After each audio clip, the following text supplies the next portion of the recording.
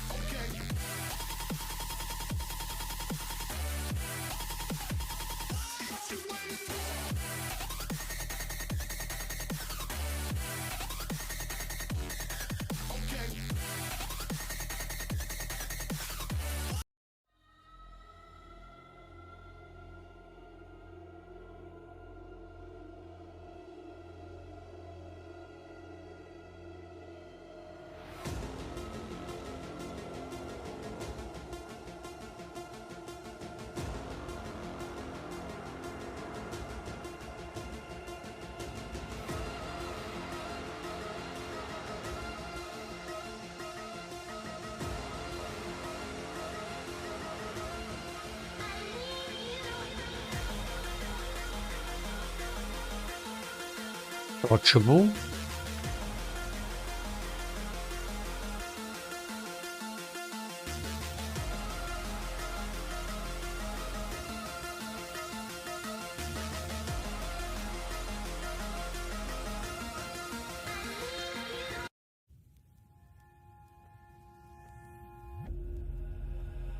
I stood my ground. I've been working way too long just to tear it down. Hold my head up proud as you stare into my eyes. I scream it loud. Because we ain't going nowhere, going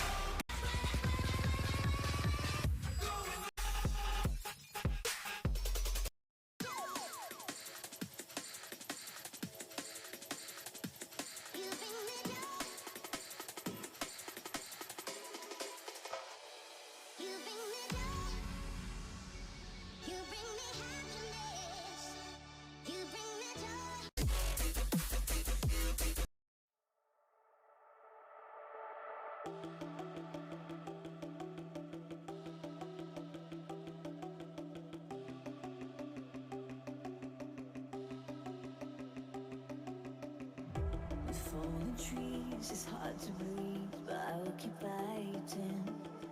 With broken walls, nowhere to fall, but I will keep climbing. I can't see, I'm in the dark, surrounded by sharks, be clad over me. I can't see, I'm in the dark, surrounded by sharks. Going Thunderlord is troll. They destroyed the throne. Now the sky is falling, don't let it fall, don't let me go. Now the sky is falling down, down.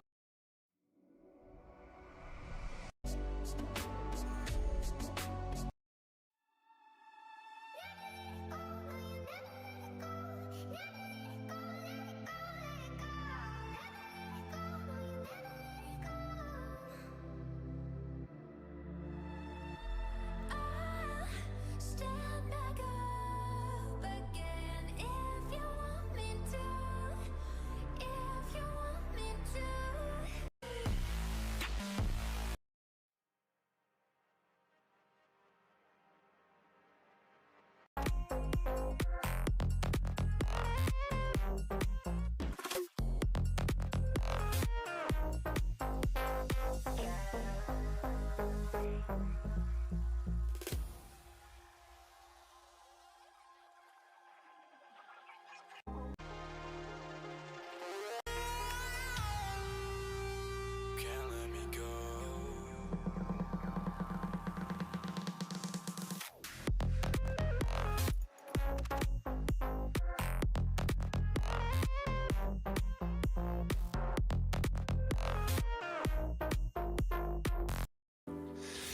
Everything's new to me. To lose.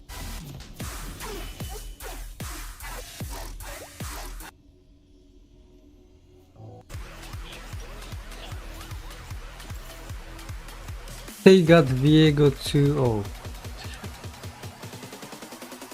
What you gonna do for it?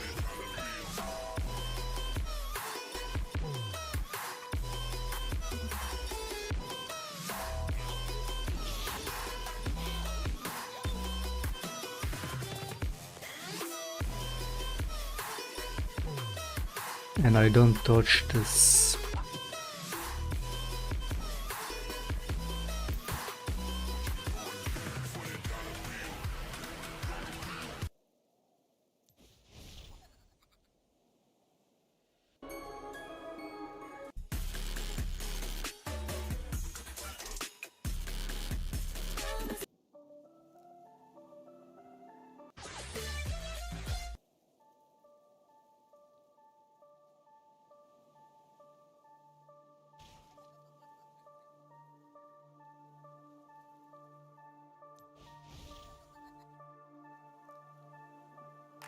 We brought the sound that shook the ground. There is a meaning buried within the sound. We brought the sound that shook the ground. There is a meaning.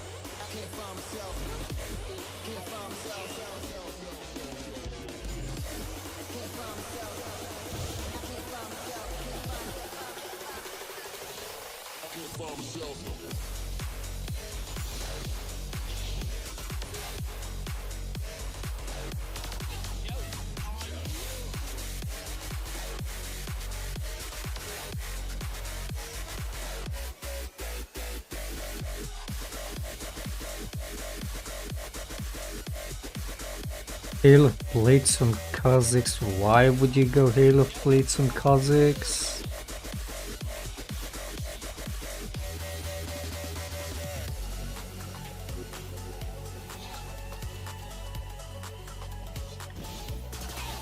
It doesn't rely on auto attacks.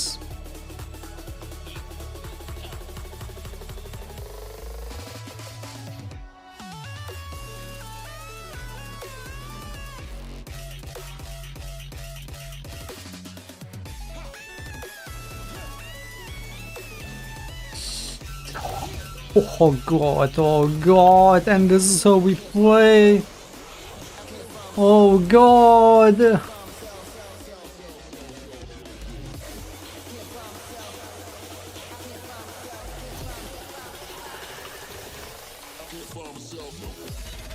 And the retard has barrier to as look support. Please get me out. Please get me the fuck out. Please.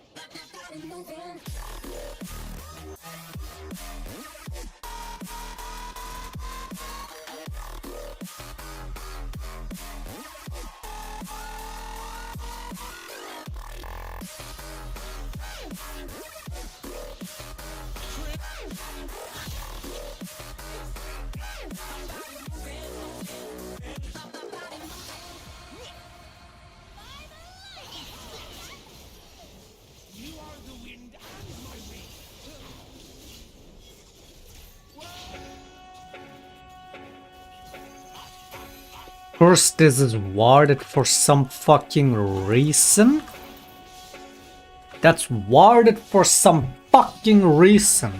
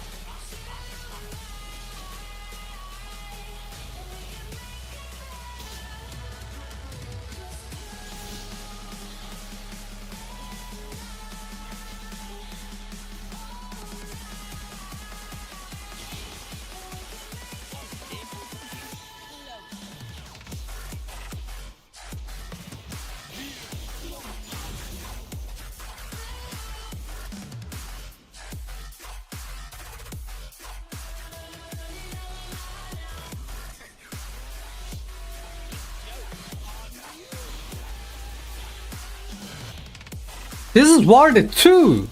Like, that's warded. I'm gonna lose my fucking mind.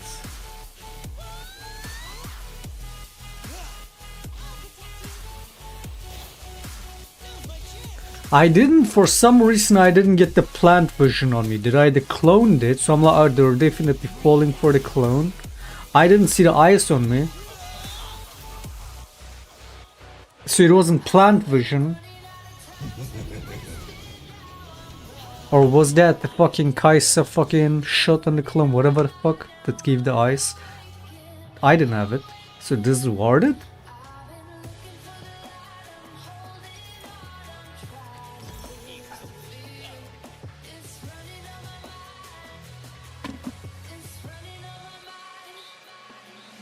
We're checking the replay.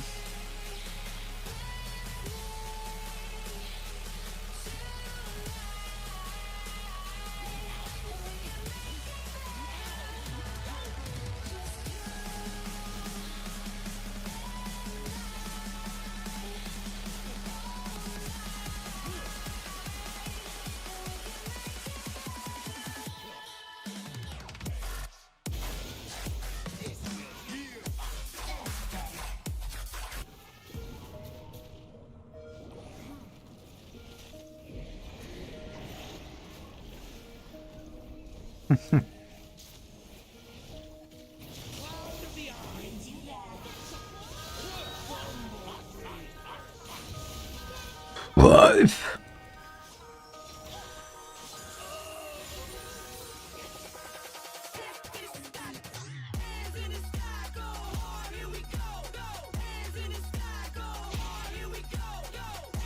Everything is warded, man.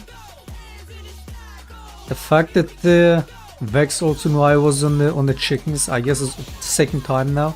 I guess it's all warded. There is a ward everywhere.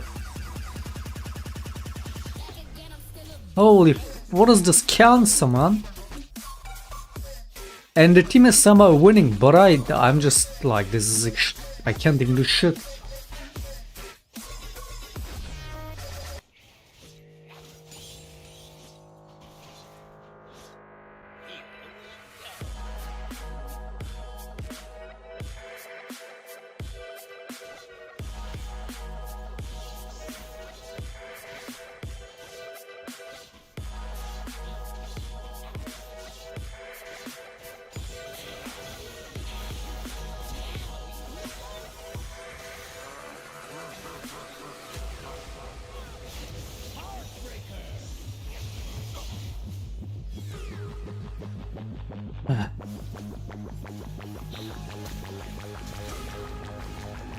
Viego is such a nice champion.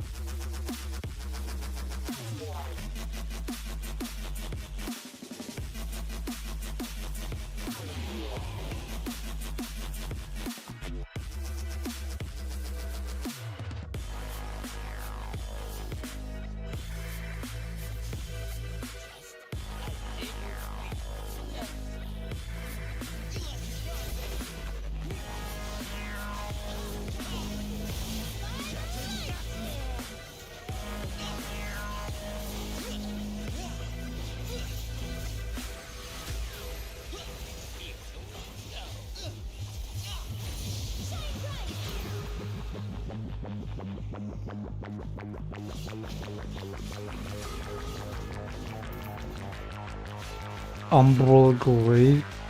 Serpents is the new Umbral Glaive. It's the cheapest lethality item. And also gives more AD.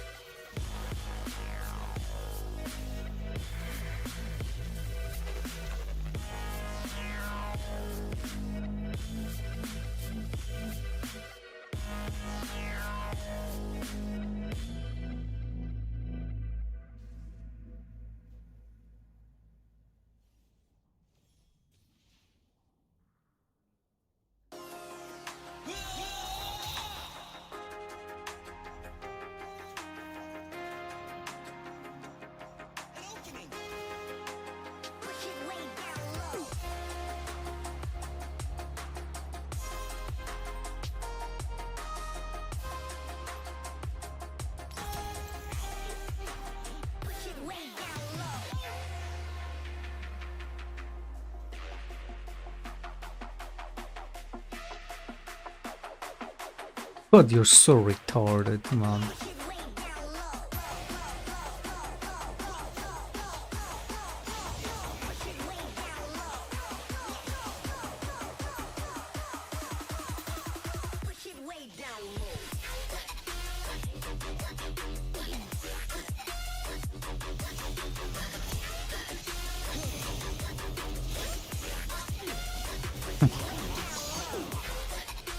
First the fear fucks shit up and then fucking stealth in.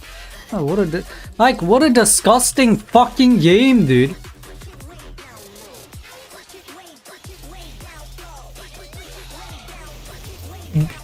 And now Lulu fucking polymorph. Can you fucking get cancer? Can I use my fucking E once, man? Holy fuck, what a disgusting tilt of a game.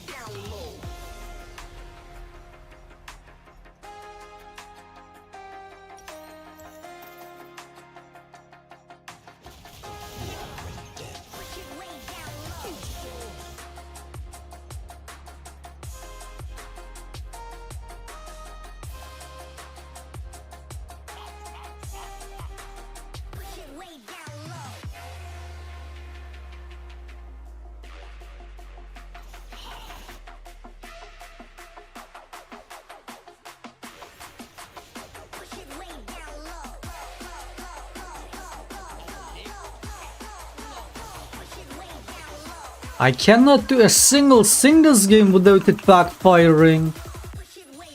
And this team is somehow winning with this comp, but I can't do shit. Go in this bush, ward it. Go in that bush, ward it. Try to use one ability, a million shit happens.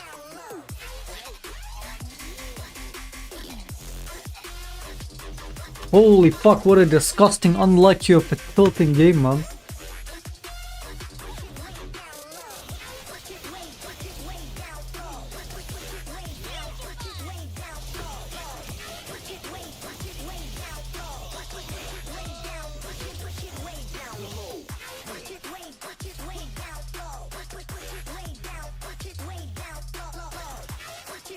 Playable. It's playable.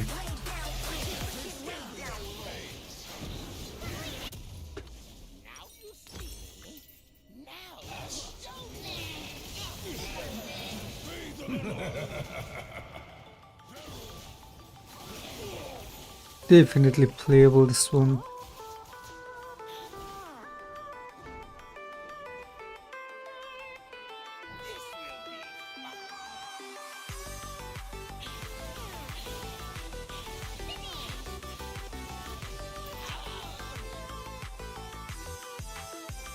Surely it's playable.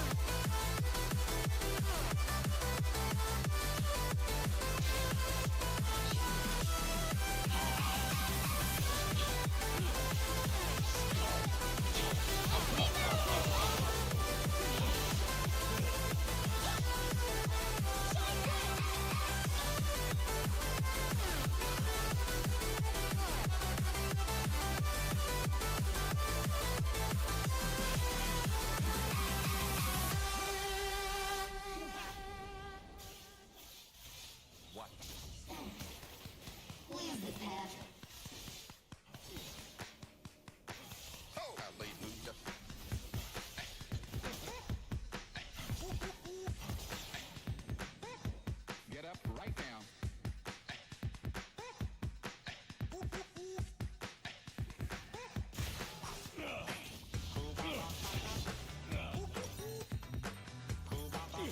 I'm hearing something real powerful.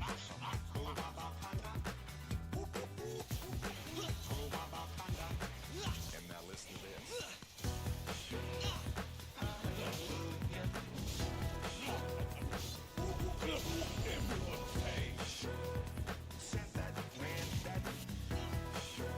Reaching out to hurting people.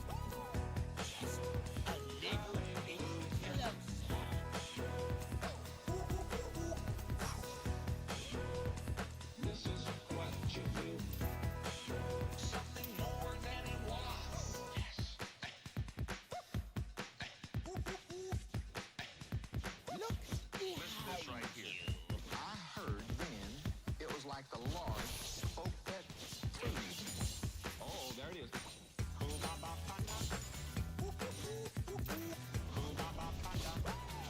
Get up right now. The joke's on you. There it is again. We do this instead of ending the game.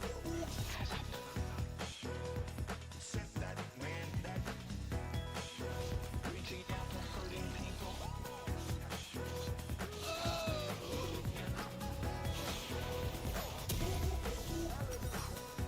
The joke's on you. Something more than it was. I like that, don't you?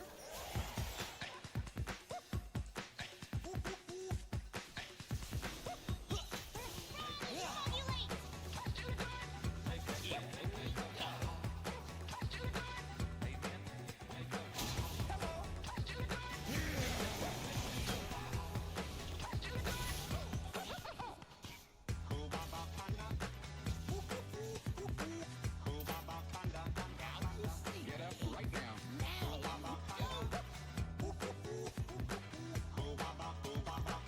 There it is again, so strong.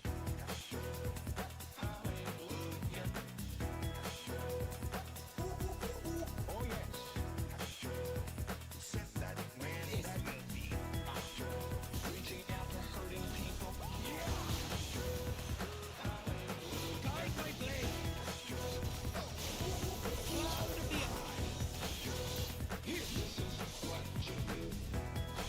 Something more than it was.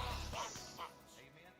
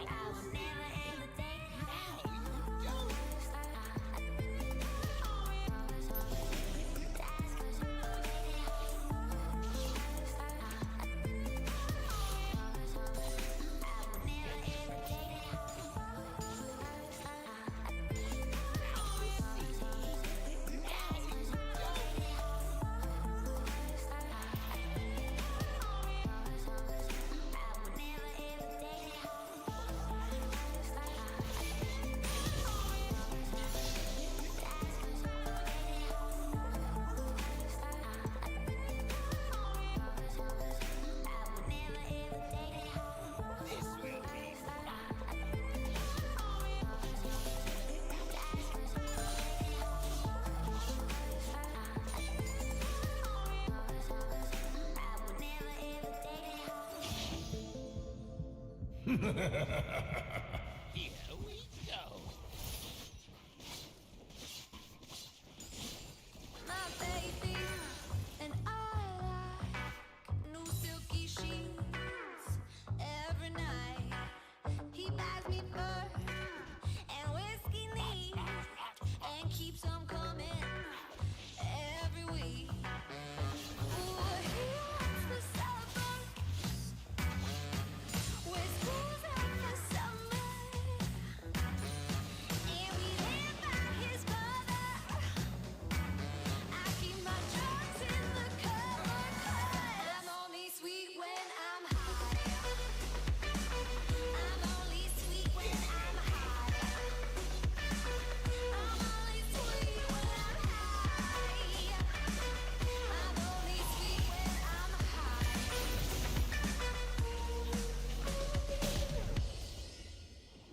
In class, I learned a lot.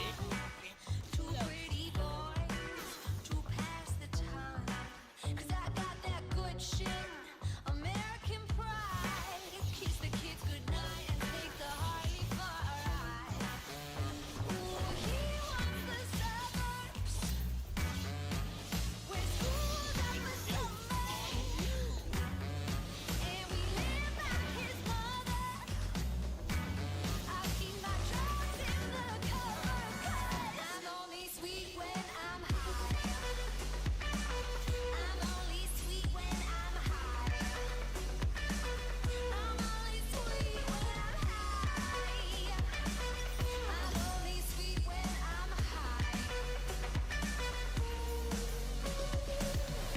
Here we I get so bored, scrub the floors, then get drunk while doing chores. Does he even know me? Ooh, I'm never sure when he'll be home. Get into trouble on my own. I don't get lonely. Ooh, he wants the suburbs.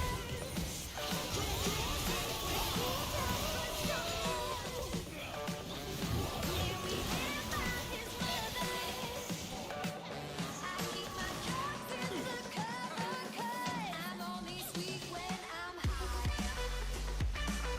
I'm only sweet when I'm high. I'm only sweet when I'm high. I'm only sweet when I'm high.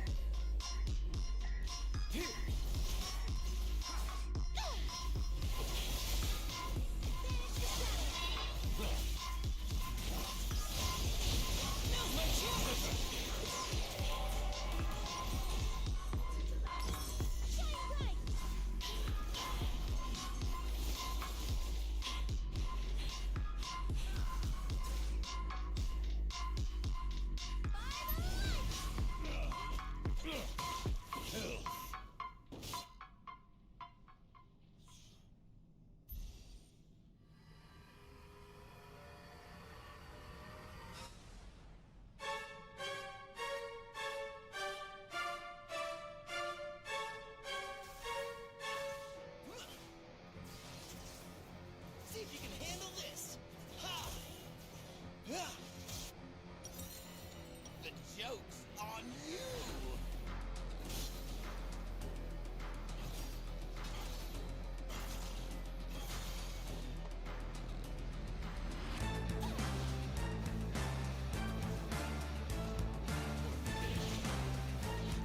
The joke's on you!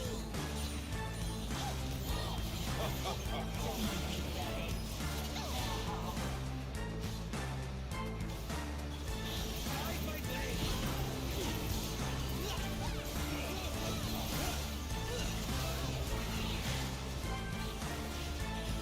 Mystic shot!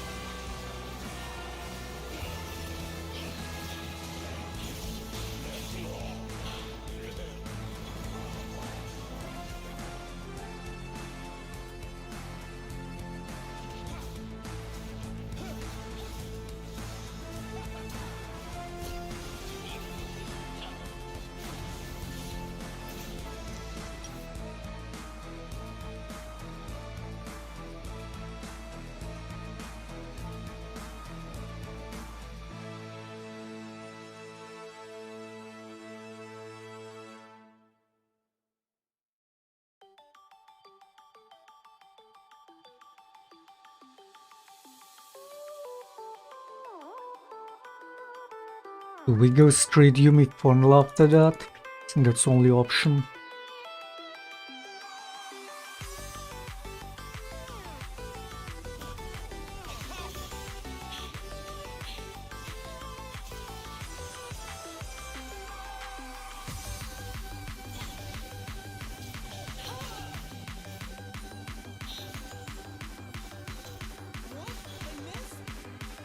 Every bush is worth it.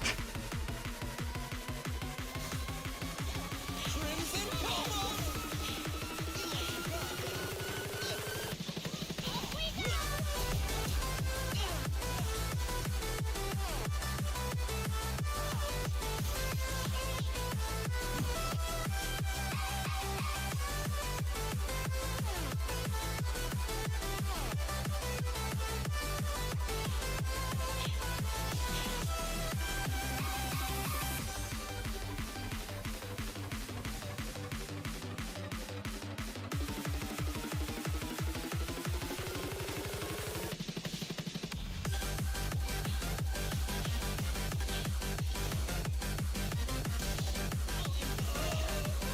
That was a playable game.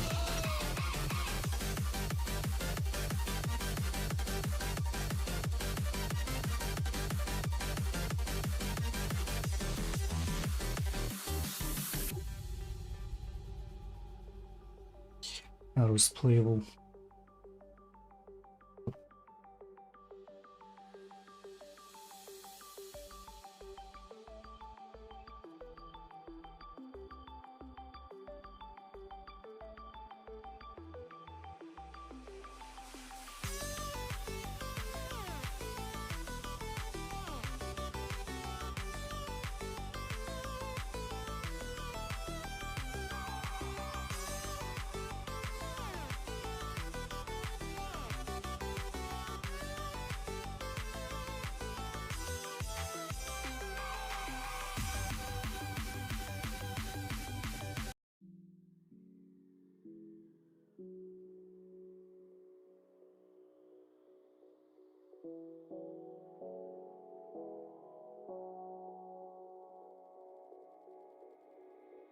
Can you feel it?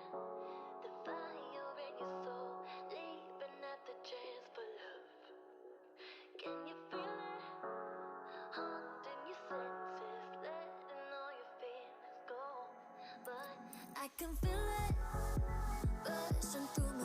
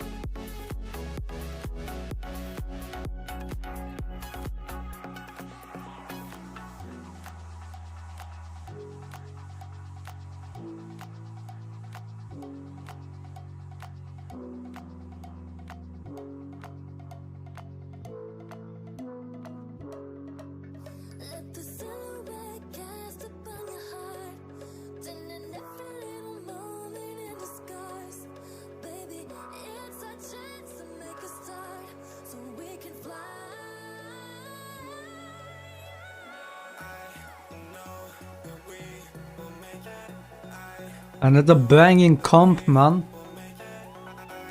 Another banging comp.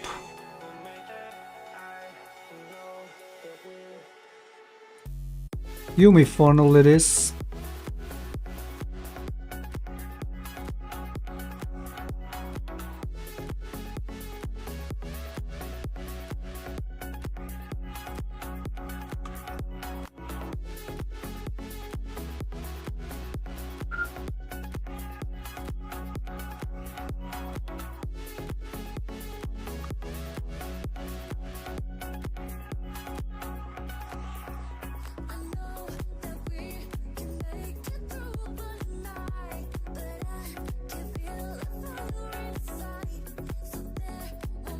We got untold.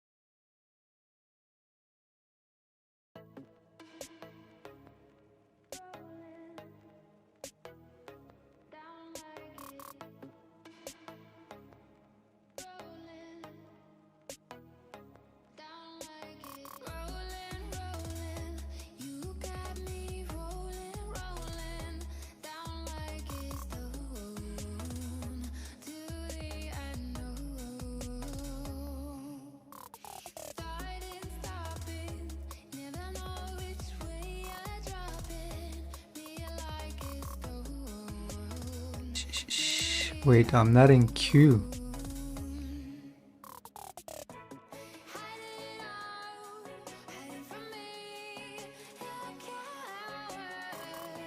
God, this disgusting ass client, man.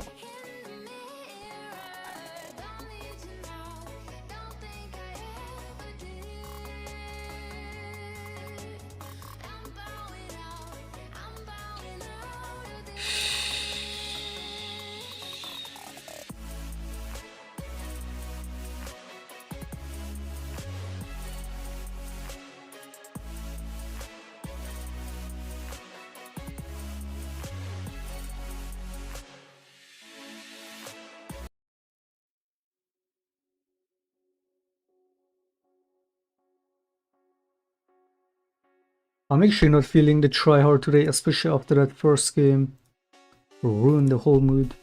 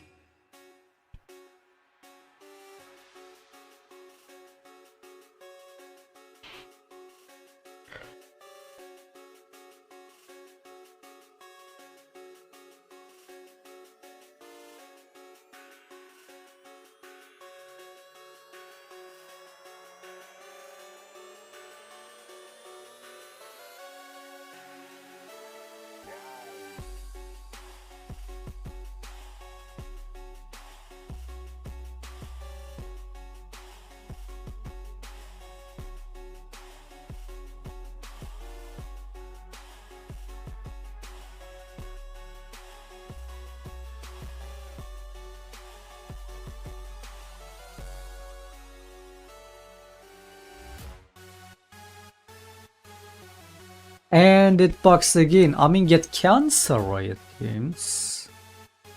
I mean, get cancer. True.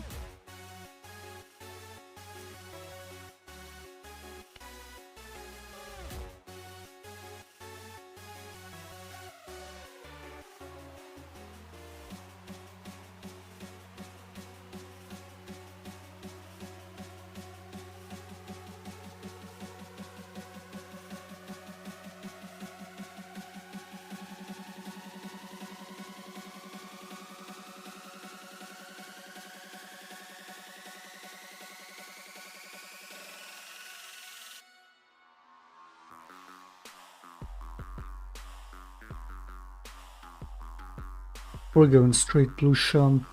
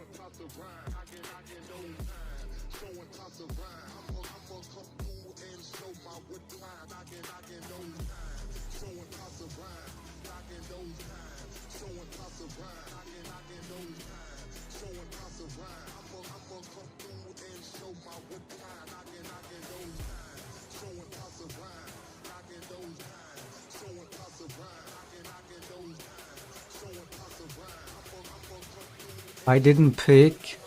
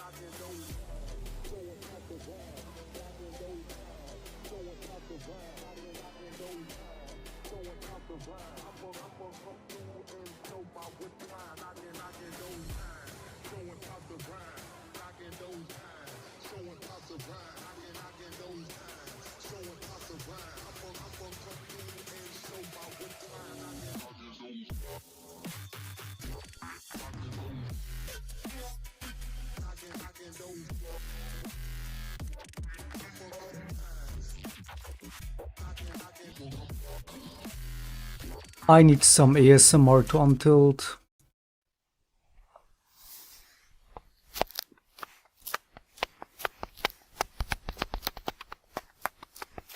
These are all rank bound.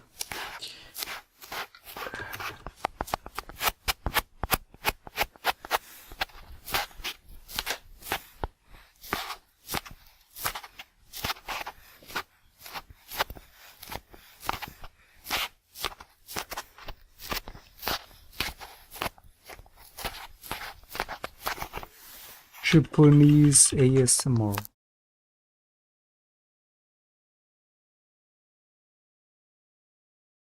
The haircutting ones are really nice actually. Do you guys listen to, do you guys watch these?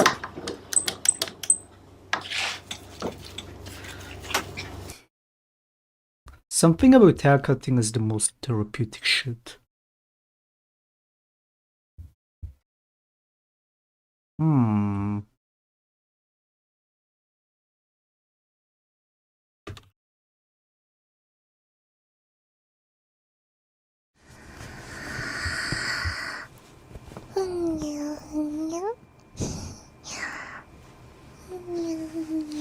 This does it. And now we combine this with the blue Shan and I'm instantly untilted.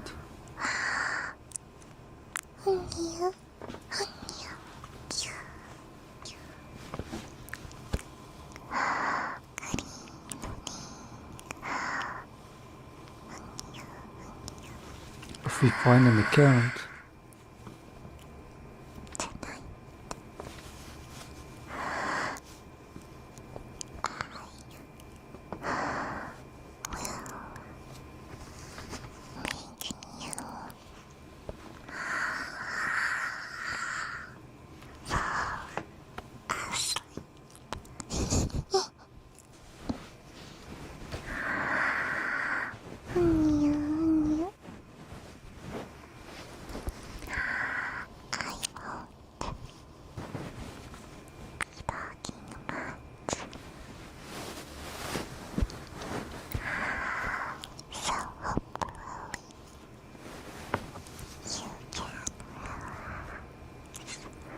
Wait, is this guy not, does this not help you guys untilt? It's untilting for me.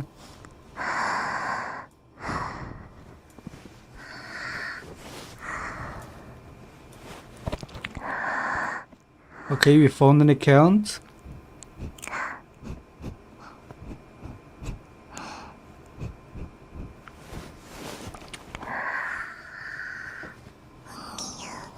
Did I play this?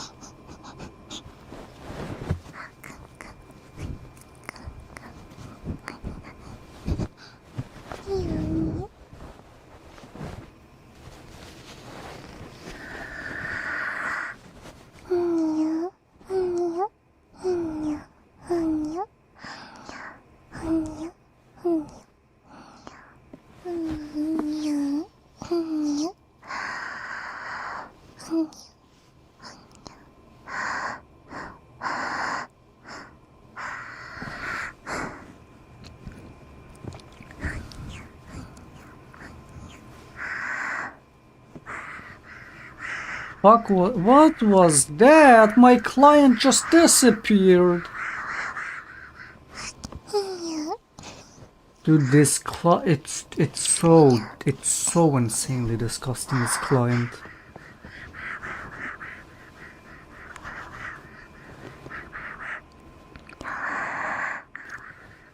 How can you hear this? It sounds disgusting. I mean, the mouth sounds ASMR stuff is not for everyone. My favorite has always been tapping.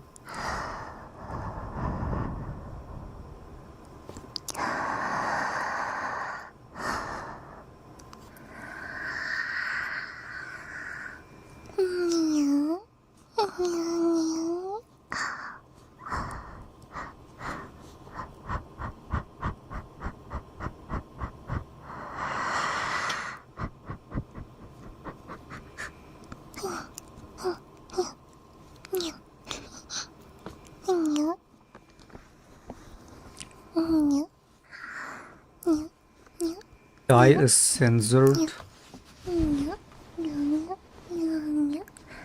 Because it sounds like... Are you for real?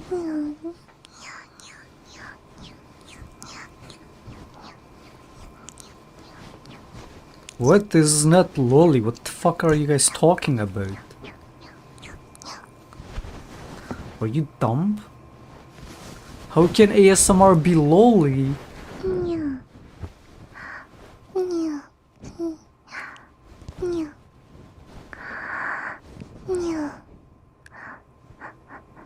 This is Catgirl ASMR. How is that? What the fuck?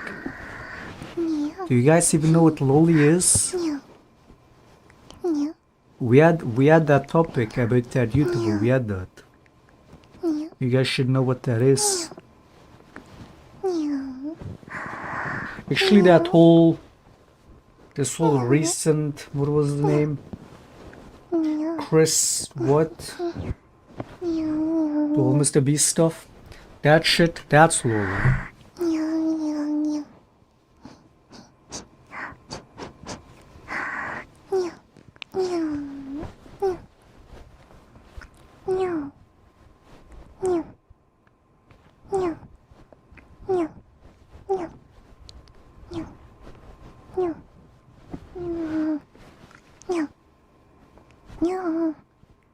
Wait, DIA is not censored, but DIA is. Why? What does DIA mean? This is not dude, it's you guys, man. This is not lolly, you dumbasses. Oh, whatever.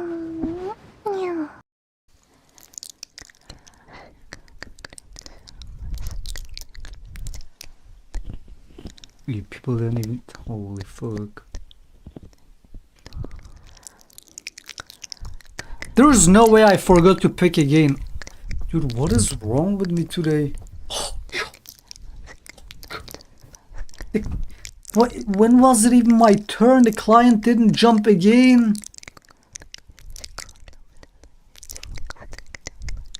Dude, we can't even untilt them piece.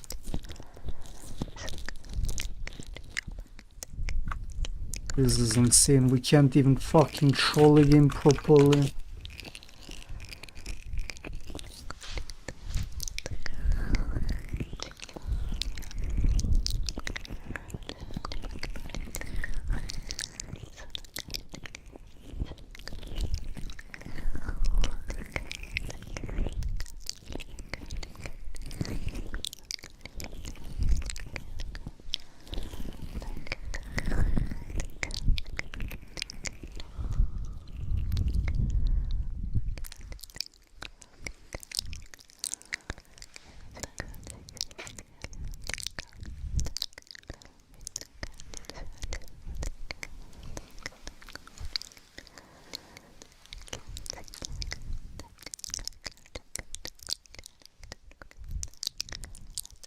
Dude, I blame the client, I blame the fucking client. Okay, gold dealer, holy shit.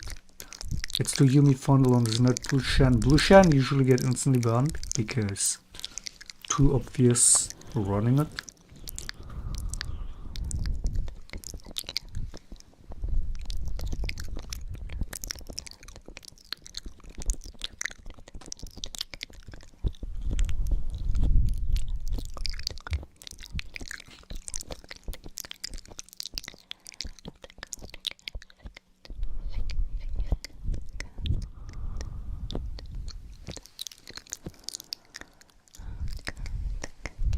Trump ASMR.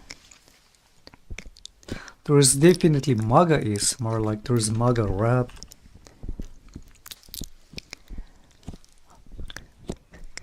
Donald Trump ASMR. Little kisses. Little kisses for Ivanka. Melania. Listen up, millennials. Gen Z liberals. Such a bunch of snowflakes. Always anxious and offended about the tiniest little things. All the streets are full of heavily armed Nazis. I'm so triggered, so sensitive. Well, this Trump ASMR should make you young people feel nice and calm. So relaxed that you sleep right through election day.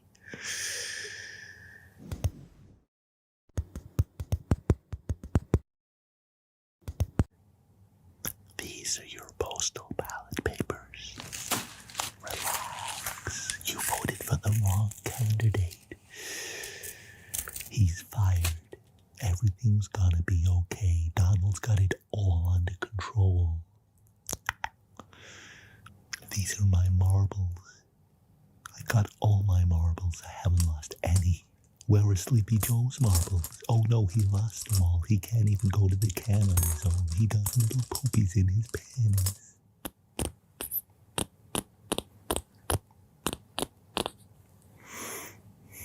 Now all your liberal anxieties have melted away.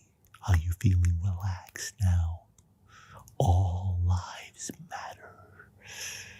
White supremacy.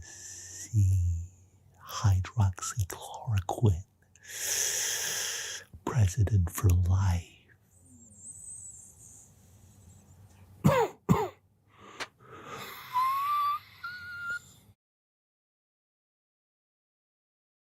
Melania. Little kisses. Little kisses for Ivanka. Melania. Listen up, millennials. Gen Z liberals, such a bunch of snowflakes. Always anxious and offended about the tiniest little thing.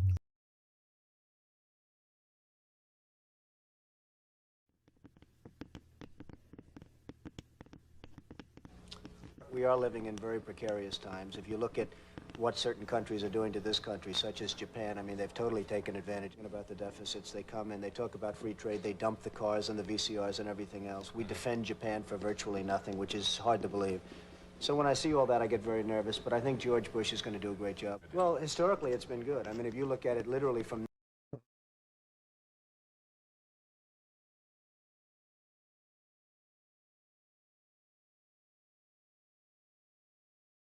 Residual Donald Trump ASMR, man.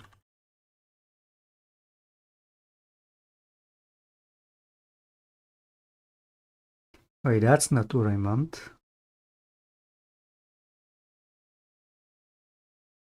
There's no MAGA ASMR?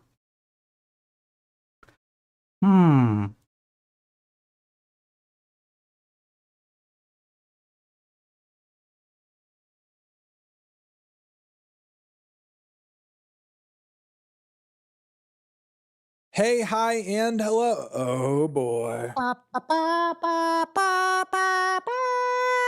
Time for cringe. Just in case you guys haven't been paying attention, currently the right wing and Republican Party are gearing up for the next election cycle by making trans people and the LGBTQ community at large kind of a hot button issue. They're doing this through the courts, through elected officials and legislation, and of course through their new and old media pipelines. And once the bigotry narrative comes down, trickles down through all of these, like, really crappy platforms, it's the shrimp, the disgusting, gut-churning filth babies at the very bottom that kind of pick up on it and go, enter Comedy ASMR is true Forgiato ASMR. Blood. Yes, this husky, It do be, man. weird-looking meatball of a man is the subject of today's video. It's the same If for you are music. Comedy unfamiliar, music is with his always work, has that he is a extra edge rapper, to a it. songwriter, and a just singer. like Essentially, he adding is what laughter you would to get innocent if is gonna be you one. took that rapper Stitches and instead of selling bricks, he sold right-wing conspiracies,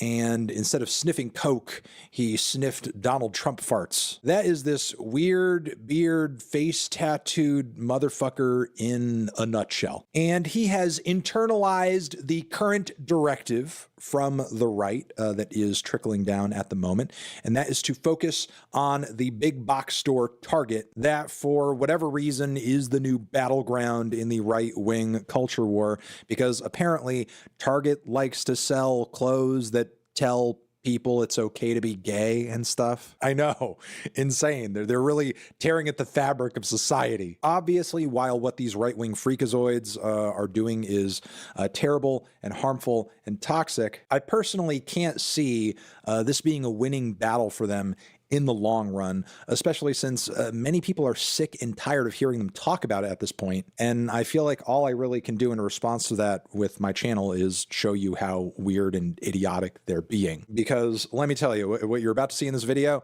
is not normal behavior. It looks like a big baby. Zoom in on this right here. I love how... Who started this whole fascist pro-fascism rap thing?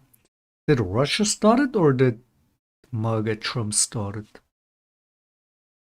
The Because most Russia watched has part this of the kind of YouTube stuff video too. is literally within the first 2 or 3 seconds of it. You have that peak right at the start, because immediately after that, most people were like, nope, I'm out of here. Most people saw this thing and were like, you know what? This is just not for me, not my tempo. All right, let's look at this thing and see what it's got to offer. Already, it's this image right here is worth 1,000 words almost got in and of every itself. You're looking champion. at American exceptionalism here, meaning that there are lots of countries where you Every get things champion like an except you. education, except America. Digital shoppers. All right, time. You cannot tell me that this video is not a Russian psyop off the bat. Look MAGA rap is a good little niche, sure, but it's a short-lived niche. After this election, it's like, what the fuck are they gonna do? Keep making MAGA rap? Nobody else is gonna listen to that shit.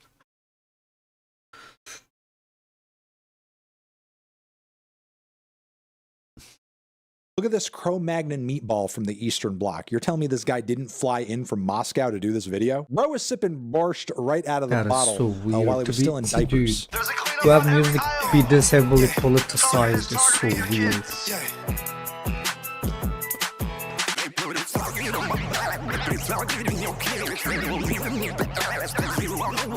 Dude's looking like an oversized Lil Durk with a Donald Trump t-shirt, and that's just cringe. Target, yeah, they target kids. Target, yeah, they target. You know, so far they've been, what, 30 seconds into this video, and from what I've seen, they've only put They like banned Yumi. one product on the screen that has a rainbow on it. With the way they're freaking out, you would think that like Target just has rainbows flying left and right, and that, you know, every aisle's essentially like a pride parade. But you know, they just keep kind of showing these Stella bottles because it must have been the only thing that either they could find that had a rainbow on it, or that staff would let them hold without kicking them out of the store. Target's dead wrong. Trying to play with the kids. It's the mayor of Megaville. I'm preaching again. You know that.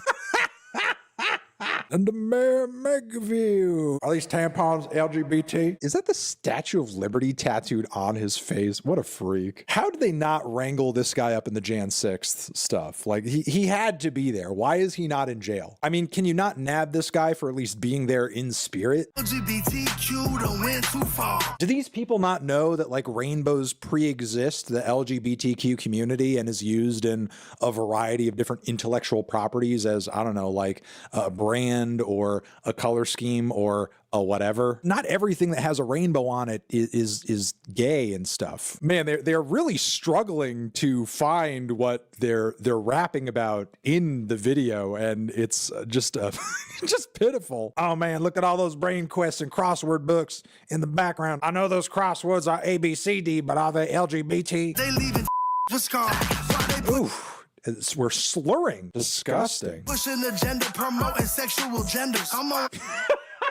This is what I was saying earlier, because when the right wing decides a narrative at the top to sort of like trickle down to the bottom, in a way it becomes like a weird game of telephone. And when you get to just like, you know, you're scraping the bottom of the barrel of the right-wing influencers like this freak over here, you know, there's like a bit lost in translation in the process. You know, you start up here and you're talking about like, you know, transitioning and grooming and so on and so forth. And eventually when you get to this guy's like, oh man, they're making sexual genders. I can't believe it. They're making sexual genders. I'm only rocking with Bruce, don't rock with no Caitlyn Jenner. You think that gay shit gon' get you paid? Yeah, we gon' see. It's Mar-a-Lago 2024, we trumpet, baby. And again, like the more he goes in on this topic, the less there is actually even to see in the target of what the hell he's rapping about. What have we seen anywhere in this video thus far is giving you the idea that Target is like trying to push something onto you.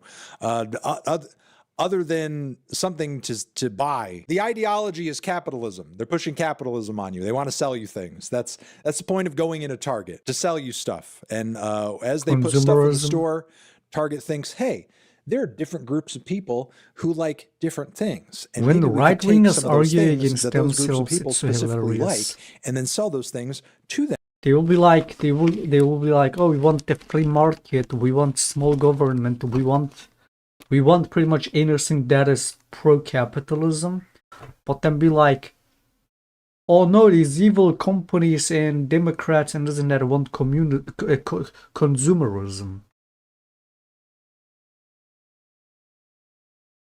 But I said that's what you're for. Them, just like how they also see your stupid, goofy meatball. Tucker Carlson said the exact same thing. So they're that against he had consumerism basically but full for capitalism and free editorial market. Didn't Tucker freedom. get fired does for that having an make opinion sense? that went outside of the narrative of Fox News? Isn't that but- why he No, needs to Tucker stay? got fired because he almost cost Fox News $1 billion for lying on air. It's funny that you defend the fact that he had an original opinion. What you're actually defending is misinformation and lies, which is supposed to be something you guys are against, I thought. Which opinion was this? That's not what I heard. Tell me, please educate me, Destiny. The Fox News, the Dominion lawsuit. There were texts that were leaked from him where he admitted that he was lying on air about claims that Sidney Powell had made to him, and he was tired of lying to his audience about things about the Dominion voting machines being rigged.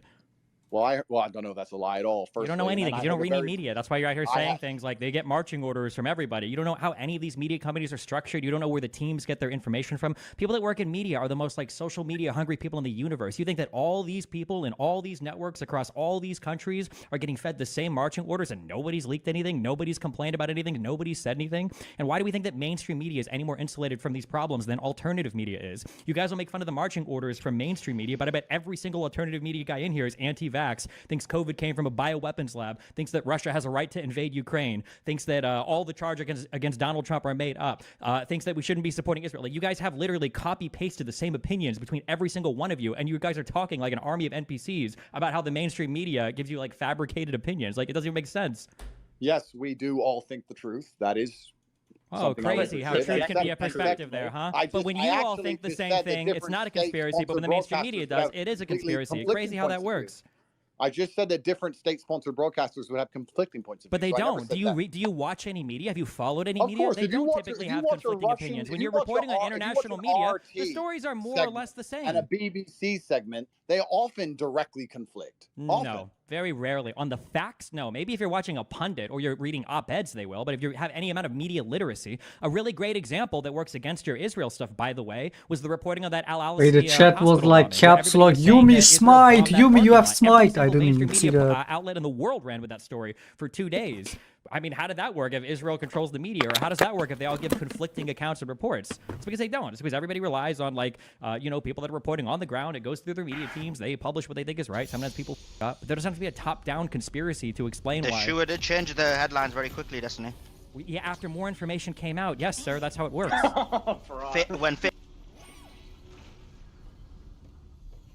Who's ready to risk our lives, defeat our foes, and maybe knock over some cups?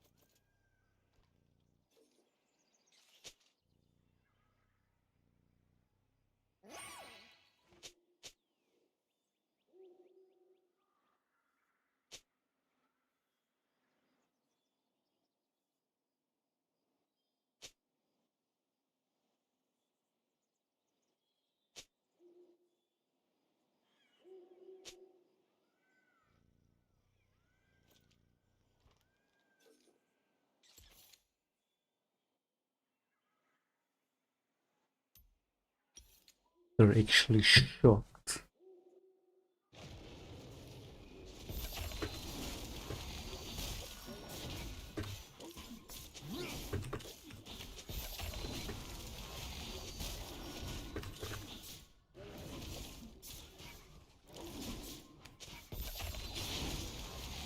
Wherever you go somewhere bad.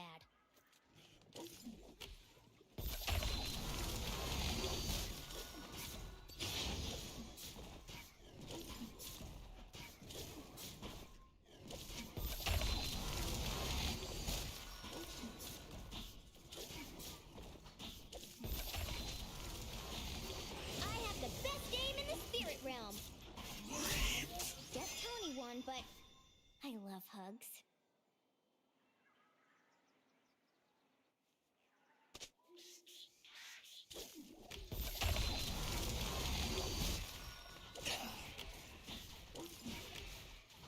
Oh no, he's guilt tripping me.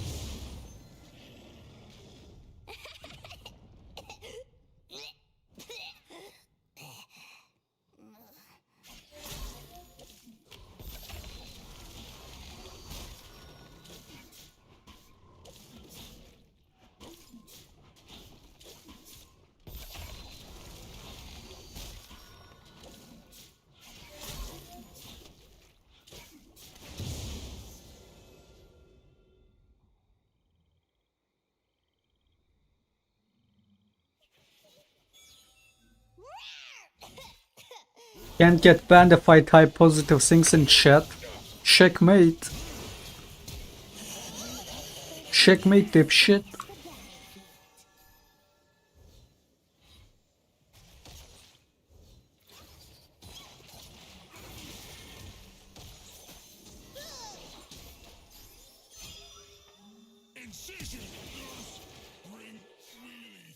Today we are destroyers.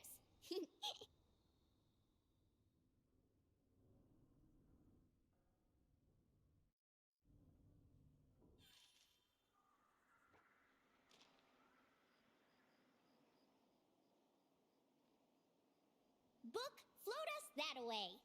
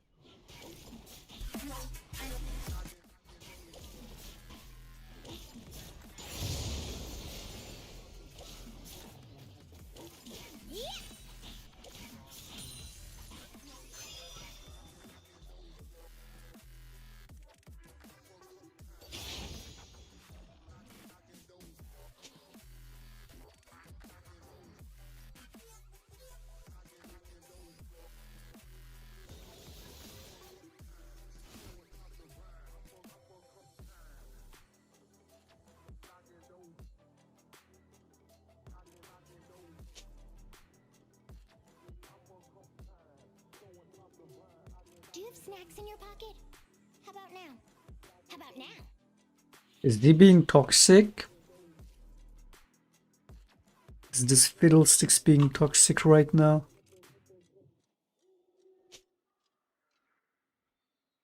At least our two pets are bonding.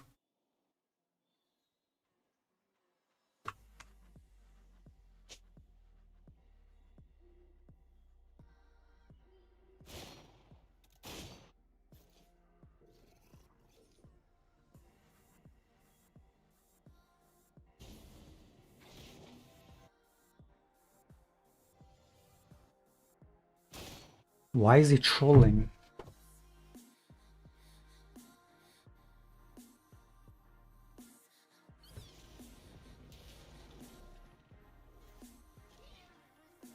Dude, he might be crying right now. Was he gonna say he has little time to play and this is the only game he can play and then gets trolled? Was he gonna say that? Hey man, Riot did this.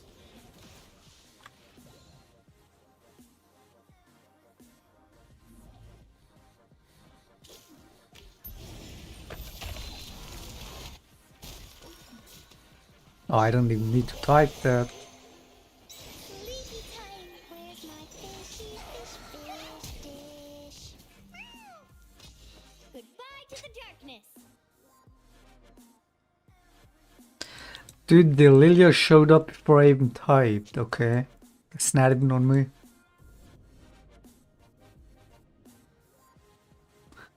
Funny they removed the report option for enemy assisting. My best friend.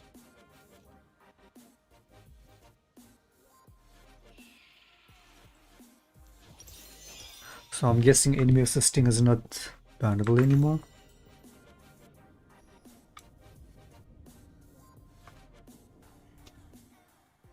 You can pet me on my chin and back. Nowhere else.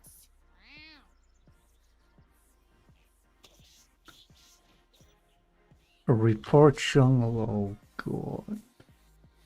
What happened to these what happened to these laners always flaming the jungler like this while he's getting trolled?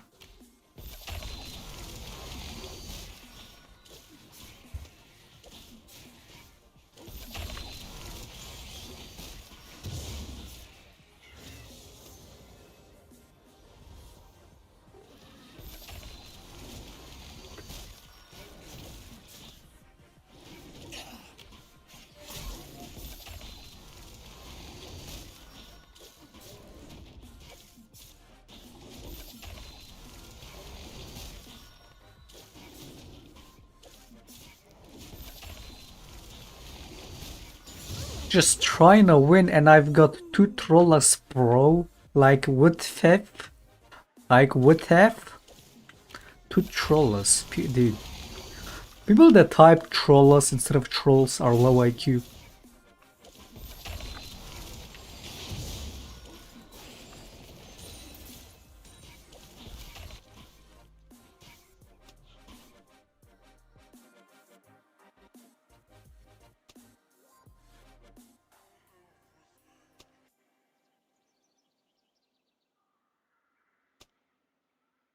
Ooh, you smell good.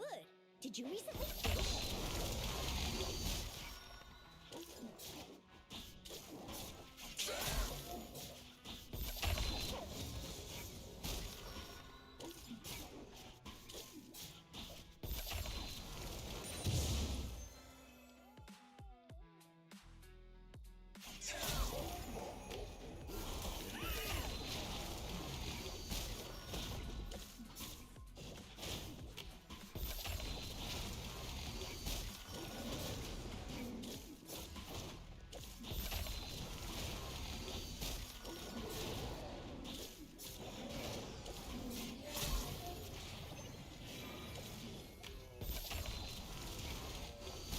I could tell you wanted a brave and powerful warrior by your side.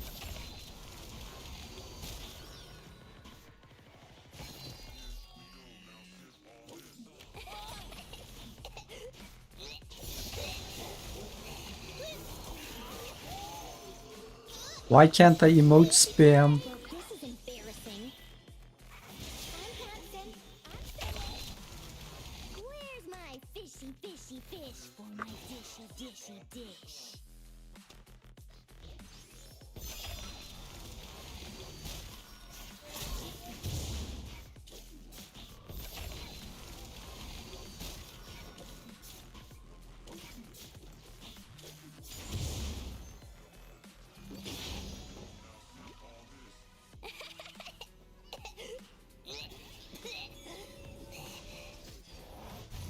Time to find a new friend.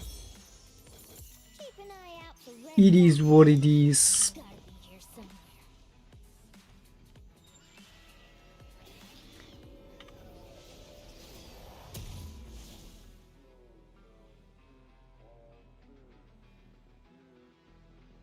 Wait, did I?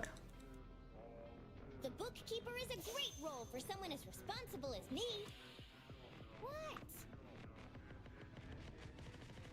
What? IP ban? What?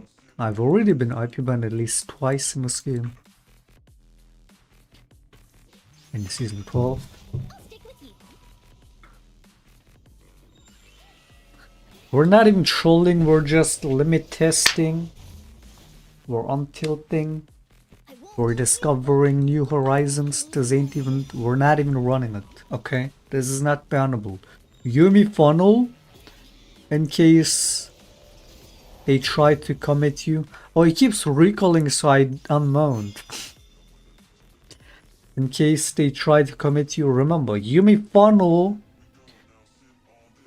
is not illegal. It's not bannable.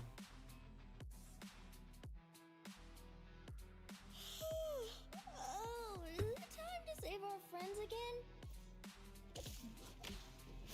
I'm not being toxic in chat. I'm not running it. I'm just helping my jungle. And bringing positivity to the chat. If we find a rat, I call dibs. Or a bug. Or a fish.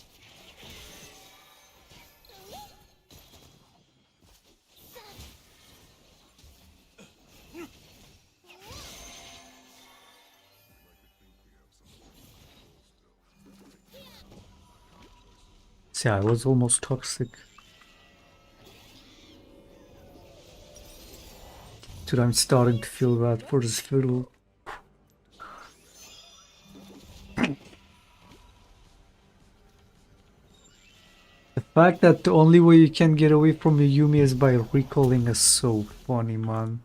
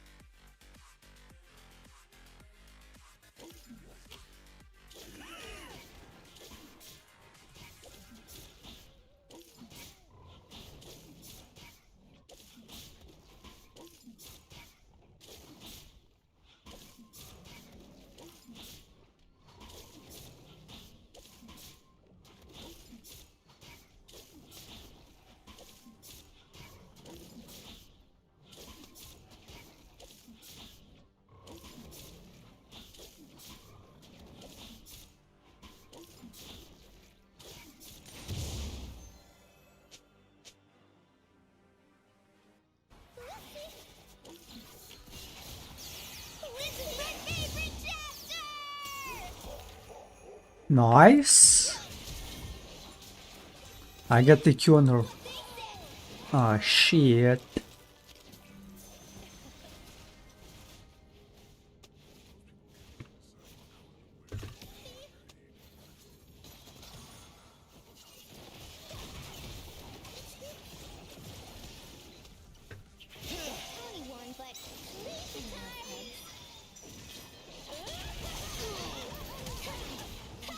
Oh, clutch flush.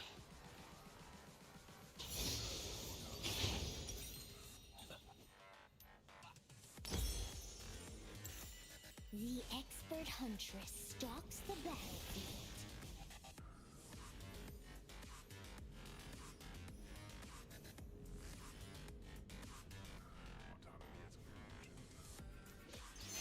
Book, meet giant scroll.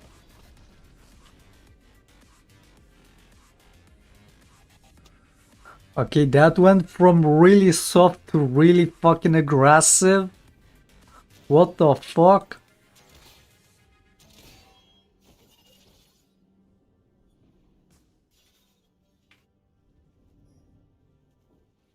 Who the fuck says I hope your charger catches fire, man?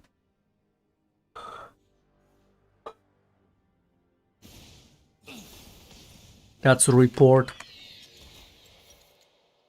Hate speech.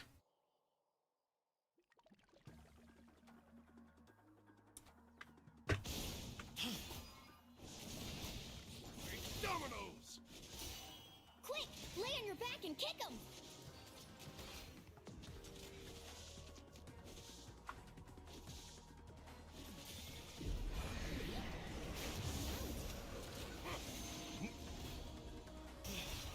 Why the Smolder blaming me in Spanish? No, I'm reporting. I'm actually reporting a Smolder. That's better. What's happening to you? That's a report for typing in Spanish.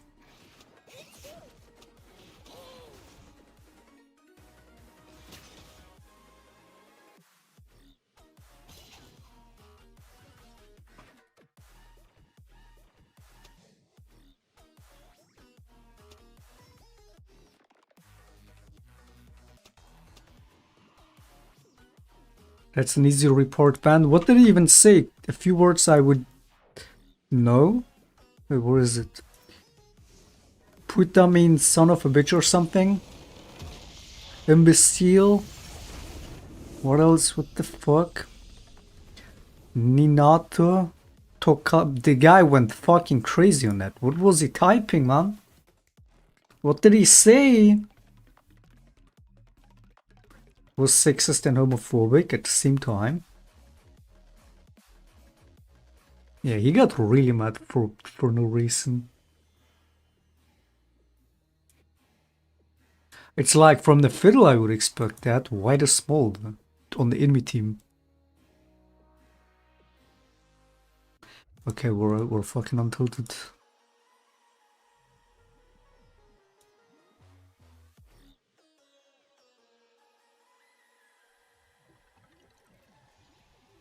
I don't even want to play on the master account because it's 0 LP right now, man.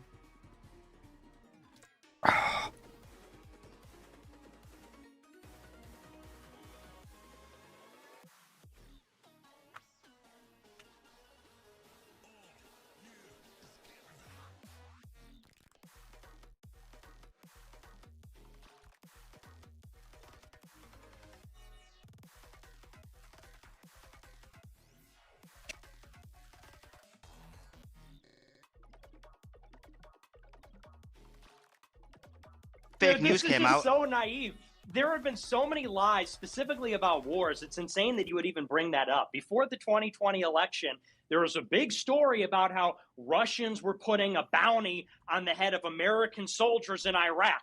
You remember this? And they said Trump is allying with Russia, who's killing our soldiers. Then a year after, and by the way, that's after the election, they came out and said, yeah, that wasn't true. They came out and said, see, well, we source our intelligence on the ground. Some of it has a high degree of confidence, and some of it has a low Ranked degree. And this one anxiety. had no degree I mean, of after confidence. that first But it game, took them a for year to sure. correct it after it had already served its purpose. Same Also, thing with yeah, the Hunter nothing Biden gives you a laptop. ranked They anxiety totally than put the lid being on that one 0 because they LP said master. we were told it's Russian disinformation. At Turned least out to now be you don't get authentic. completely After the fucked over election, when you just like the demote, 40 and you can beheaded get back in babies. one win. 40 beheaded babies. Before, 40 babies and their that shit heads are was off. I fucking can't believe terrible. it. Before, when you demoted, you would always be 75 LP. And you would have to win like 4 games to get back to fucking master. And then you lose 2 and you demote again. That shit was the real fucking ranked anxiety. That's why all those low LP master elo players, especially in previous seasons, were completely mentally fried. And so like always. Now that shit is less bad, less punishing when you After demote. Israel had already invaded, after they blockaded Gaza, after everything, they said, oh yeah, that was all fabricated. It's a complete lie. Same thing with Ukraine. I remember when we debated, they said Russia blew up a nuclear reactor because they're trying to do another Chernobyl. Turned out that was bullshit. So those are just like off the top of my head, 5 examples about 3 different conflicts where, you know, they reported it serves its purpose, and then they revise it a year later after they got what they wanted. And you, because you believe their alibi, because you don't understand the distinction between power and powerless, between government and people, you say, no, I think they got more information. They found out that the propaganda that they created for their efficient purpose, they found out that was a lie, because, these are just really earnest people like you and I Is trying he to get pretending like Russia doesn't lie all the time with its propaganda about that nuclear thing when the war started? I remember Russia today before being banned would would post videos about, the Ukrainian forces and Russian forces are hand in hand monitoring the nuclear reactor. It's all fine. It's like, what the fuck?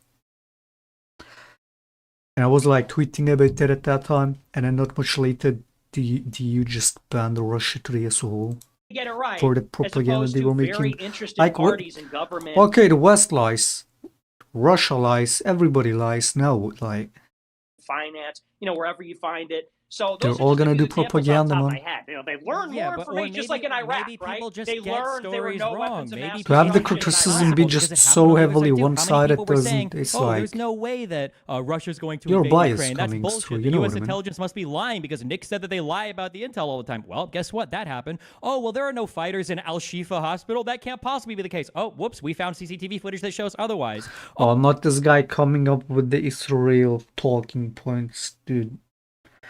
It's like, in most topics I agree with him, right? His whole Israel, especially his anti-Trumpism, is something that I can stand behind. The whole topic about Israel, he's so fucking garbage at that. Like that's the shit that just makes me not even fucking want to watch this guy anymore. Oh no, hydroxychloroquine is a way better drug than remdesivir. Like, oh, this is going to be the ivermectin is going to save all of us. Oh, looks like none of that was true. Oh, people get things wrong. Some people lie. Like, you have to be intelligent enough to call out fault. That wasn't even a syllogism. That's a false syllogism. No, that Yes, wasn't it is. even a syllogism, dick. Listen, No people pics, get no things proof, wrong no sometimes. pics You have of to be Floyd. more intelligent. You've got to be more sophisticated when you go through media, and you have to understand sometimes people f up and they get shit wrong. How would you feel if you got someone in your team doing the same you just did? Why do you think why I end up doing these kind of games? Why do you think? Nowadays it's just become the norm to go to unironically Untilt, which doesn't make it any better. But especially before that, when I used to call it protest anything besides protesting riots bullshit, be it the garbage bans, the shitty changes. Now there's multiple players that do that out of protest for shitty changes. But another big reason, why do you think why I fucking go and run down games like that, out of tilt or not, or protest or whatever? Why do you think? You think people don't fucking run it down, troll my games all the time? You haven't been paying attention to this Master Elo climb? The games, again, that's been happening? The Riven that's to the AFK on the Nexus half HP after running the whole game, sits AFK on the Nexus instead of ending, and then we lose. People are doing that shit hidden in my games all the time. What the fuck do you mean? Sometimes people do lie, but why the f would you trust people who in alternative media who are like teams of like 1 to 4 highly ideologically driven people versus they don't necessarily lock in Yumi funnel, but people win trade and run it in my games all the time. In some of these offices, like the ability for you to lie about something is going to be way higher. Involvement? How much do you know about the CIA's history of influencing media? What an amazing question. I don't know. How much do you know about? I often don't hear people like you and Ed and Brian digging into the history of the national intelligence state directly influencing media. Destiny is center left. Nah, because history is he clearly has mixed opinions where it flip-flops on, where he would be on the spectrum. But I guess also like based on what just benefits him in that sense. It's like he's clearly his approach to the whole Israel-Palestine conflict, the way it is for him mostly is because of his beef with his son. That's why he is, especially on this topic, the way he is, for sure. Which is why he comes off so dishonest about it. different. Like, if you want to talk about U.S. foreign policy between like the 40s and before the, you know, the fall of the Soviet Union, that's going to be a But different other than type that, of foreign like, policy, a different approach than our foreign policy over the past like 34 years. Also, the ability to Destiny, sneak or hide different I things guess is going to be different when left everybody is center carrying around a video puts camera it- and a recorder. Like, the ability to do things covertly is a lot easier back in the day when people were typewriting to each other or. I have to Like go. the Hunter I have to Biden go. So I laptop want to was ask. buried. Yeah, do your thing, Andrew. Sorry, brother. I have to go. So I just want to ask a really quick question. Destiny, I want to understand your worldview because you and I have a different worldview, it seems, especially on girlfriends, etc. But we won't go down that path. Do you think it would be prudent and professional for a country to allow its state broadcaster, which speaks to its populace, to report whatever it wanted and whatever it discovered without Why any does kind it of sound moderation like or that? input, even if it was directly adverse to the goals and aims of the national security of said country or the military industrial complex of that country? Do you think they would allow the state broadcaster to just report whatever it wanted fairly without anyone telling them what to say or any He narrative sounds even worse than Trump on that Twitter interview.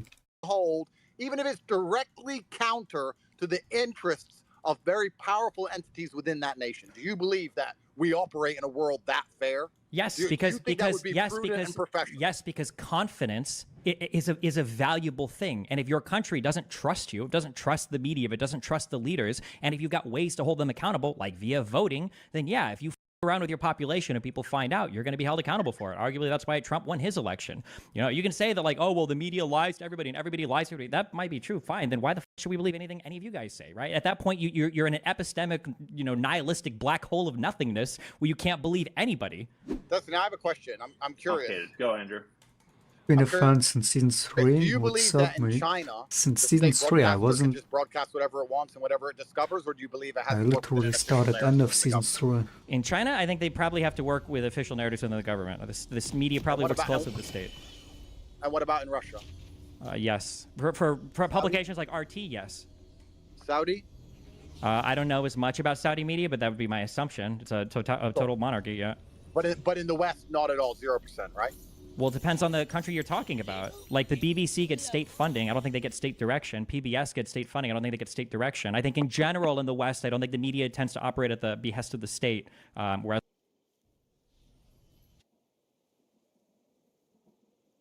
Every media does to a certain extent in any country. So yeah, no shit, even the US media, as much as they claim to be the free press, will more or less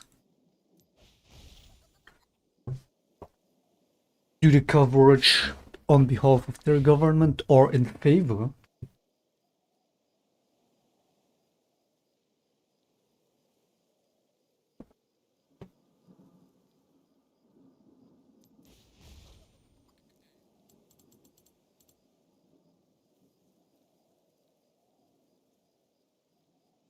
He's right about Israel, he's not. All his takes are just disingenuous as fuck because he's just being biased about it because what I just said. It's not even about that he really cares about the topic at hand. He's just having the complete contrarian opinion to whatever Hassan says on that topic. Because because of the beef that they have. Which is dishonest as fuck.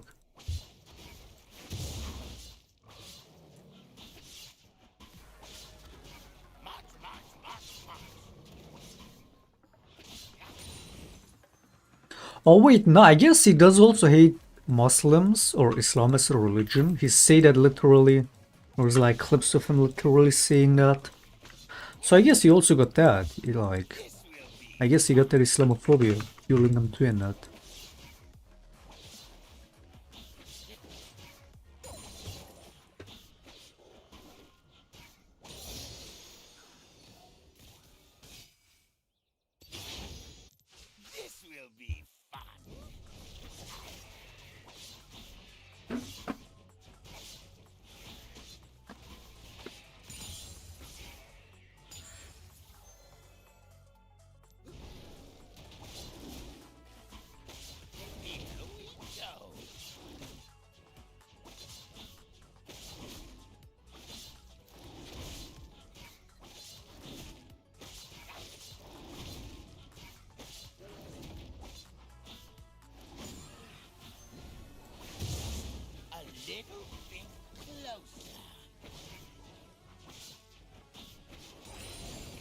Mate, dude, do I even wanna? Nah, I'm not getting into that.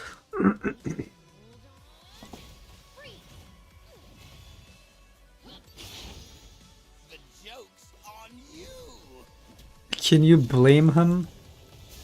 Aren't most Islamic countries incredibly sexist? Mate, you're gonna have shitty people anywhere, regardless of their religion, ethnicity, nationality, race. It's never been and never is that simple. As much as people want to make it simple and just, which is why they just end up being just racist about stuff that's not.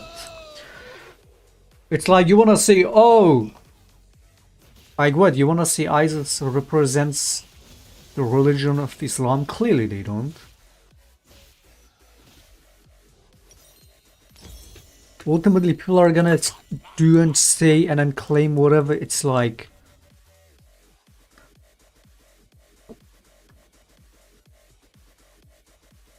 when there's billions of people practicing a religion, and most of them by far, more than 99% of them are being peaceful about it.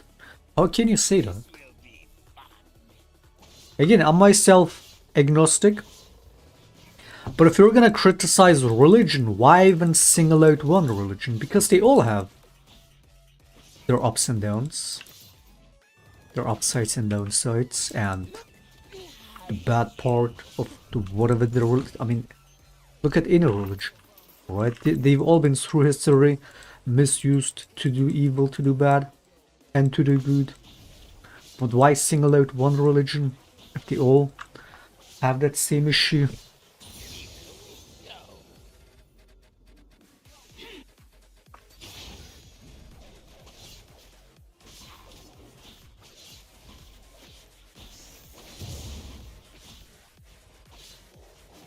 Women's rights being removed? Do you not see how people are being, how the women are being treated or seen as in the US by conservatives, by generally more religious people? Is it any different?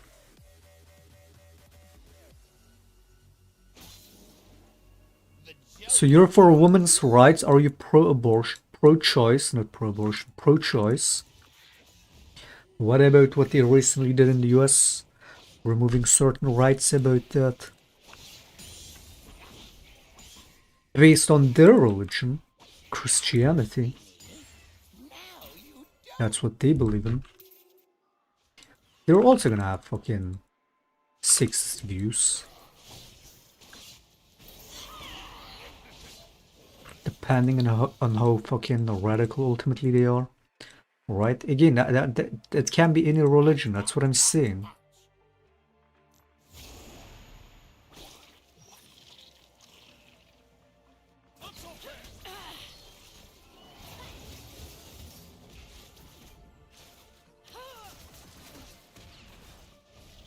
Also, this is not even the topic at hand. We're over here talking about literal children getting bombed. Thousands, tens of thousands in Palestine. It's like there shouldn't even be a matter of religion or whatever else or whatever petty shit anybody got going. It's like, dude, there's children being bombed. And you're gonna say, yeah, but their religion. Yeah, but Destiny is right about Israel because Islam. What the fuck? What the fuck are we talking about?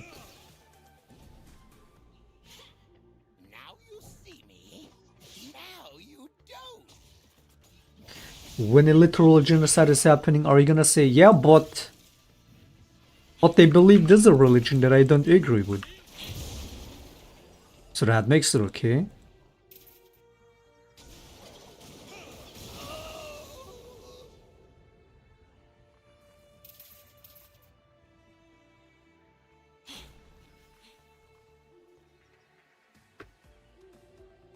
Useless conversation, the only way to fix immoral behavior is education. I mean, yeah, education will always be the most important thing. But there is a reason why fascists like Trump love the uneducated, why they try to stifle and hinder their population's education. Yes, a dumb population is easier to control and oppress and brainwash.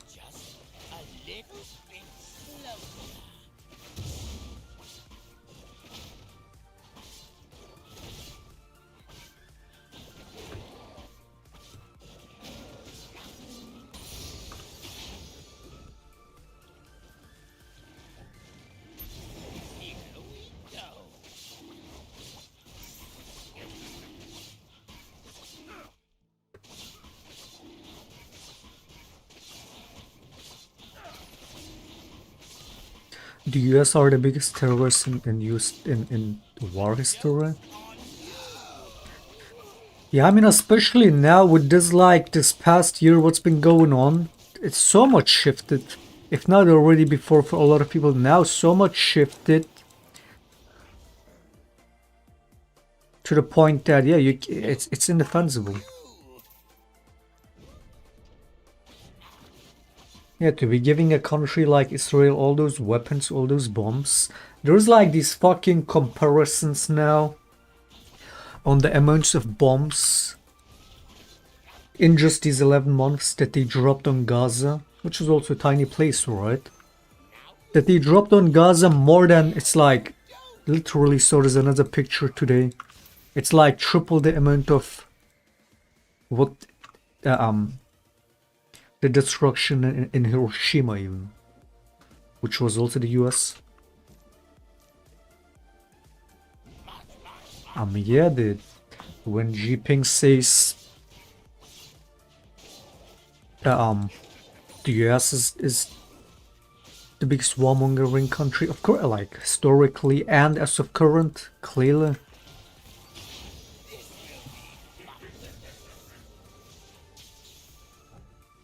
And war ultimately is terrorism. This whole idea, this whole fucking brain, that idea of good war and bad war. War is war, dude. War is terror.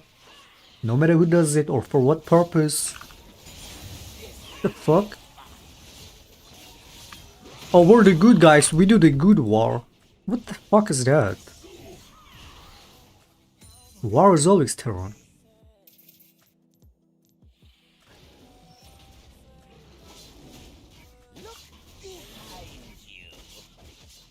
But see, that's another thing. The way most people in the West see terror is if it's certain people that do it. They have a certain religion that looks a certain way. Only then is it terror.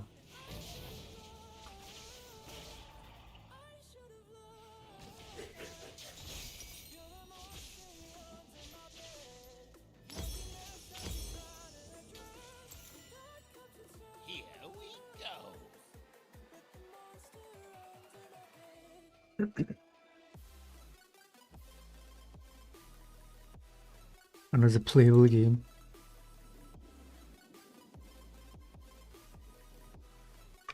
Just a little bit closer. They can drop more. How about I drop my dick up your mom's ass? Sideways. How about your mom drops her fat ass on my fucking dick?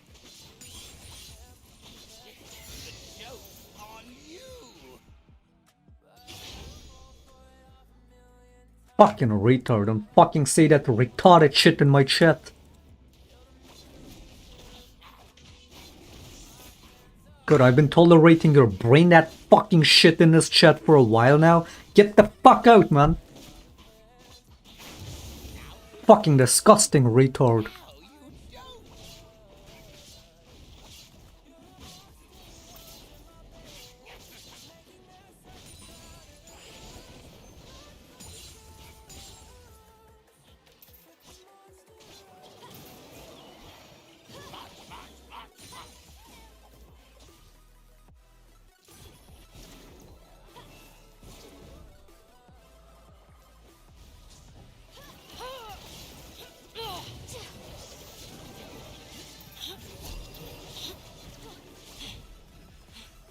What is this Brom doing? Is he for real?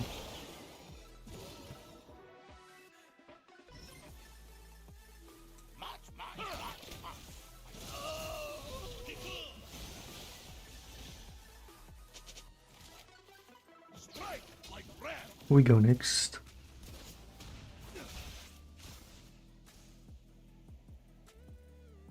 Don't let these kids get you. This guy has been consistently acting like a fucking retard for a while, and I just try to tolerate it because I know he's fucking low IQ fucking ape.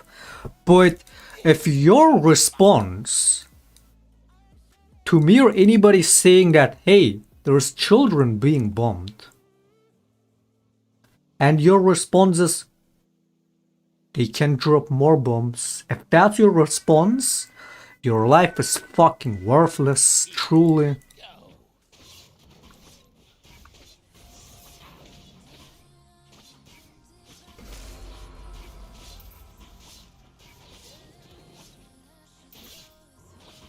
And then still pretend to be the better human after saying that, you're fucking worthless, man.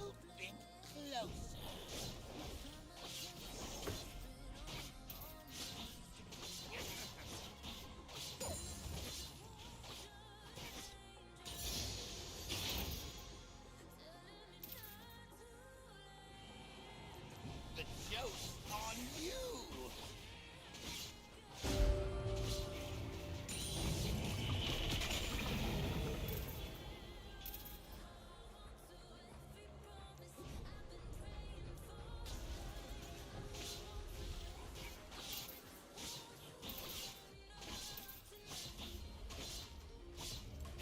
Now you see me. Now you don't.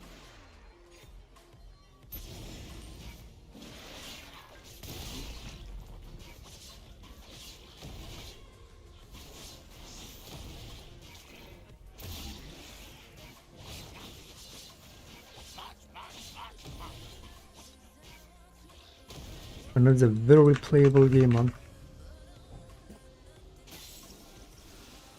Holy fuck. Yeah, today the try hard urge isn't it? Even though I did look forward to it, but it's like, yeah, just one game in I lost all the fucking, just ruined the whole mood that one game. Here we go.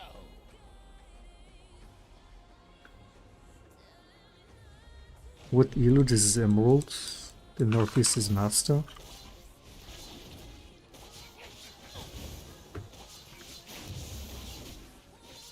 We're trying to get this to master now. You west. But man, these games are not playable.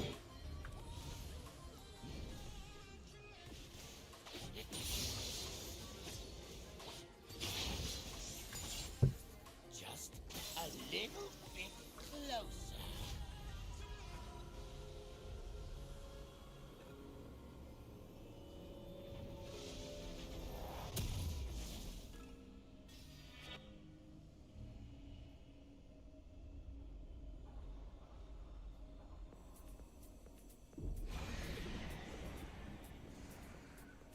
It's funny how she claims to be black, but she's Indian. Yeah, because you can't be two races. You can't be you can't have a mixed background. You fucking retard. You fucking low IQ fucking imbecile. You can't have two races at once.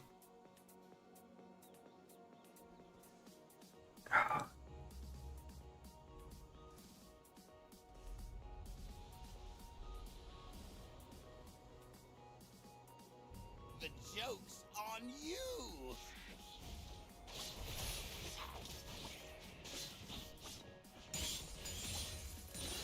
Wait, so what do you call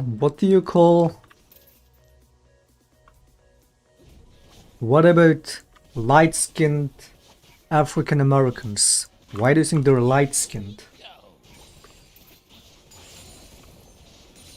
Not because they're also, I mean, you wouldn't see it that way because that doesn't work that well, right? But what do you think that is?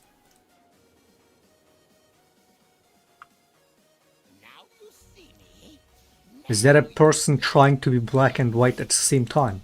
Is that how you're gonna fucking... Doesn't work the same way, does it? But when it's two different other races, like Indian and black, Suddenly that's it takes too much brain Cloud power Marks to became a member. understand that. I get it. Claudio Marquez, appreciate the sub, mate.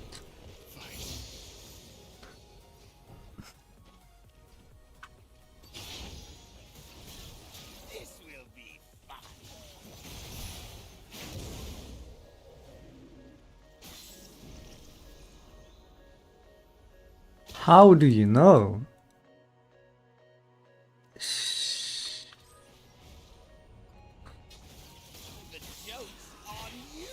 But you all play like apes, so why do you not FF this dumb fuck? Like, this dumb fuck Brom just literally walked past a fucking 50 HP Kaiser, just gave a handshake and walked past him with ult and everything, man. You think I'm gonna still play that after that? And fucking FF?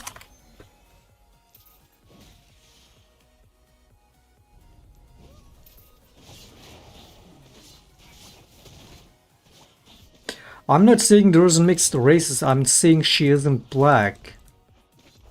Mate, are you retarded? As far as I've gotten it, she's... What is it? Her dad is black and her mom is Indian? What's so hard to understand? Or African or...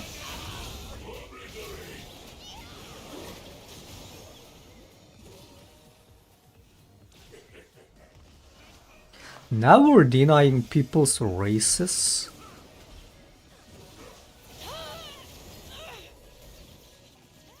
She's not black because you say it so. We also deny people's genders. Well, she's not a woman. Her boobs are not big enough, that's not a woman. Dude, you people are so fucking weird.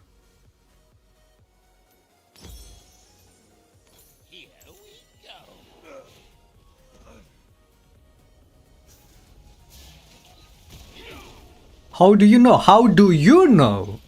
You're the one making the fucking insane claim. How do you know? What the fuck?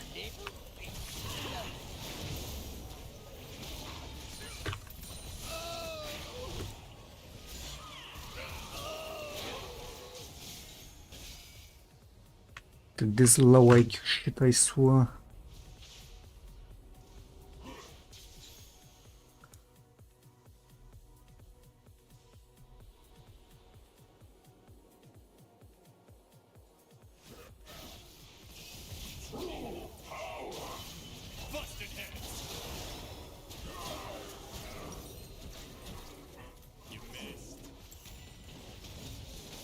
Still pretending like we're playing this, yeah, man. The joke's on you. Moses with the gifted membership. Shit, mate.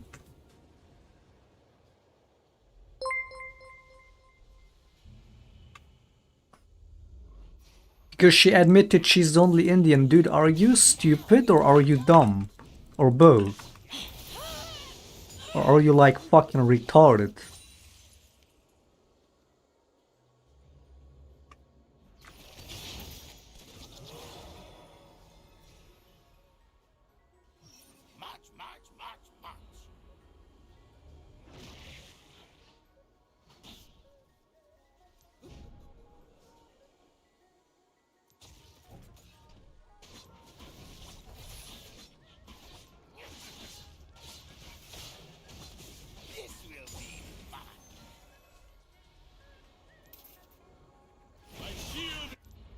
The thing is, why does it even matter?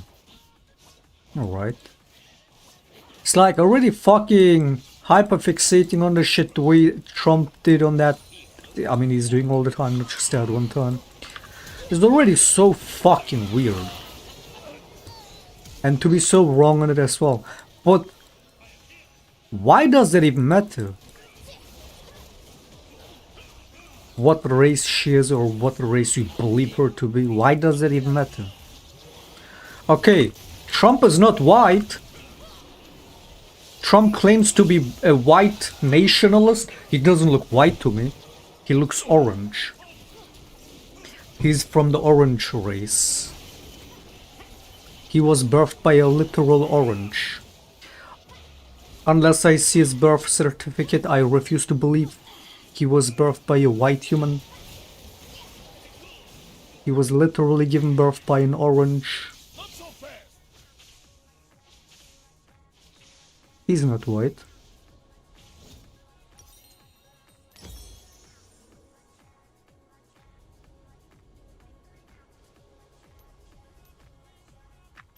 Why did the whole Trump orange meme even die out? Because he doesn't look as orange as he used to. Why is that? Is he shape-shifting? Is it a clone? What if the real Donald Trump died from eating hamburgers and he choked on one? He choked on a hamburger. What if the current Donald Trump is a clone?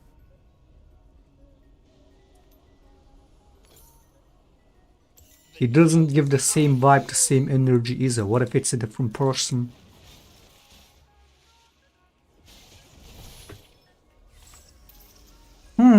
Food for thought.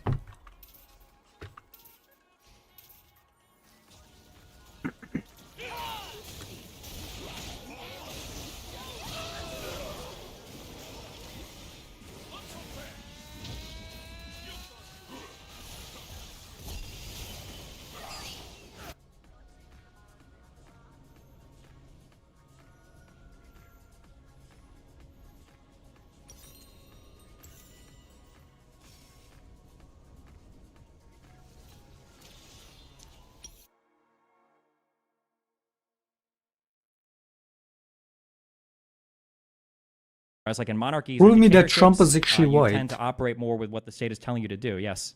Well, we could ask why you'd get state funding without state direction. That's one question. But so you're Because saying of legislation from Congress that authorizes state funding. I mean, it's not really a huge conspiracy. Of course, yeah, they just give money for nothing. Yeah, fine. Money for nothing. I'm sorry. Do you think the most wealthy broadcasters work for PBS and NPR? I don't want to go down that rabbit hole because I want to try. I know you don't. I want to try and get to the end of the point, especially because I'm driving. So do you think that would allow a country to be competitive, considering that you need to have narrative control over your populace, and that we now know, and everyone in the West accepts, that China has narrative control over its populace via the state broadcaster, as does Russia, as does Nah, Saudi these Arabia, games are as do all the unplayable other countries. today. And that having a news broadcasting apparatus which told the truth, even if it's against national security interests, would not allow you to be competitive as a nation state. Do you think that we're going to allow that to happen just because I don't know, we care about truth so much? No, because the West doesn't run the world because they dominate the narrative. The West runs the world because they dominate it militarily and economically. People don't like the United States because we've got the most bought and paid for media. They like the United States because we have the strongest navy that guarantees the most free passage through water. Because when the Houthis start firing missiles at people, it's U.S. destroyers that show up and save the waterways. They like the United States because we are a massive trading partner. We have the highest GDP in the world at this point, and we buy and sell goods like crazy. That's why people like us, not because we poison our media, but because we actually put out good results. You can't control the media. You can't media frame the way out of like horrible participation in a world economy. You just have to like actually be able to put up the numbers.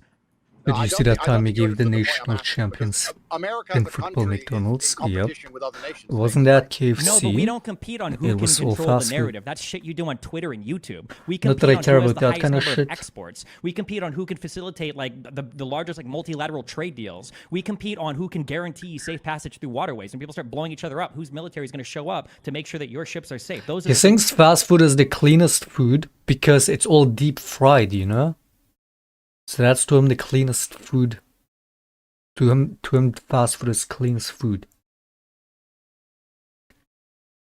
things that we compete on. Cool, understand. So you think that America has no vested interest in controlling the narratives that its own population believes in, although the CIA spends basically unlimited money ensuring that vested interests are installed in every other nation state around the world. If you They think don't care about their own at all. Yeah. They don't care about what Americans think at all. They just care about all the other countries think. Yeah, If you right? think the CIA spends unlimited money, it's because you don't know what unlimited money looks like, and you have no idea what the scale is between like CIA They ban spending shit. and spending of companies like Facebook or Apple or Microsoft or Amazon. Like, if you guys at least were to come on and say things like, "I think that all of our foreign policy is being ran by the people that control like The thing is, Apple our and comp is Facebook," good. that would Maybe at I least play make this. sense. But by companies that are worth, you know, like tens of billions or like $100 billion, no, absolutely not. And also, no, the reputational hit you would take in a democracy when you elect your leaders and people catch you lying about stuff or fabricating stories or controlling the media. No, I don't think you. Them lying. Oh, we never Okay. called them lying. Is this Severe supposed to illness, be a severe definition? winter of Nobody ever illness. said. Hold on. Nobody ever said. Nobody ever said they never. Nobody ever said. Nobody. Influence Yeah. other populations, but they have no interest at all in influencing the minds of their own populace. No, they just care about trying to influence everybody else's with their democracy and all the garbage they're doing when they're pushing it. And you're saying they don't control the narrative, which is also another rabbit hole we need to go down to. I mean, technically, your story isn't even contradictory. Even if I let you have that, because technically Americans don't really give a what happens in other countries as much as their own. Oh, So the you whole could get cock away with shit, I influencing other forgot countries about more than that. your own. Yeah, of course. But the reality is that like if you get caught doing these lies, you pay huge repercussions for it. Like a lot of the country's What have they paid politics. for COVID? What have they what? paid for COVID? What have they paid for The real cock is still Sneeko though, because with Destiny, you know, his girlfriend left him. They were like, what is it, poly, whatever the fuck. So yes, sure, but that's nowhere near the level of Sneeko cuckoldery.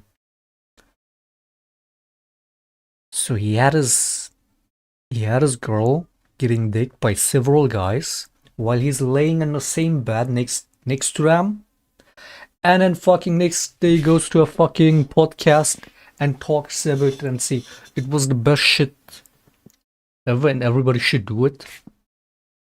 I mean, that is the king of cocks. Destiny, at least Destiny is nowhere near that level with the Vietnam War? what happened to him. For the weapons of mass The destruction media Not any coverage better, for the but Vietnam it's still War like. was harmful to U.S. institutions. That's I guess one of the there's a reasons why we level left to Vietnam. If we being controlled the a media, cock. we would have stayed in Vietnam until we saw it through. Media pressure was one of the reasons we left. Look at how unpopular the Iraq War became. You don't think Obama wanted to take a more That's so active role in the crazy. Middle Imagine East? He getting couldn't because cocked and then American going public on the hates podcast everything in the and Middle East after the praising Iraq War. What are you that talking and about? being like, Yeah, that was the American best public heavily experience. influences our ability, our capability of operating in different theaters of war. After Iraq and Afghanistan, we have no appetite for it. Okay. Is this supposed to be about being unbanned, or is this about the #1 news media truster to defend the State Department's agenda?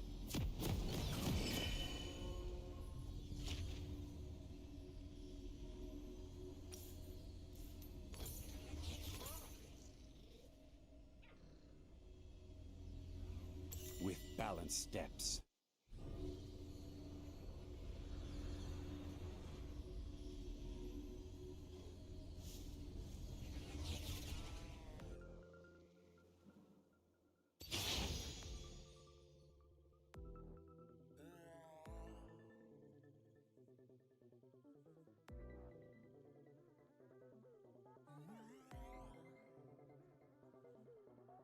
Mate, Anko, what happened to you, dude?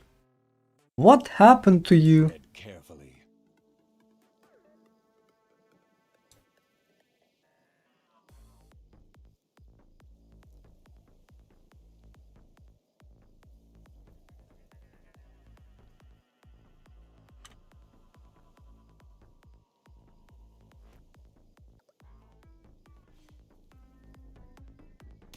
Press on.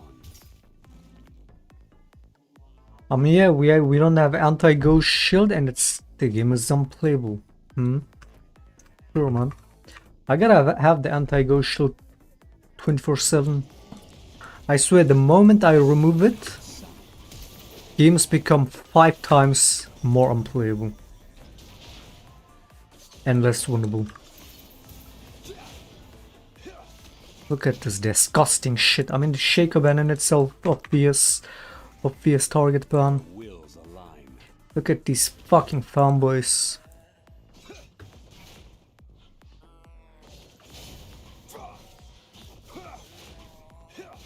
Unplayable without having the anti-ghost shield on the whole time. There is no dispute.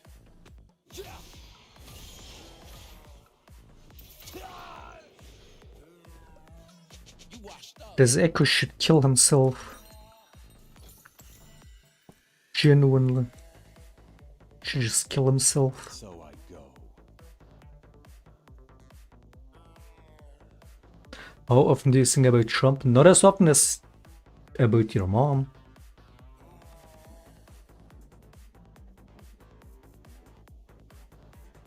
From the shadows.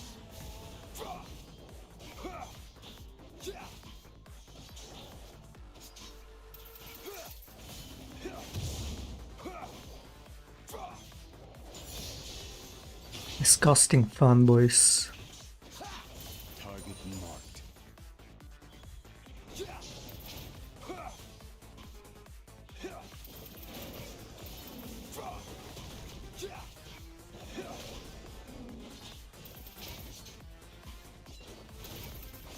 Immediately.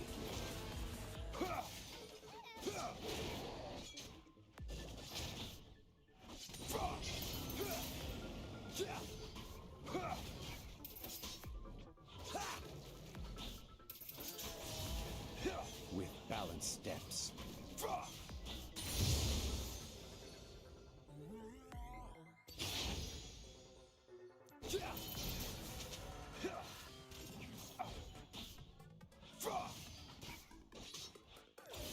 Tread carefully.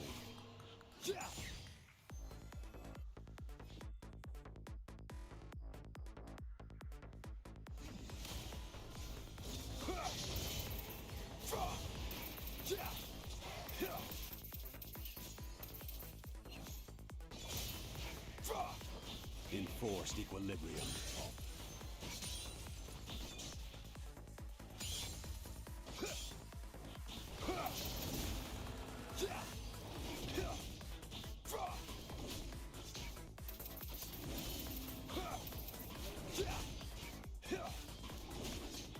Understood.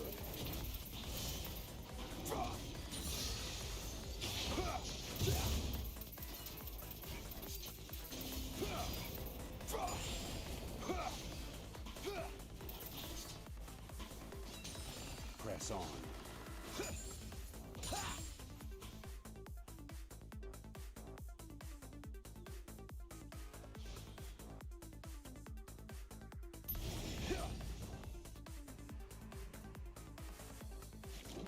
Without a sound.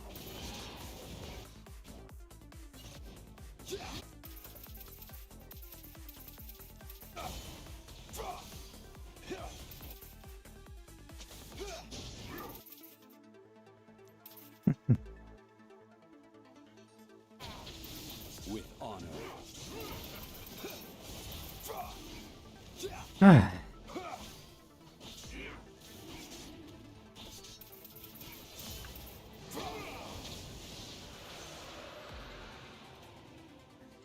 Our wills align.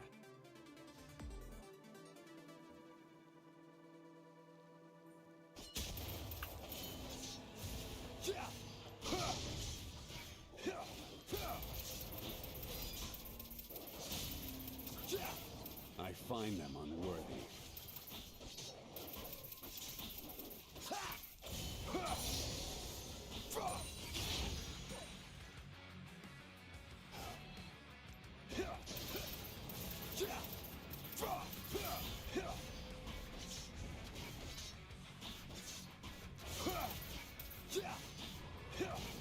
It must be done.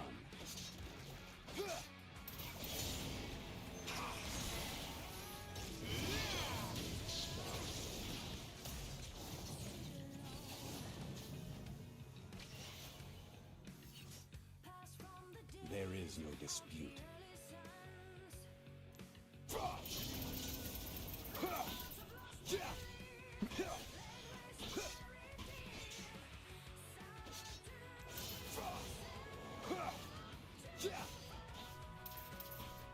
From the shadows.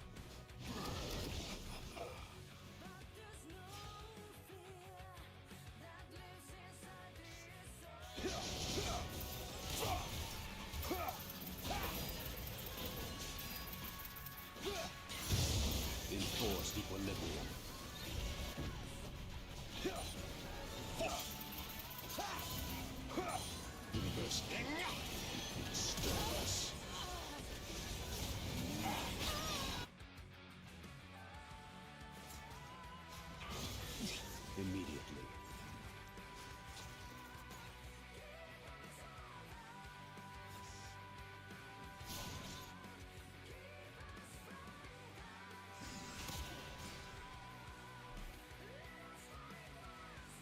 So I go.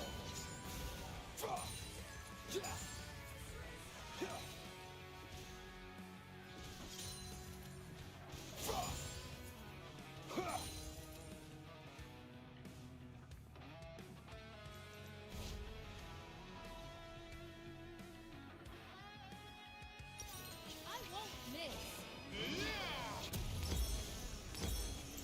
Tread carefully. Praestrum consume you!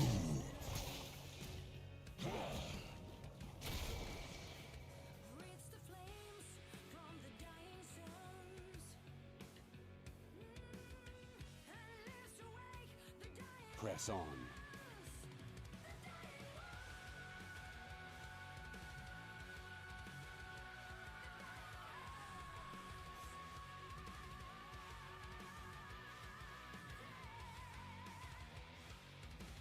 With balanced steps.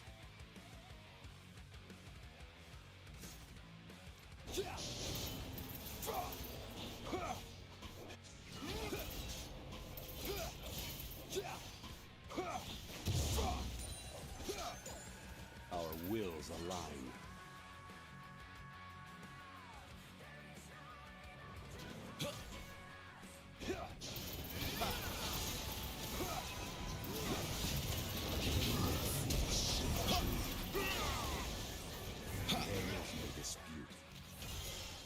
So this gen is just win trading as well. The face of your killer is identical to mine.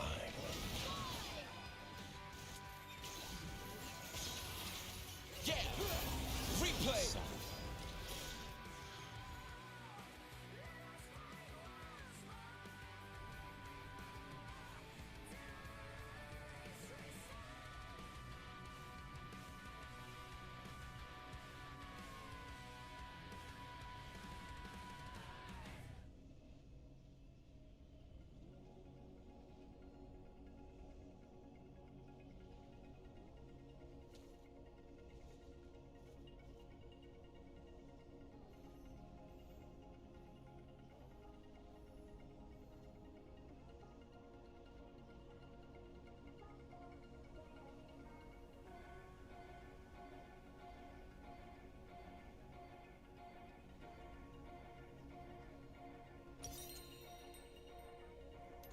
From the shadows.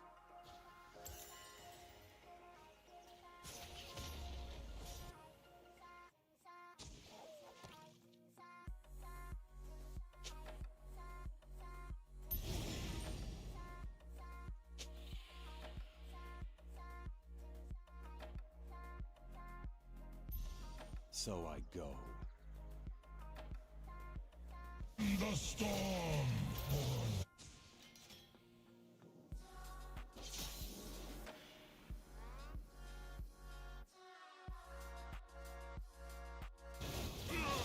Stay fresh.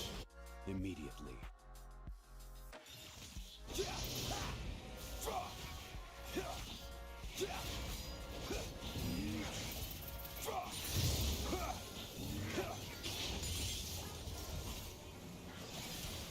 Tread carefully.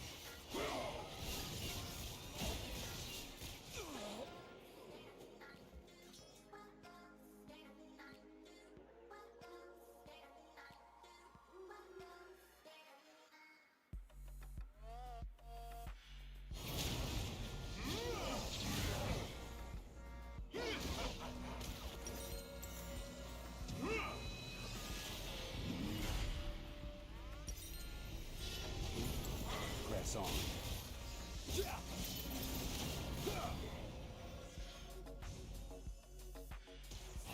Warm. Is that your best? I killed you without trying.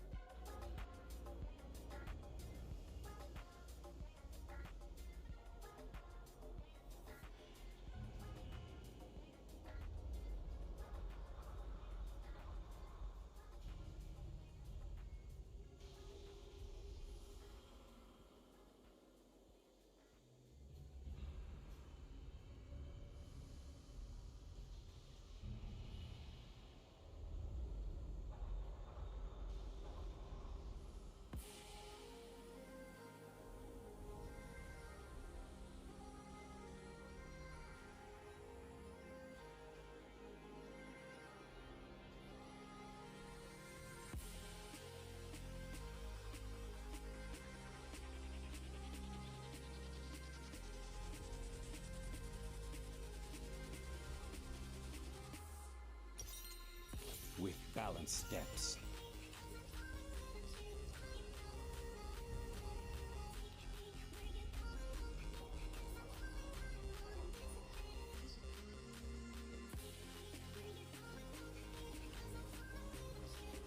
Our wills align.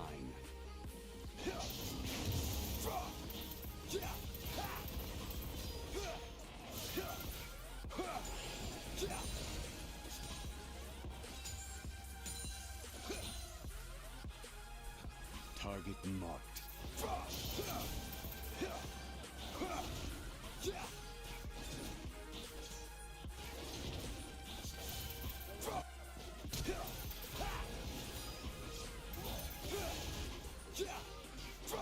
There is no dispute.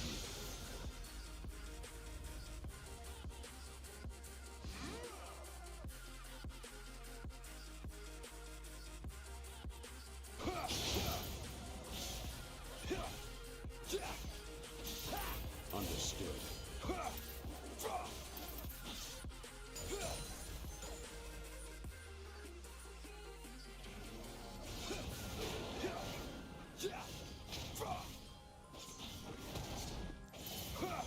I find them unworthy.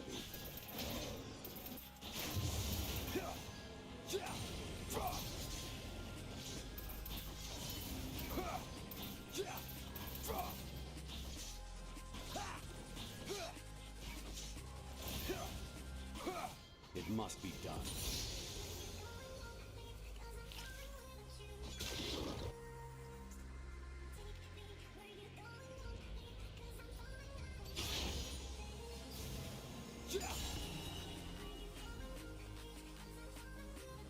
From the shadows.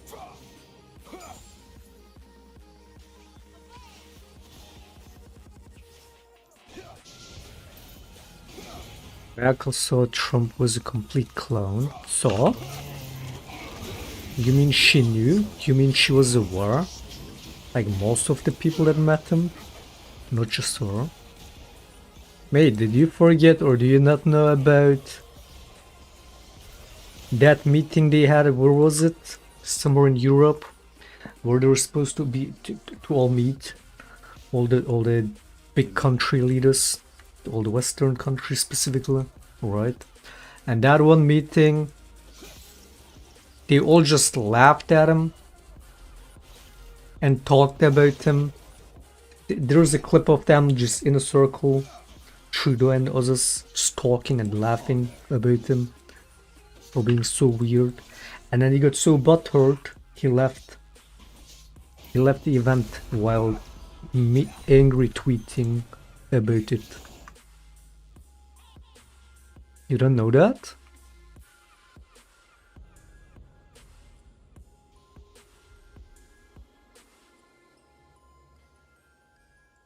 Without a sound. Oh, it is. Prime Minister Justin Trudeau and his French counterpart have been caught on camera allegedly gossiping about President Donald Trump at a reception at Buckingham Palace.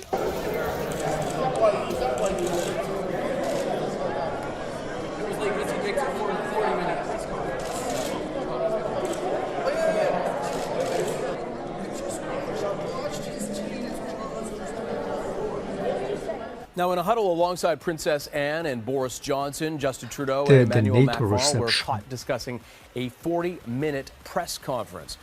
President Trump was not mentioned by name, but he had held a lengthy press conference. Wait, do you guys still know this? Mr. Macron earlier that day. It's 4 years are in ago. London for NATO meetings. They all just laughed at him during, you know, the meetings they had with each other and the press conference they had at that NATO reception. And then they just, you know, that clip especially comes out of them talking about him and laughing about him. And Trump then left the event after that because of that, while tweeting mean things about Trudeau and stuff, for being so upset.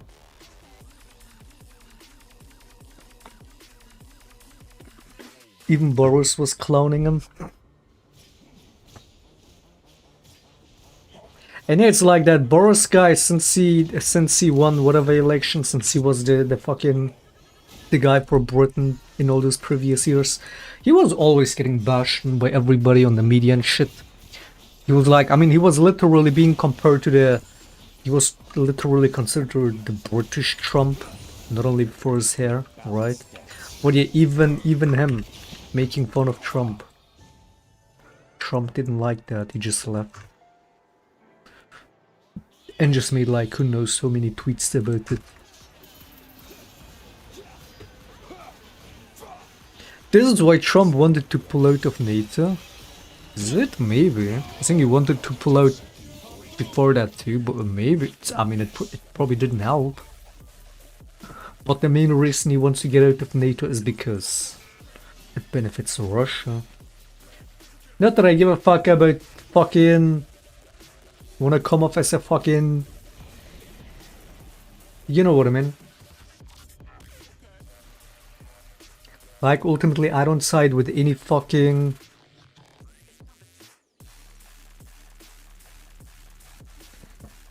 warmongering side either way. How much fault NATO ultimately has for the situation in Ukraine.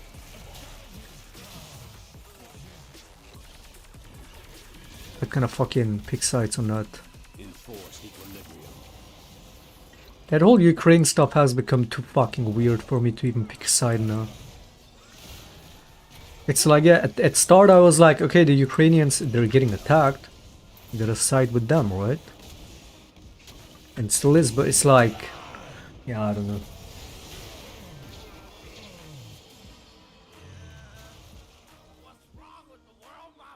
But yeah, the main reason he's so Trump is so anti-NATO is because it benefits Russia. He'll do anything that benefits Russia ultimately.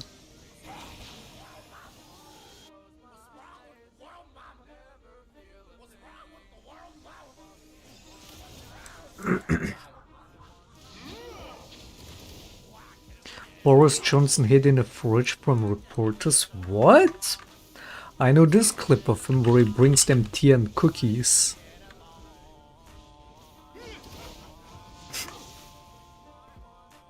Already in the fucking search recommendation. You have to type it all. Will you comment? Will you have a cup of tea? Will you apologize for your comment? Would you like a cup of tea? Yeah, sure. It's the most British fucking thing, man. Will you comment? Will you have a cup of tea? Will you apologize for your comment? Would you like a cup of tea? Yeah, sure. Go on, have a cup of tea. Thank you, thank you. Do you regret? Every cup is different. Do you regret your comment? Go on, have a cup of tea. Thank you very much. There you go. There you go. Do you regret your comment, sir? I want you to have a cup of tea. If I have a cup of tea, will you answer my question? No, I'm here solely on a humanitarian. Why would you hide in a because you've been here fridge? all day, What? and you've been incredibly patient and I feel very sorry for you because I have nothing to say about this matter except to offer you. It's poisoned! Okay. Go on. Putin! Okay, thank you. He's Thank doing you the so much. Putin tactic. He's trying to poison all the reporters with tea.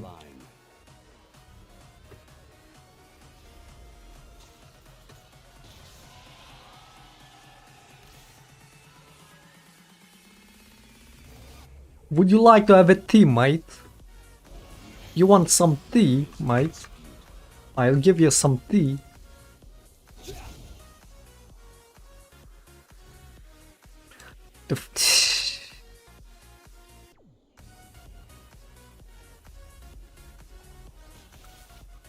Tread carefully.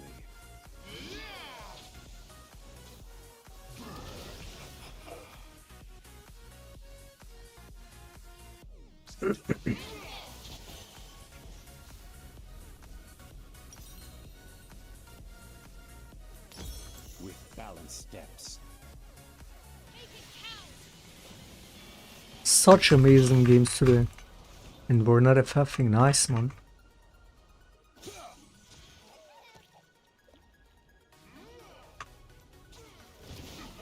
So I go.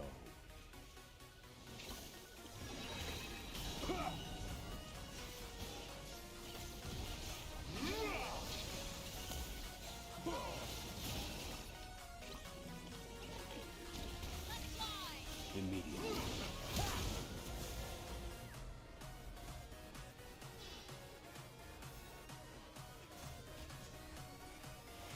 It was to hide from Piers Morgan. Is there like a video of it or something? In a fridge?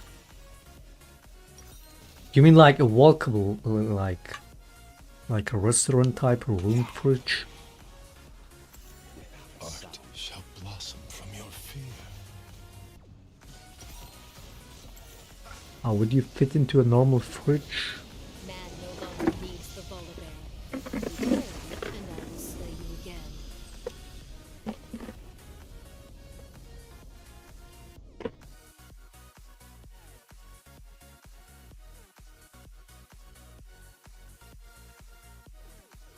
Another amazing game. That's what I like to see.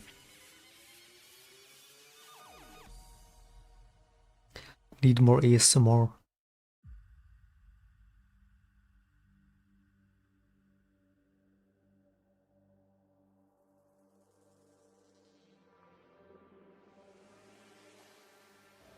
Prime Minister Justin Trudeau and his French counterpart have been caught on camera allegedly gossiping about President Donald Trump at a reception at Buckingham.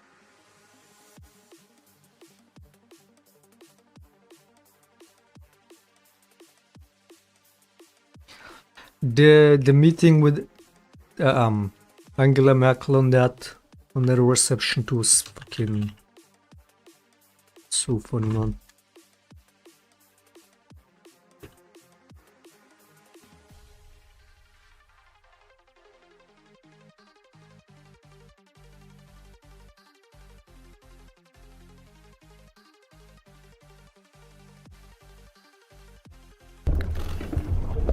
Oh yeah, where he was like saying something about we have the same blood or some weird shit.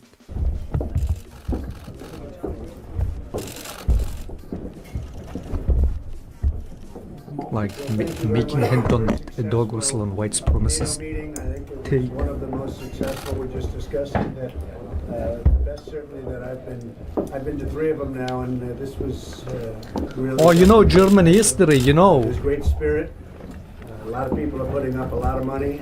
We have $130 billion. I don't know if it was this clip. It should be. We'll have $400 billion more put up by other countries. So that's really something. And it was a great meeting. We're going to have right now a bilat with Chancellor Merkel of Germany. We have many things to discuss, including trade. We're doing a lot of trade, and we have been doing a lot of trade, and we will have a successful meeting, I'm sure. I just want to thank you very much. We had some good talks already. Thank you very much. Ich denke ja, wir haben ein sehr erfolgreiches Treffen gehabt zu 70 Jahren NATO und wir haben über verschiedene Strategien auch gesprochen, die für die Zukunft der NATO wichtig sind und das Signal war eins der Gemeinsamkeit, deshalb bin ich auch sehr zufrieden. Well, yes, I would agree that we had a very successful meeting indeed on this occasion, the 70th anniversary of NATO. We discussed a number of strategies that are very important to secure the future of this alliance, and it was a very constructive debate that we had, and this is why I'm also very satisfied with the meeting. Und jetzt besprechen wir die bilateralen Dinge. And now we shall talk about bilateral issues. That's right. Okay, thank you very much, everybody. Thank you. Mr. President, Mr. President. The Erdogan meeting, sir? Yeah, we had a meeting with. Did you discuss with him the NATO? I discussed with him everything. We discussed a lot. We had a meeting unscheduled, but we've already put out a notice. It was a very good meeting, I think. We discussed Syria. We discussed the Kurds. We discussed we discussed Syria. We discussed the Kurds. We discussed numerous things, and we're getting along very well. The border and the safe zone is working out very well. And I give a lot of credit to Turkey for that. The ceasefire is holding very much so, and I think people are surprised. And maybe someday they'll give me credit, but probably not. But it worked out well. They've been trying to do this for 100 years. That border is a mess for a long time. We pulled our soldiers out. We took over the oil. We have soldiers where the oil is. And that's the way I like it. And they can police their own border, and that's what they're doing. They can use other countries if they want to. He sounds so much like Mr. Krabs when he talks about money. Close your eyes, and when he mentions oil, and that's how I like it. Like how he says that, close your eyes, that's literally Mr. Krabs talking. We have soldiers where the oil is. And that's the way I like it. And they can That's police Mr. their Krabs. own border, and that's what they're doing. They can use other countries if they want to spend the time and energy they can do. But this is a border that's been under siege for many, many decades. I mean, the color is and the shape is already like and we left and almost there it's as been well, holding so you don't very even need to nicely, so we're close your very happy. We eyes. talked Even about looks that. like him. And are they committed to protecting the NATO commitment to protect the Baltics and Poland? Oh yeah, they've been very good. I think that, frankly, a Trying lot to of people snipe, pay yeah, good luck. great respect To to snipe Turkey again, for the let's work go. that they've done, and we had a number of mentions where they were mentioned specifically. Now they've been doing a good job, and they've been doing a good job also on the border and the safe zone, and they have held. I mean, obviously there were some skirmishes that's been around for a long time. Are we but gonna they've, play League? The Yes. ceasefire Or is hiding held very, queue? very well. Mr. President, can you explain why your personal attorney, Rudy Giuliani, would need to talk to the budget office? I really don't know. You'd have to ask him. Sounds like something that's not so complicated, frankly, but you'd have to ask him. No big deal. Mr. President, Germany has welcomed 6 more countries into its specs, making it 9 countries now that are circumventing U.S. sanctions against Iran. Have you talked about that with the Chancellor? And No, but we will. Yeah. What would you say? I haven't touched. I'm not going to say what I'm going to say, but we will. We will be talking about it. We'll be talking about a number of things. We'll have a good meeting. Mr. President, will you put sanctions on Nord Stream 2? Will the U.S. put sanctions? Say it again. Will the U.S. put sanctions on Nord Stream 2? Well, we haven't really determined that yet. I do think it's a problem, but it's a problem that Germany's going to have to work out for themselves. Maybe for Germany it won't be a problem. I hope it's not, actually, but we'll be talking about that. And Nord Stream.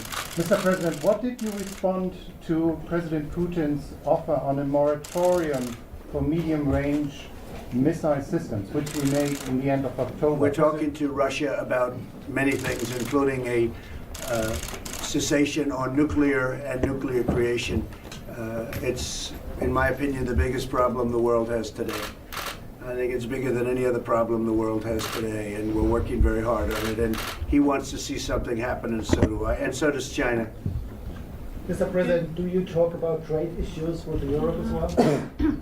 We're going to be talking about everything. Yeah, trade is very important. Germany is a very big trading partner, but it's been really the European Union, and we've been discussing it for quite a while. It's been a little tough for the United States. We've had a very bad imbalance for many, many years, for decades actually, and we're discussing that right now. So I think we'll come. I think we're going to come. I think we'll come to a satisfactory conclusion. One word. Ich denke, dass durch die Arbeitsaufnahme der neuen Kommission und auch der neuen Kommissionspräsidentin wir auch einen guten Punkt haben, den Handelsgesprächen wieder voranzukommen.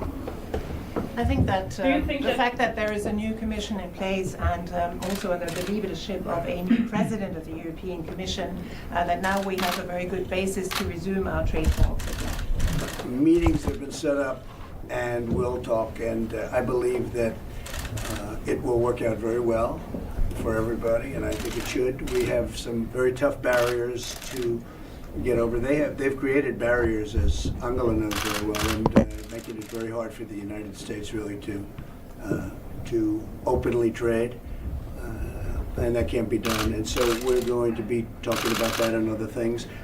I think we will solve it. We do a lot of business, but they do much more business than us, and we're going to change it. These northeast master two times. And we've made progress, but we will make a lot of progress. And we just want fairness. We have to have fairness in trade, and not only with the EU, but with many other countries. We're talking to China, as you know. Those discussions are going very well, and we'll see what happens. But we're talking to China. We're talking to others. We made a deal with South Korea. We made a deal with Japan. The Japan deal is a partial deal. The rest will come next year. But we've made already many deals. We're looking, the big deal is the USMCA with Canada. We've made a lot of deals. Well, he's two-faced. Do you think that Germany is too naive? And honestly, with Trudeau, he's a nice guy. I find him to be a very nice guy. But, you know, the truth is that I called him out on the fact that he's not paying 2%. And I guess he's not very happy about it. I mean, you were there, a couple of you were there, and he's not paying 2%, and he should be paying 2%. It's Canada, they have money, and they should be paying 2%. So I called him out on that, and I'm sure he wasn't happy about it, but that's the way it is. Look, I'm representing the U.S., and he should be paying more than he's paying, and he understands it. So I can imagine he's not that happy, but that's the way it is. Mr. President, where are you in terms of persuading other allies in terms Here, and I spoke to Italy, and they look like they're not going to go forward with that. We spoke to other countries, they're not going to go forward. Everybody I've spoken to is not going forward. But how many countries can I speak to? Am I going to call up and speak to the whole world? It is a security risk, in my opinion, in our opinion. We're building it, and we've started. But NATO was the creation of the US, right? They made it for their own use. They want the united Europe because it benefits them and their interests. So whatever NATO does it for the US. So yeah, why wouldn't the US pay that? And, you know, finance it and support it if they made it. They control NATO. The way they control the UN. But we're not using Huawei. Will you tax Germany for not paying enough in terms of defense spending? Well, Germany's a little bit under the limit. It's like if they want to have all the say, then they might as well do the pay. Instead of fucking, what is that? So you want Europe to defend US interests and do your bidding and then also pay for that, for doing all that? Much, everybody. Thank you. I think what we'll do, just for purposes of this, we'll be having a meeting with the 2% people, and we're having another meeting with Denmark, and then we'll probably go directly back to Washington. Will you address Greenland? Because I can't imagine. Will we discuss Greenland? What do you think? Tell me. No shit, no European country would sign up for that or She go must be in the with real that. estate business. That's a very good question. So we'll go directly back. I think. Let me just finish by saying we've had a tremendous 2 days. I think NATO is stronger than it's ever been, and not by the United States, by other countries. So it's been very successful today, and there's great spirit. Okay? Thank you very much, everybody. Thank you. Thank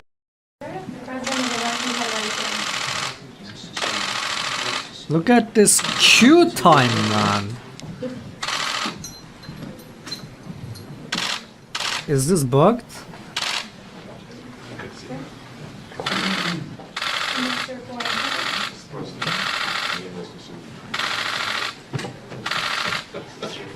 What do you think? You think there might be a couple of cameras? Get rid of them. Fake news. You don't have a problem with Russia. We have. You don't have. You might have a little bit. Just sit out here. Hello, everybody. Всех приветствую.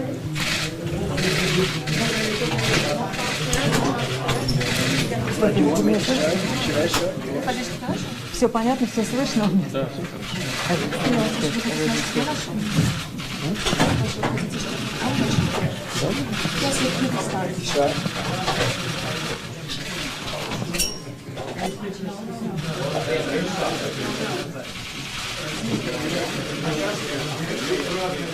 Like the Academy Awards. Used to be. Mr. Trump, do you think you will have a Shaclone? Thank you very much, everybody. It's a great honor to be with President Putin, his representatives, my representatives. We have many things to discuss, including trade and including some disarmament, some little protectionism, perhaps, in a very positive way. And we're going to discuss a lot of different things. We've had great meetings. We have a very, very good relationship. And we look forward to spending some very good time together.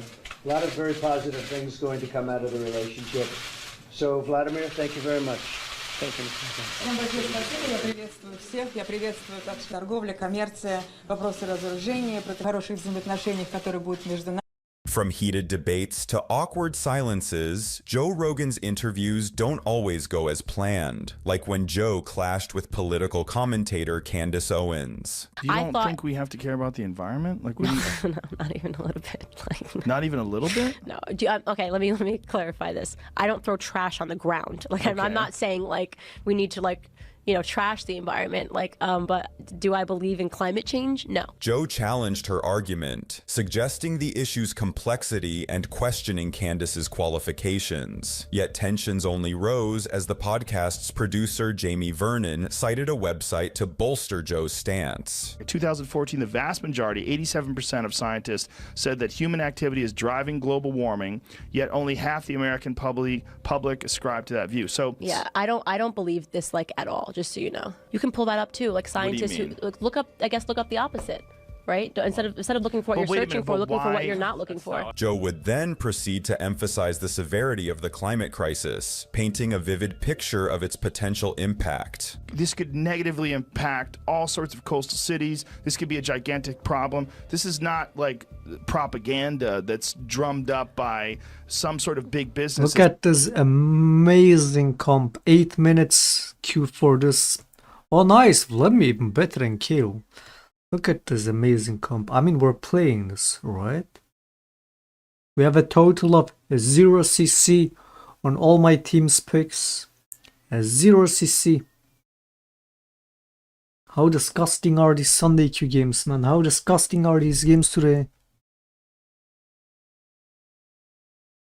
Seeks to make money off of this. Nevertheless, Candace remained unfazed and held fast to her beliefs, fueling the conflict's escalation. I don't believe it's We're real. not having, Okay, so I having can't a sit single here. normal But game I today. can't. But why have a belief? What do you mean? Why have We a go belief Yumi as to funnel whether or not again. global warming is real or not real? It's not a belief in it. I don't believe in it. However, after persistent questioning, Joe ultimately got Candace to concede that she wasn't fully informed on the topic. How about not have a belief until you really have okay, looked so at the you data? would prefer if my language, as opposed to admitting that I do not know this, I wouldn't die on this hill, I've never made a video, I've never made a public statement. You would have preferred if I had just started by saying I have no opinion. No, I don't know. Okay. And while Rogan kept his composure during his debate with Candace Owens, the same could not be said for his argument with Barstool founder Dave Portnoy. The confrontation began when Portnoy dismissed British professional boxer and reality TV star Tommy Fury, asserting that he wasn't a legitimate boxer. I saw Tommy Fury box. He is not a boxer. Well, he's definitely a boxer. Well, he puts on gloves. He's definitely a boxer.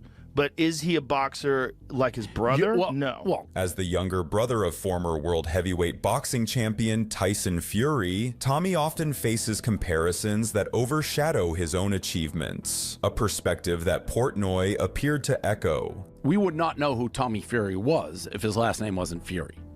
Probably we wouldn't know as much about him. I don't. But he's still a good-looking guy. He's built great. He looks looks the part. Looks the part. The conversation veered sharply downhill as Joe introduced a video displaying Tommy Fury's boxing prowess, sparking rising tensions. Shut the f up. Watch this. Find the Just Tommy look at Fury. this. Find the Tommy Fury fight on the shut the card. Shut the This up. guy cannot. Please shut the up and watch this.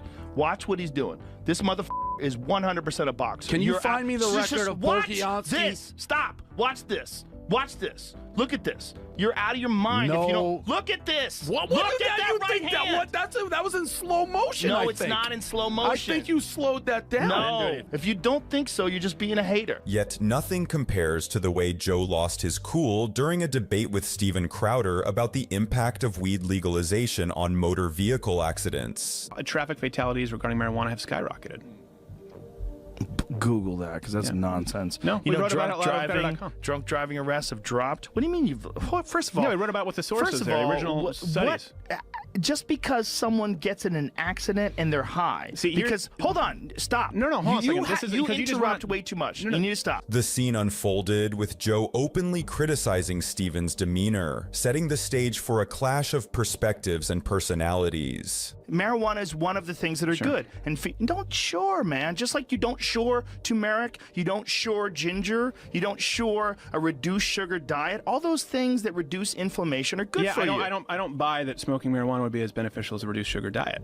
And my point is that people get so offended by me saying that and saying, but if you want to smoke, go ahead. You might be correct, Shouldn't be offensive. but it doesn't matter because it's not a contest to see what's the most beneficial. Things only got worse when Joe's introduction of a study led to a heated exchange of personal insults instead of constructive discussion. Since marijuana legalization, highway fatalities in Colorado are at near historic lows. You have him bringing up the source that you want to find. Washington Bring up the Post! study right there. Yeah, Washington Post. Bring up the study that we wrote. We wrote about it on our website. Look, I don't care about your website, you since marijuana legalization, highway fatalities in Colorado Since you called me While Rogan didn't shy away from mocking Crowder's website, he also showcased his own unapologetic self-importance during a cringeworthy moment on the Joe Rogan Experience episode 1572. How are you so good at rock, paper, scissors? It's just, skill, muscle, intuition. Intuition. Can we play right now? You want to play? Yes. Oh, but I only play for stakes. Okay. What do you want to play for? How about if I win, I do the programming on your show for a week? No. That's worth a lot of money. You can. What kind of money? What do you think I'm That's not? like- I'm not saying like the ads or whatever. I'm It'd saying be like programming, like who's going to be on. Yeah, who's going to be on. That's not possible. We're booked up months and months in advance. You were so confident until just now. We No, can no, pick a no. month, That's few just- months that's, off. Whatever. That's ridiculous to flip a coin on that. There's no chance. Well, do you think that there's something of equivalent value? No. There's Of nothing. that? Nothing that I can do. No, there's nothing that you could give me that would be worth a week of programming on the show. What are you going to give me? You'd What have about to a day of programming? You'd have to give me a What- spectacular amount of money. I sent you a. All right, sounds like someone's scared to lose at rock, paper, scissors. It sounds like someone else is scared to lose it. No, you're asking me for something that's ridiculous. You don't have anything. You don't have anything that's worth a week of programming on the show. You don't have it. That's rough. It doesn't exist. That's rough. No, it doesn't. It literally doesn't exist. Like there's not. Like you don't. There's nothing that you can have that you could offer me that I couldn't buy myself. I'll make or, you. I'll make. I'll. No, people no, I no. think will be interesting. No, You'll no, enjoy no. talking with them. You can't. No. All right, fine. Okay. But that doesn't We do don't have to anything play. for me. However, this wasn't the only extremely awkward moment Rogan has had on his show. In episode 607, a cringe-inducing exchange unfolded as Rogan unintentionally disregarded kickboxer Joe Schilling's heartfelt sharing of his life's traumas. It was a really tough fight for me too. It was a really bad camp. It was probably the worst camp of my career.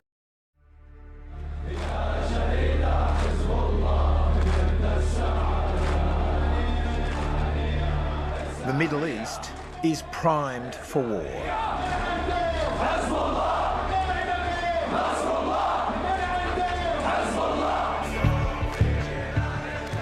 Israel's war with Hamas has inflamed the region. Iran has activated its proxies, the biggest, Hezbollah. معركة كبرى. هذه معركة مفتوحة في كل الجبهات. Israel is fighting the enemies of civilization itself. Do Yeah, not doubt Israel's fuck, determination to defend itself on every front. Netanyahu. People gotta stop calling him Netanyahu and they gotta call him by his real name, Netanyahu. Of civilization itself. Do not doubt Israel's determination to defend itself on every front. Yesterday's dramatic escalation makes averting all-out war an even more urgent challenge. Would Iran fully back Hezbollah? How would they support Hezbollah? By any means. Anybody who is willing to bomb children is Satan, is the devil. Anybody. Necessary. Whatever they need, Iran will give to them. We get rare access inside Iran. We're allowed to film though. Iran has the ability to light the entire region on fire. In Lebanon's Hezbollah heartlands, we investigate the extent of Iran's influence. Some people say that Hezbollah is in effect an army of Iran on the border with Israel. And if Hezbollah is not going to stop, we can turn Beirut into a football court. And they know it. From Tel Aviv to Tehran, the shadow war is over. There is only one guy that Imagine dying for religion. They always want to make you believe it's a religious war. It's a holy war. It's not. On the forefront, almost everywhere, especially nowadays, is always going to be capitalism. It's going to be selfish interests, greed. That's always what's going to drive these conflicts, always. Is making the shot. This is again, religion, as in most cases, is just a tool that's being utilized. The supreme leader, Ayatollah Khamenei. All the rest are a bunch of puppies under him. This man is the most powerful man in Iran. He's also the leader of the Shia Muslim world. Iran's influence is increasing. For this Four Corners, we've come here to find out what Iran really wants the world to look like. The Middle East, now on the brink of the big war. Can you stop? Can you fucking, dude, fuck both these governments. I'm not, especially with the Israel-Iran conflict, I'm not picking either side. Fuck both these shitty governments. Don't fucking praise either in my chat.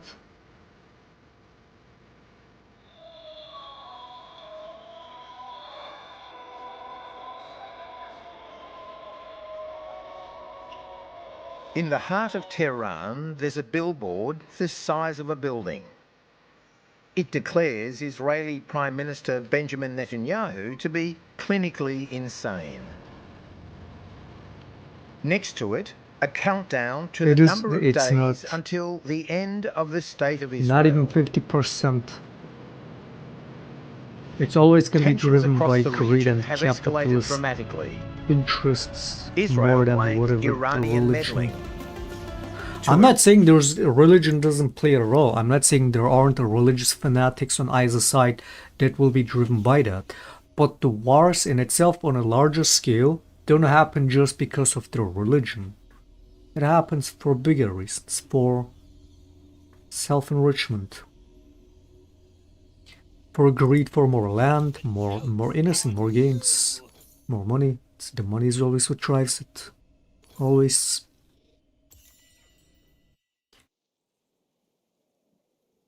Iran, Israel and its chief sponsor, the US, are the aggressors. For Tehran, because we all know, while most people might lose in a war, there's a few people that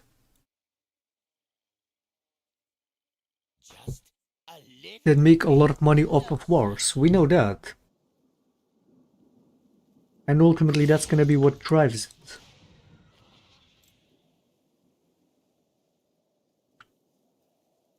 A country might even go bankrupt over a war, like Iraq, when they went to war against Iran. But there is gonna be people, if not Iraq in itself, there's gonna be people involved in that will make a lot of money off of that, you know? Is a way.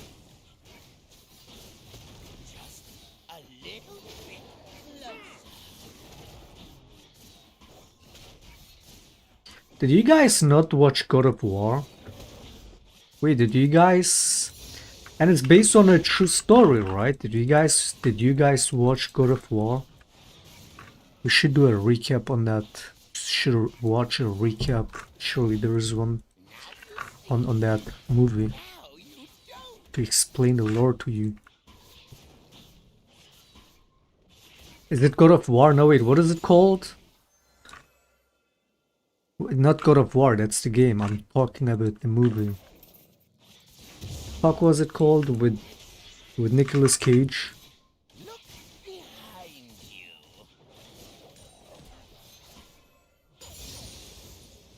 What the fuck was that called? Another we have another DC. Amazing stuff. See, we switched. We tried to play on 3 different accounts. It's all the games are cursed. What was that movie called? Something War.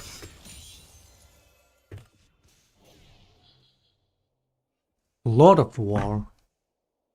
Movie summary. Let's watch that.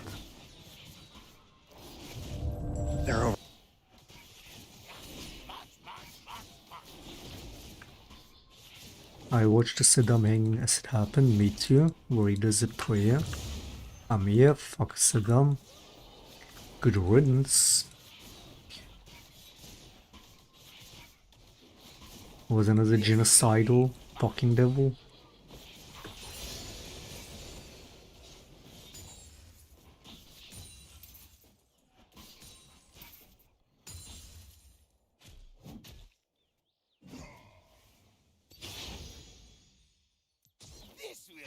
You saw that movie?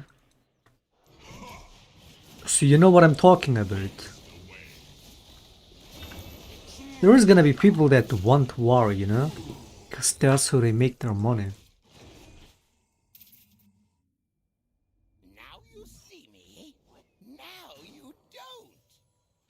And ultimately, especially for Israel, it's always been about land grab and wiping out anybody else off of all that land.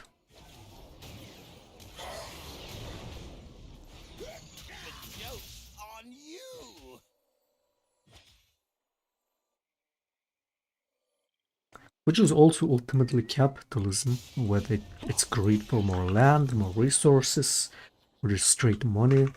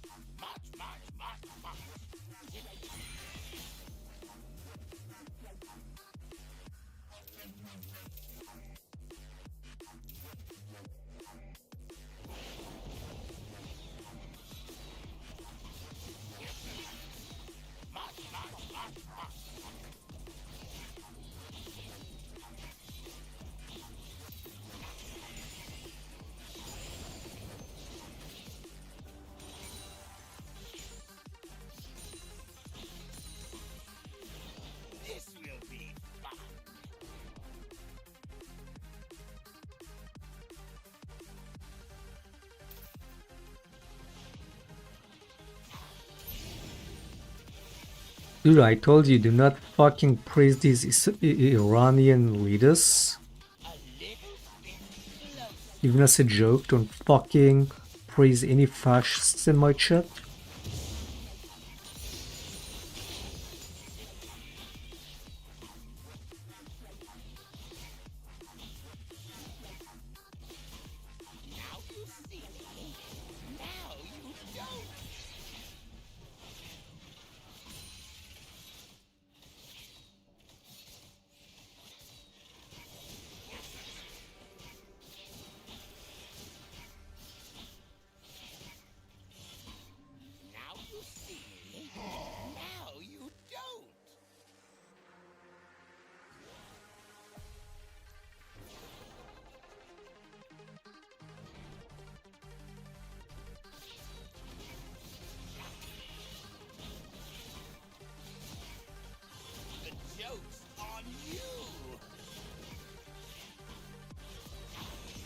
Wait, can you guys guess what Elo does is? Can you guys guess what elo this is? Don't look it up. Don't check what account I'm even playing on. Can you guess, based on the gameplay, what elo this is?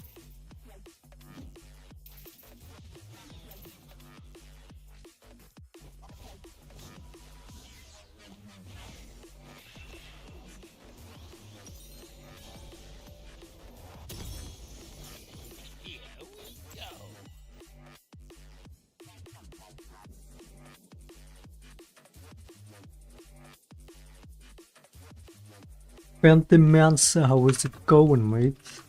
Can you guys guess what elo this is?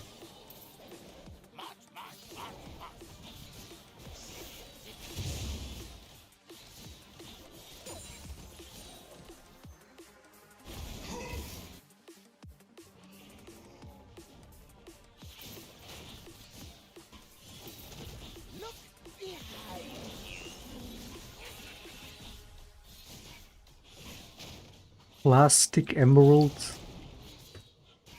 Is it emerald? Is it master? Is it diamond? What is it? Chicken soup elo. Can you not make me more hungry, man? I'm getting hungry now. Chicken soup would be nice right now.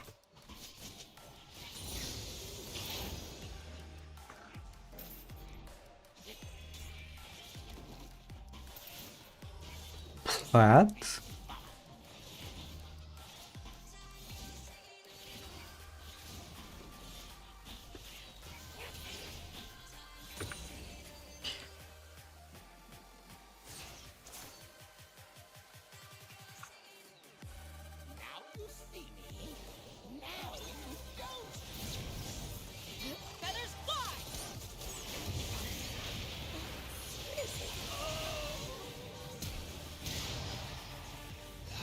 What elo is this? What elo?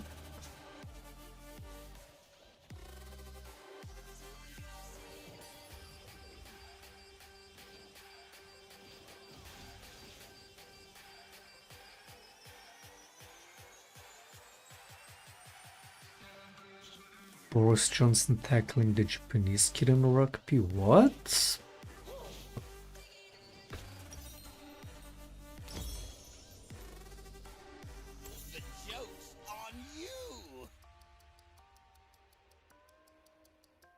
Diamond? Do you guys want me to reveal it?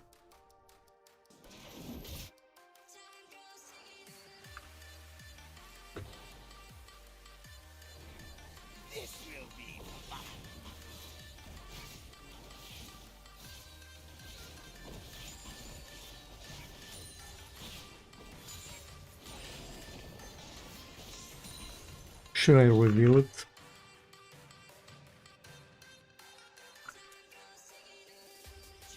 Where the fuck am I going?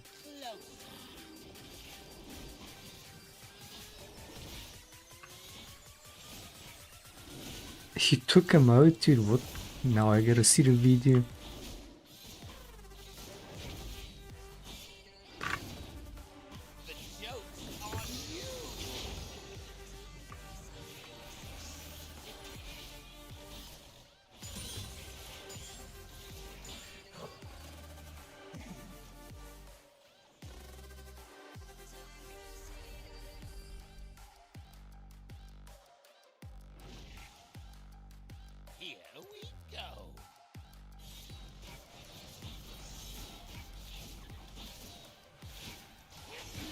You want me to reveal it? There's a silver elo.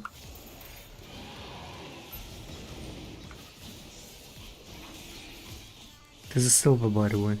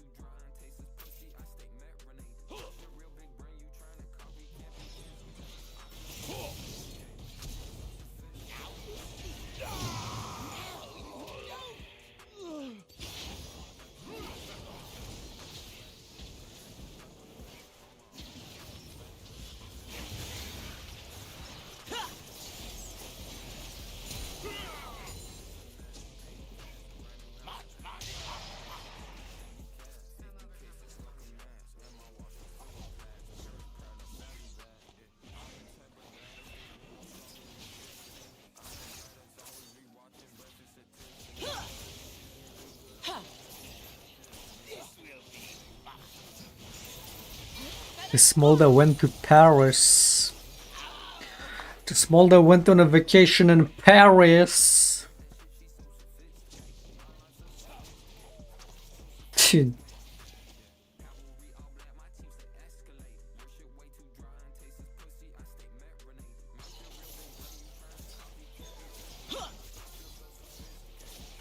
Playable games. I mean, I already accepted that we're not having a single normal game today. After like 2 games in. This is the 4th game now.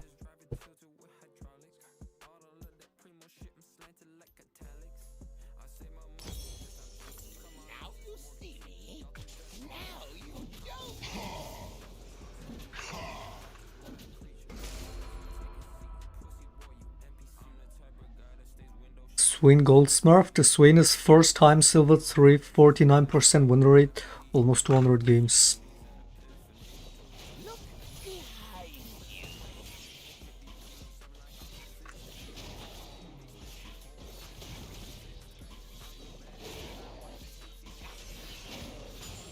Something is so wrong and broken with the ring. It's actually crazy, man.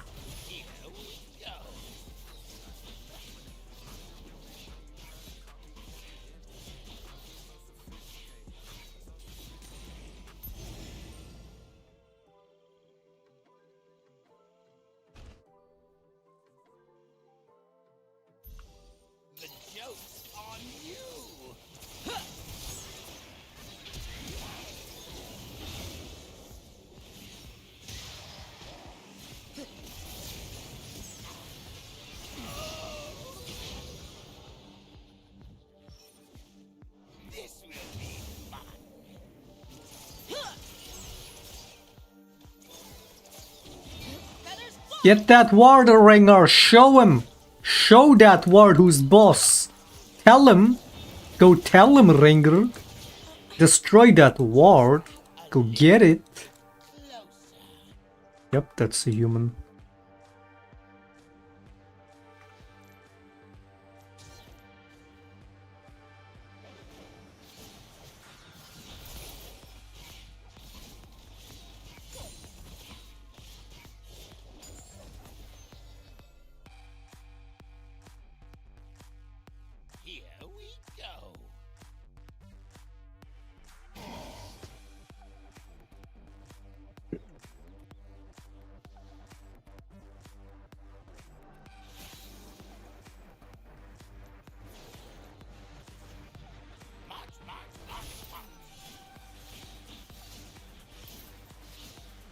Why are the games so different from Northeast? This is not only Silver, this is Northeast.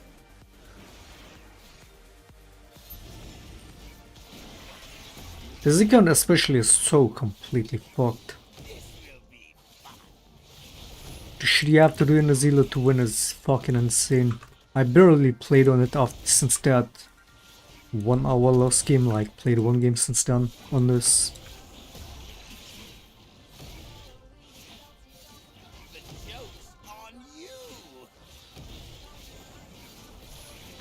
I mean, it's also Sunday, Q, man. What can you do?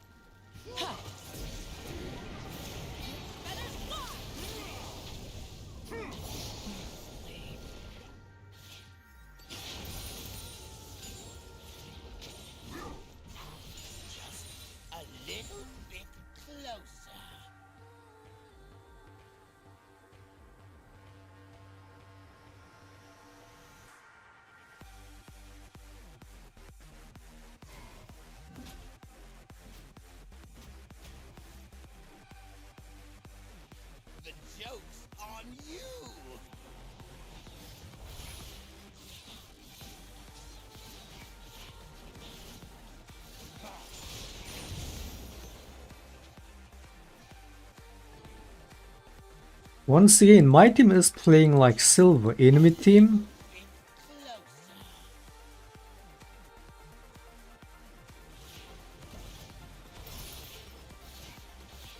Silver, I guess.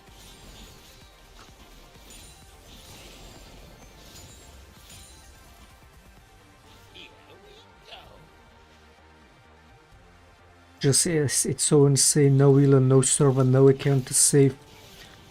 The difference in team depth every time is it's unescapable, man.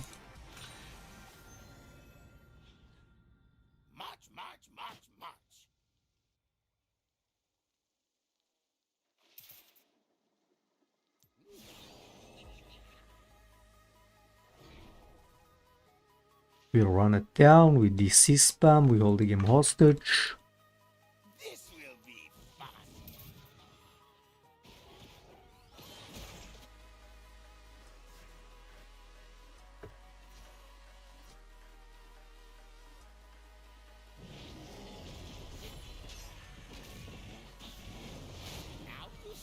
It's losers queue, sure is, but it's like, it's every account. So I'm starting to believe that losers queue really is IP based, as I was told. Like, this is insane. This is fucking disgusting.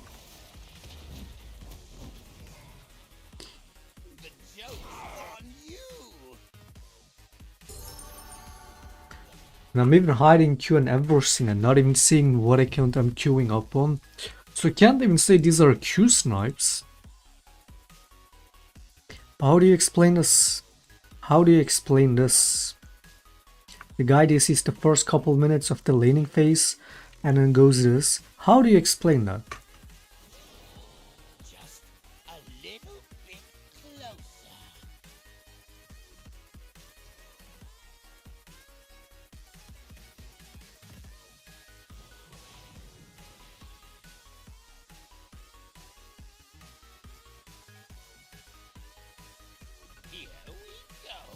I don't even know why I'm still playing this. Do you have a link to that video?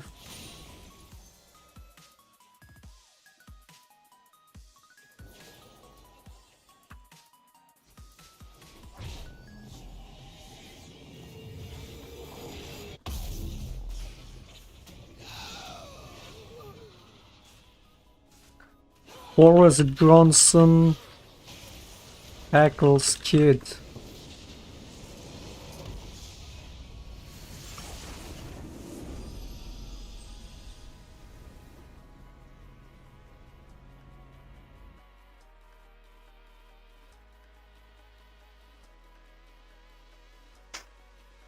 What is that thumbnail?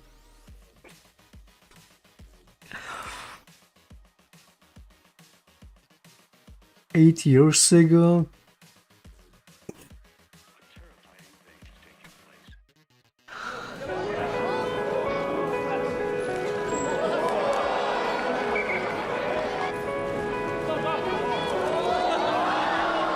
What?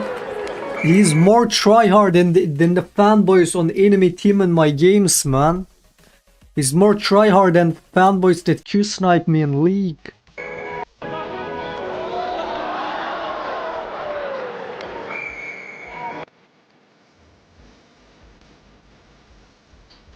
What the fuck?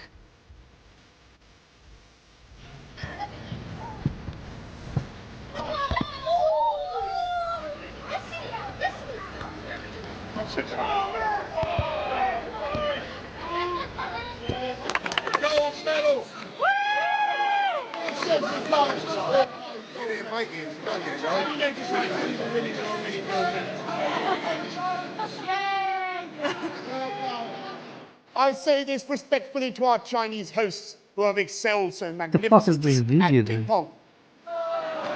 Ping pong was invented on the dining tables of England, ladies and gentlemen. He can't even carry a silver game, but I can carry your mom. There are over I can 550 carry million your firearms mother. in worldwide circulation. That's one firearm for every 12 people on the planet. The only question is, how do we arm the other 11? Are you excited to get a glimpse into the American crime drama film of 2005, Lord of War? Hi friends, we're so excited to have you back on our channel. At the start of the movie, Yuri Orlov appears to be an ordinary man, but eventually he starts a weapon business and becomes the biggest weapon businessman and smuggler in the country. Yuri Orlov is introduced in the movie as a character who moves with his family from Ukraine to Burton Beach as refugees. His brother and family together run a family business. One day, Yuri's father tells him to go to the restaurant opposite the house and find out what the special dish is. On seeing a gang of Russians fight, Yuri believes he should run a gun business because that seems like the need of the hour. He goes along with his father to meet a gun dealer. He closes his first sale by shaking on a used gun deal. The success of his first deal makes him confident to partner up with his brother Vitaly. He has a dream to take his gun business international. Before commencing his business in 1980, Yuri and Vitaly go to meet Simeon Weiss, an accomplished arms dealer in the weapons exhibition in Berlin, with a business proposal. Weiss rejects his proposal, dismissing him as an amateur. Yuri gets his big break selling M16s following the 1982 Lebanon War, and becomes an equal opportunity seller of weapons to all sides, revolutionaries, terrorists, and communists alike. With time, Yuri develops multiple identities and stores them in a metal security container. He takes the passport whenever he needs to go to do business. He deals in two kinds of arms: white legal arms and black legal arms. Yuri creates a process of conversing through codes for carrying out arms deals. The code is Mother for rocket launchers and Children for Kids Angel King AK-47 rifles. The smuggling of guns and ammunition gets done through ships. Yuri gives high governing officials a big amount to know of any possible issues beforehand. However, there is one Interpol agent, Jack Valentine, who cannot be bought with money. Their first encounter is when Yuri smuggles a shipment of weapons on the ship Kristall. Upon learning that Valentine is after him, for the interaction to work in his favor, he changes the boat's name to Kono. He also changes the flag and registration name. Officer Jack manages to find the ship, but when he opens the container, all he finds are rotten potatoes. He has received false information from one of the government officials to whom Yuri has paid a high amount. He tells Jack that the smuggled items are on another ship. Now this shocked us quite a bit. It turns out that this ship itself had its smuggled weapons hidden under heaps of rotten potatoes. On signing a business deal with a Colombian drug lord, Yuri is paid in cocaine instead of cash. He initially opposes this, but after being shot at, he ultimately accepts the payment. Yuri and Vitaly both get drunk, however. Vitaly steals 1 kilogram of cocaine and takes off. When Vitaly is found after 12 days of search, Yuri finds out that Vitaly has become a drug addict and checks him into a rehabilitation center. Post this, Yuri commences carrying on his arms business single-handedly. Enter the love interest. Yuri meets his dream girl. Oh, this is Ava just a Fontaine. summary, He books not a a photo like shoot for her, more as well as in-depth an entire hotel so they can have the analysis. whole area to themselves. He also rents a Analysis. private jet to go to New York. After a good deal of flamboyant romance, they get married. They have a child together and name him Nikolai. On the day that Nikolai begins to walk in the year 19...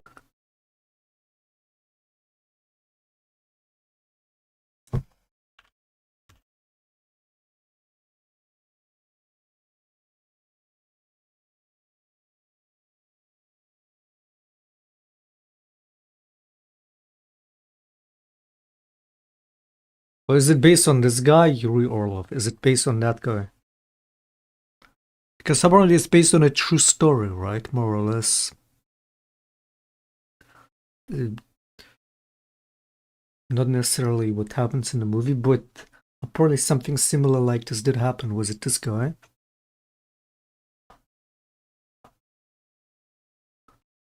Arming every side to start a war.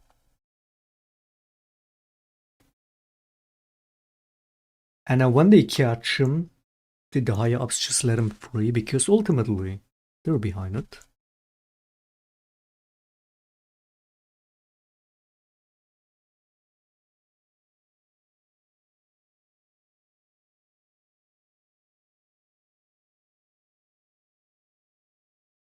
Victor Boot is the most famous arms dealer in the world. This fact is greatly facilitated by the film Lord of War, starring Nicolas Cage, which skyrocketed Boot's popularity. Despite many scenes in the film being fictitious or embellished, Boot really did do business with the most cruel and bloody people on Earth. He worked with Al-Qaeda and with the Taliban, ran military equipment for the Libyan leader Muammar Gaddafi, supplied weapons to probably all African countries where civil wars were fought, and did not shy away from transporting weapons to all the belligerents involved. People died because of people like him, and he was dubbed the Merchant of Death. In American law enforcement circles, Boot was second only to Osama bin Laden, while in Russia, on the contrary, he was considered an innocent victim of American politics and almost a national hero. He was hunted by numerous international intelligence agencies, but unimaginably always managed to escape. So how did he get caught? If the movie had ended the same way as Victor Boot's real story did, then fiction could have been easily added to the genre tags of the movie, right beside drama and crime. Only this fiction is real, which is the scary thing. The mysteries that would shroud the entire life of Victor Boot begin with his very birth. But he isn't just the only guy that does this, right? Isn't it just ultimately what politics comes down to, man? Like, every government will be involved in whatever fucking hidden fishy shit behind the scenes, proxy this and whatnot. Officially, it is believed that he was born on January 13, Ultimately, it's a few that will always benefit from but wars. some sources claim that the real dying. date of birth was 7 years earlier in Be it this 1960, guy or someone and else. his original surname was not Boot, but Butkov. What is certain is the place of his birth, the capital of Tajikistan, Dushanbe. It is unlikely that Victor's parents imagined who their son would become in the future, but from childhood, the boy had a passion for two things: learning languages and the military. Until high school, he actively studied English, and while in high school, he decided to study a rather atypical combo of languages, German and Esperanto, and consolidated his typical combo of languages, German and Esperanto. What language is that? And consolidated his interest in military affairs by graduating from the Suvorov Military School. After receiving his diploma, Boot tried to enroll at MGIMO University, but failed and was drafted into the army. After serving for 2 years on the territory of the Ukrainian SSR in Zakarpattia, Boot once again decided to try his hand at studying and risked entering the extremely prestigious USSR Military Institute of Foreign Languages, located in Moscow. The second attempt at admission was successful. It's not surprising that Boot chose to study to be a military translator. What was surprising was the main language of this study, Portuguese. Albeit not the most popular language, it quickly came in handy when Boot was sent on a business trip to Mozambique in Angola, where they just needed a person with a knowledge of Portuguese. Traveling to different African countries, Boot proved himself to be excellent in his tasks and gained immensely important connections that he would use in the future for his transportation. What if I sold your children candy and told them it as poison and told them it's candy? I'm just selling stuff, right? We should let anyone sell anything, even if it kills people. Of goods. Are you fucking... Another important event was meeting his future wife Ala in Africa, at who least he be would a marry good a little troll, man. later in 1992. The name of his wife will come up more than a few times in our story. Having completed his African tour with the rank of first lieutenant, Boot left the service and began to think about his own business. Fortunately, he now had experience working abroad and, most importantly, the necessary acquaintances with influential people. Shortly after, the USSR began to collapse, creating a mess in almost all post-Soviet countries. The country was divided by anyone who wanted a slice: politicians, oligarchs, bandits. In the film Lord of War, what Nicolas Cage's character said was true, stating that after the collapse, everyone was trying to grab their piece of the pie, and, as such, there was presently no new stable power. The real Victor Boot was of the same mind, and decided to also take part in the circus. In 1992, Victor opened a company that was supposed to deal with civilian air freight transportation. To carry out the business idea, he needed airplanes, so he calmly bought 3 for $120,000. When he was later asked where the 25-year-old former officer got so much money, Victor replied that he never had investors and that finding money was never a problem. Right, it's only a measly 120 grand. As he was starting out, Boot chose South Africa as his home base, but very soon changed it to the United Arab Emirates, where his company settled at the Sharjah airport. Business quickly took off, with Boot transporting everything and anything and making decent money in the process. He bought fresh flowers from South Africa, which cost $2, and sent them to the Emirates and Saudi Arabia, where they allegedly cost $100. In one flight, Victor transported 20 tons of flowers. He also transported exotic perishable fruits, spare parts, imported equipment, and many other household goods. His planes carried French and Belgian peacekeepers and legitimate military supplies. Even the UN didn't shy away from using the services of his company to deliver humanitarian aid. Boot's auto and air fleet was constantly expanding, and his company's employees were becoming more and more numerous. Everything was fine. Money flowed like a river, and everyone was happy. But something would soon happen that would cause Victor's activities to gain the attention of the international intelligence agencies. Afghanistan, 1995. A civil war is raging. The Taliban, including many jihadists who fought the Soviet Union in 1989, are rushing towards Kabul. President Rabbani is purchasing weapons. Aerostan, Boot's transportation company, headquartered in the Arab city of Sharjah, volunteers to solve the problem. A huge IL-76 filled with Albanian weapons and ammunition is sent to Afghanistan. It is crewed by 7 Russian pilots. Problems begin over Kandahar. A Taliban plane forces the crew commander to land the IL-76 at the Kandahar airport. The cargo goes to the insurgents. The pilots are taken hostage. A little more than a year later, the pilots are given a chance to escape, and they successfully take advantage of it. They secretly enter the plane, start it, and fly away from the Taliban. The miraculous rescue of the pilots is celebrated throughout Russia. The country is in desperate need of heroes. All newspapers in the world write about the escape from Kandahar, but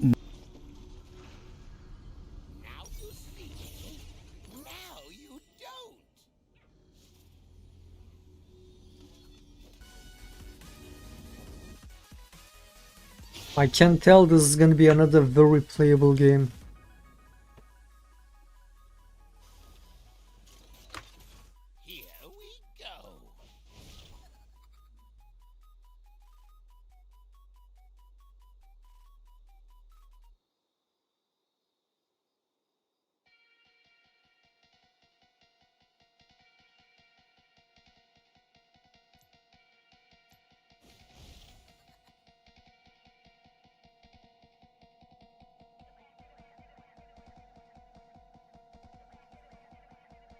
The joke's on you!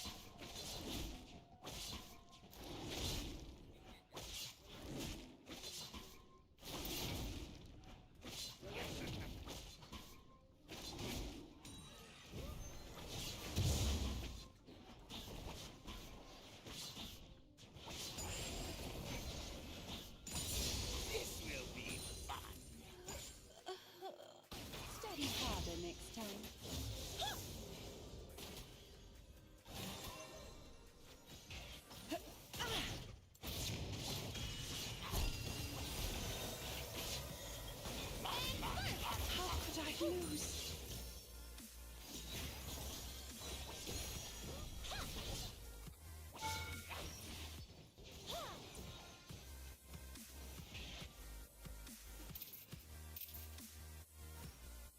Just a little bit closer.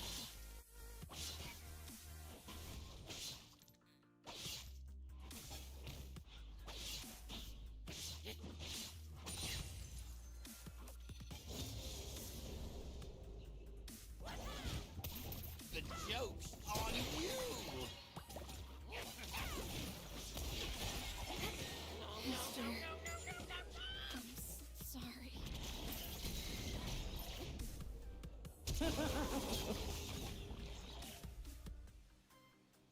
Now you see me. Now you don't.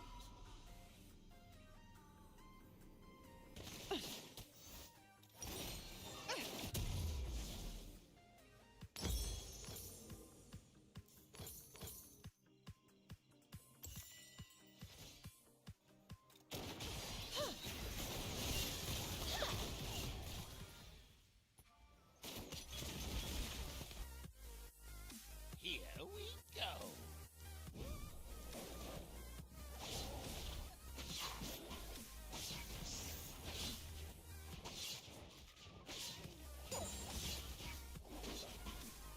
What's kind of disturbing is that it's always the most profitable business. The ones where, you know, the ones that cost other people's lives. The ones that are easy exploitation, warmongering, preying on the weak. It's always those that are the most profitable. What does that say about the world? Is that a human nature, or is that beyond that just what the world is? It's like, yeah, greed gets rewarded, not just in a human-made system, but also like generally.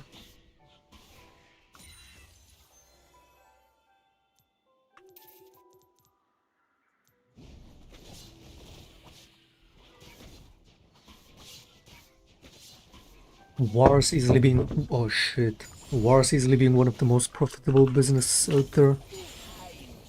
What does that say, man?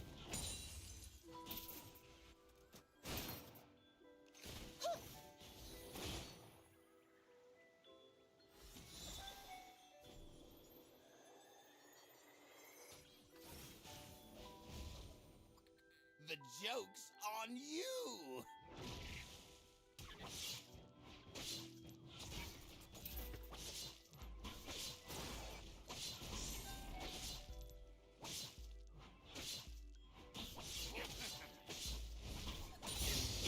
This will be fun.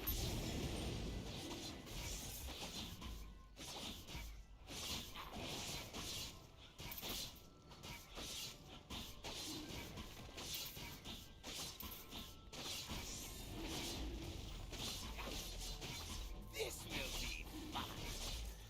Oh!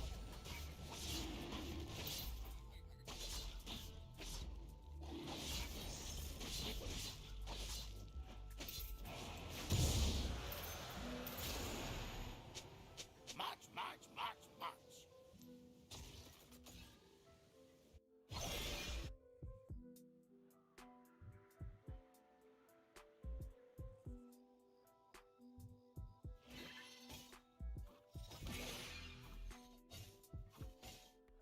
Just a little bit closer.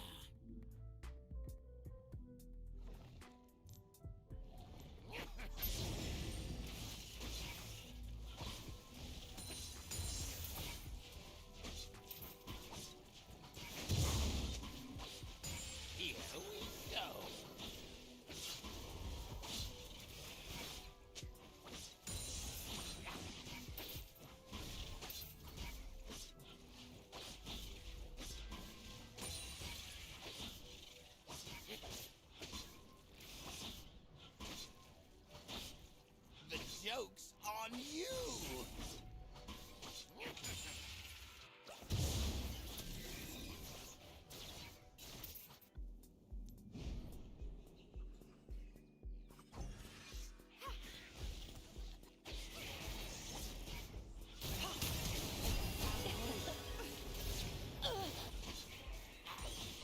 Yeah, the subhuman is one trading. So fucking obvious.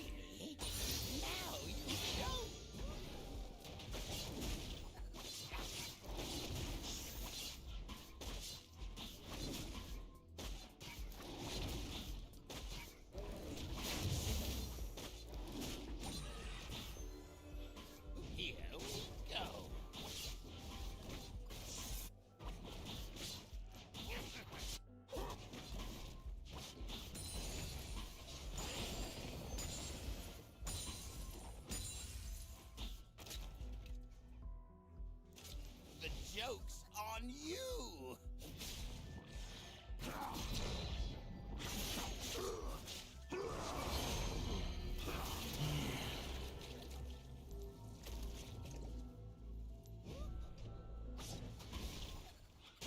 Just a little bit closer.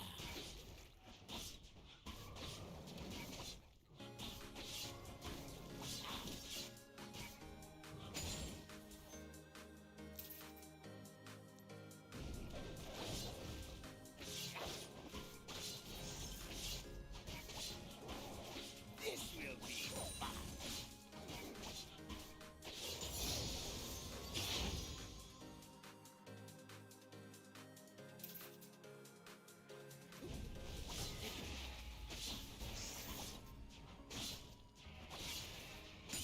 March, march, march, march.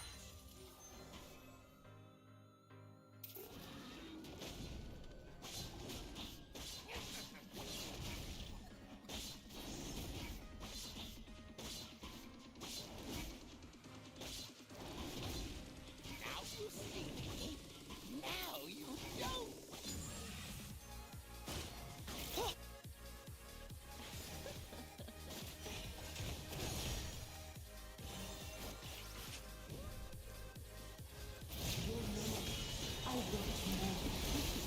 Look behind you.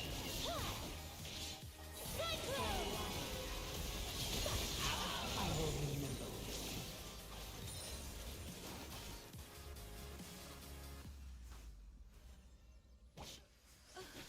Didn't make the grade. March, march, march, march.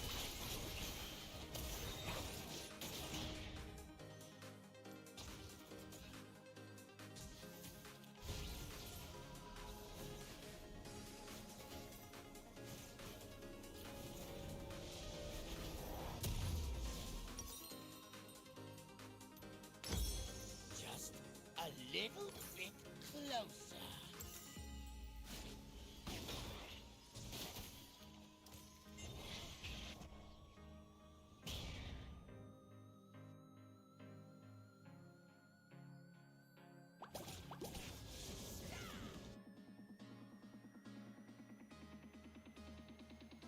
Now you see me. Now you don't.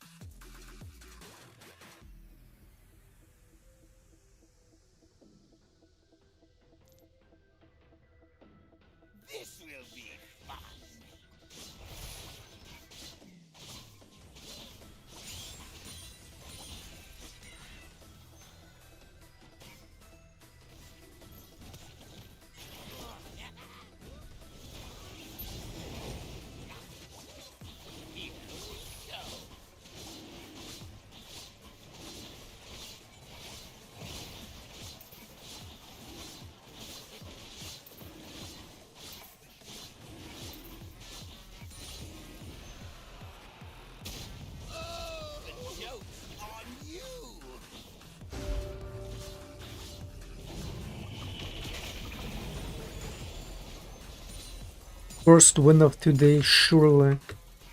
Inshallah, the first win today. I mean, doesn't look like it with this dipshit. He's trolling. I mean, subhuman is doing trading. Look what he's building. Look how he's fucking literally running it down. What a fucking subhuman.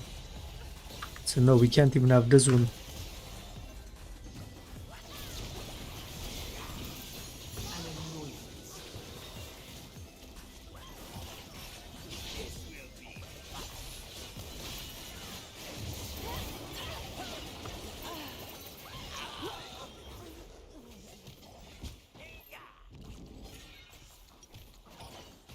Knowledge is power.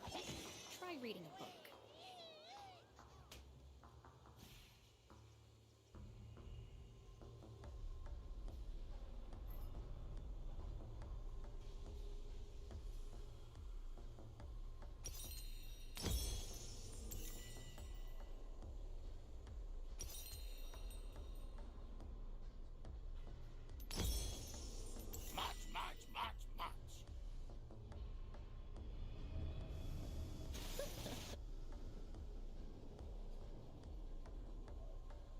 Why did they remove the statue on this item? Wasn't there a statue when you build this? Just a little bit closer.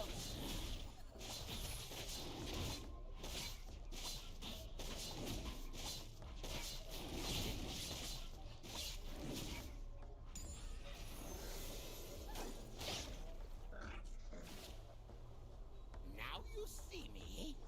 Now you don't.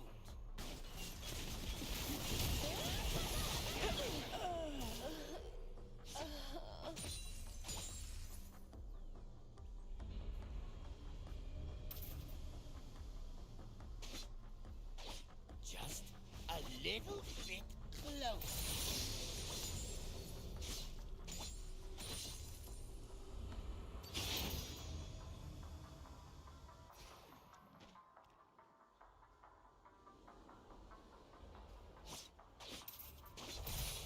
March, march, march, march.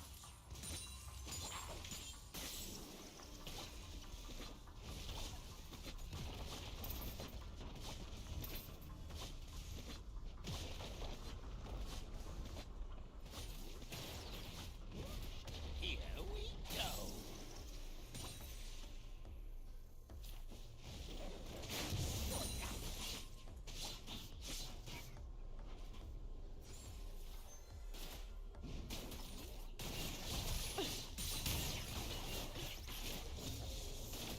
The joke's on you. How could I lose?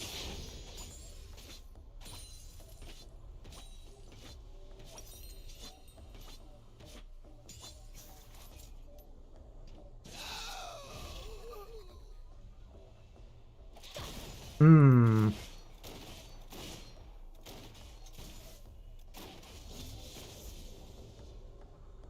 We might as well go crit.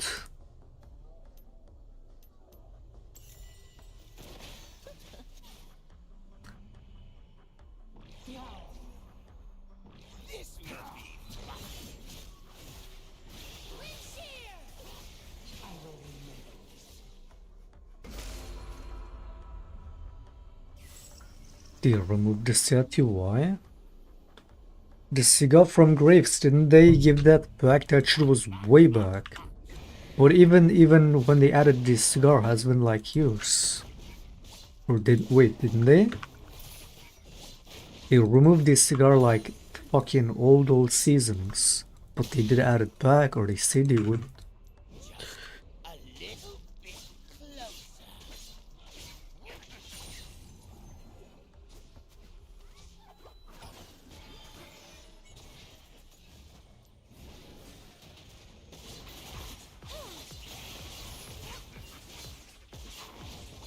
Now you see. Now you don't.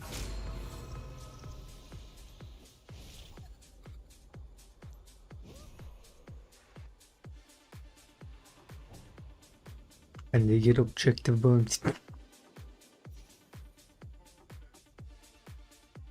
you see me. We barely have 4 kill difference. Who Drakes? They got Grubs and Herald. Oh, but we have too many towers. Objective bounty for them.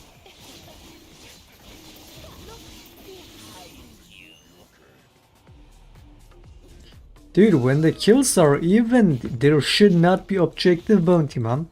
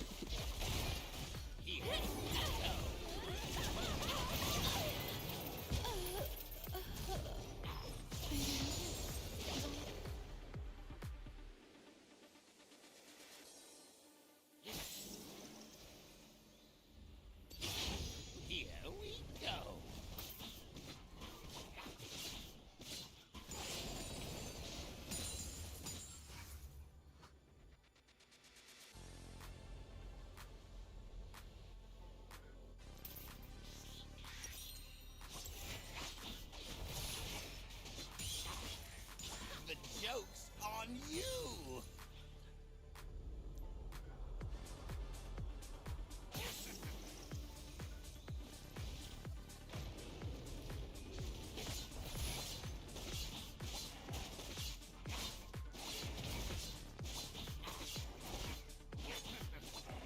Just a little bit closer.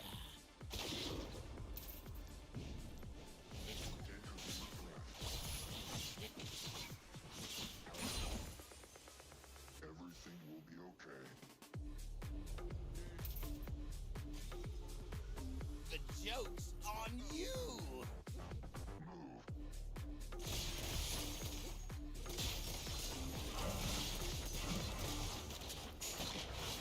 I love how this champion could be AFK walking down a lane, have that ability I guess perma enabled, not even pay attention, and still 1v1 you while AFK walking on the lane. And he would still 1v1 me.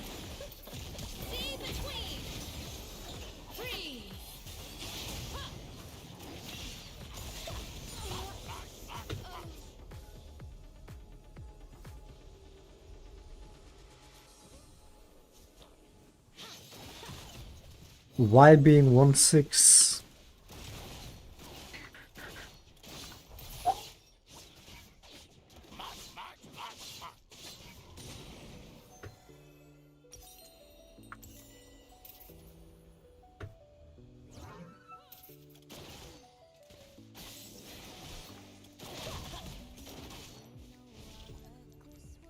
Just a little bit closer.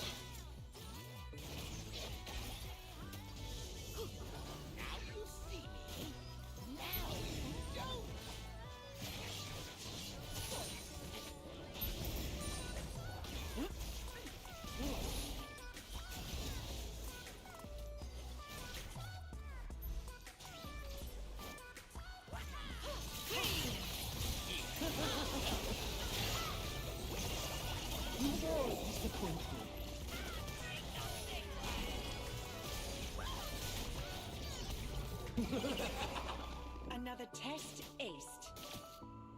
Perfect.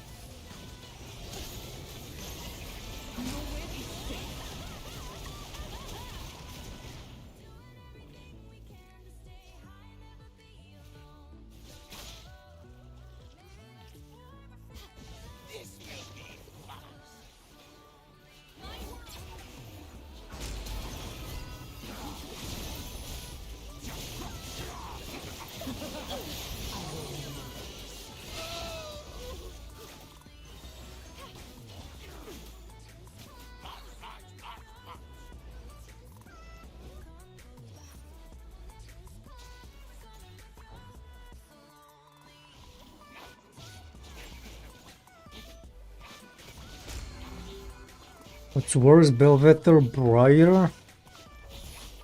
Belvet is just not a champion, it's fucking disgusting.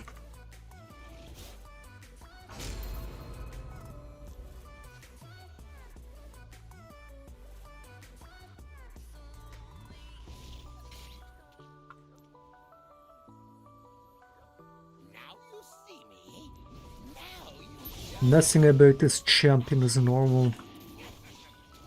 Compared to Belvet, Briar has counterplay.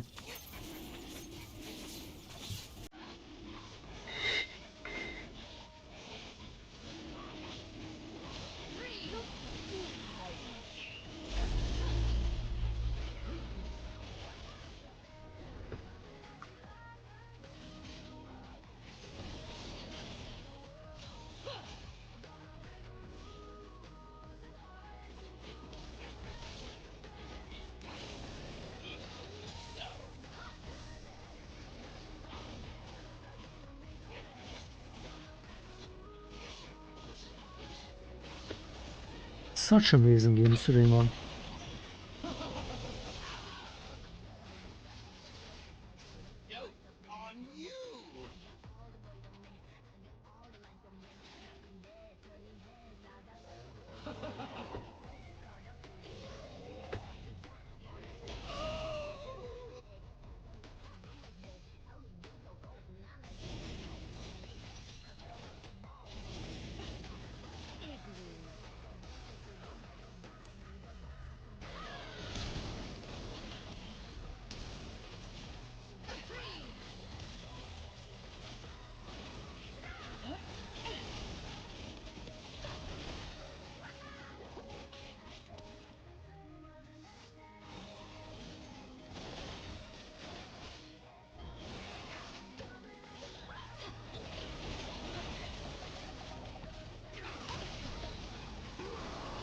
Belvet is like Master Yi with CC. At least Master Yi, when he uses his ability where he doesn't take damage, it doesn't deal ridiculous range, ridiculous fucking disgusting damage while doing that. And oh, he does heal up too. Or at least he doesn't fucking, at least that's not his, at least his W isn't his highest damage ability either while making him tanky as fuck. Because that's what Belvet does with that fucking ability.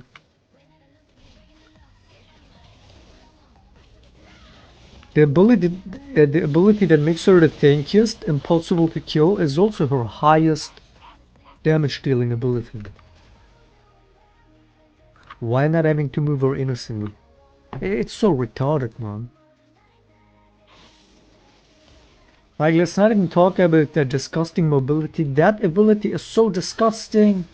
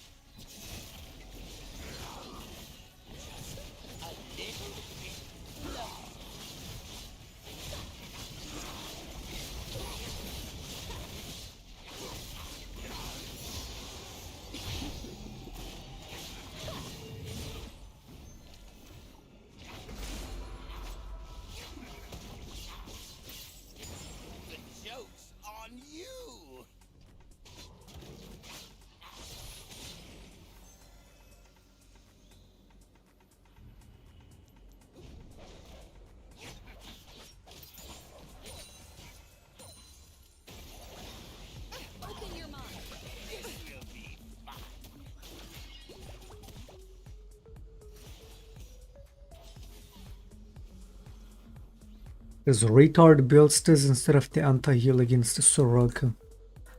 I mean, fucking... You know what I mean. You know what should happen to the Zimaf.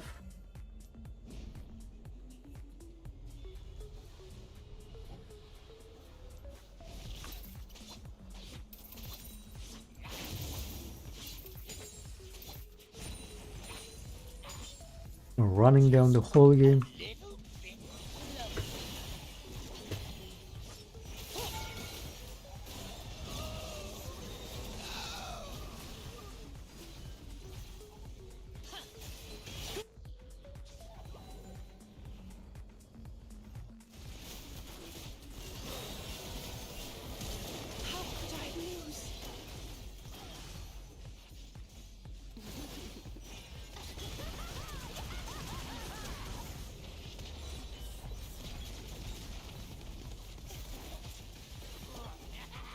Why do you have map coverage? There's only 23 people watching because your mom is watching and she said she likes to see that cat pic instead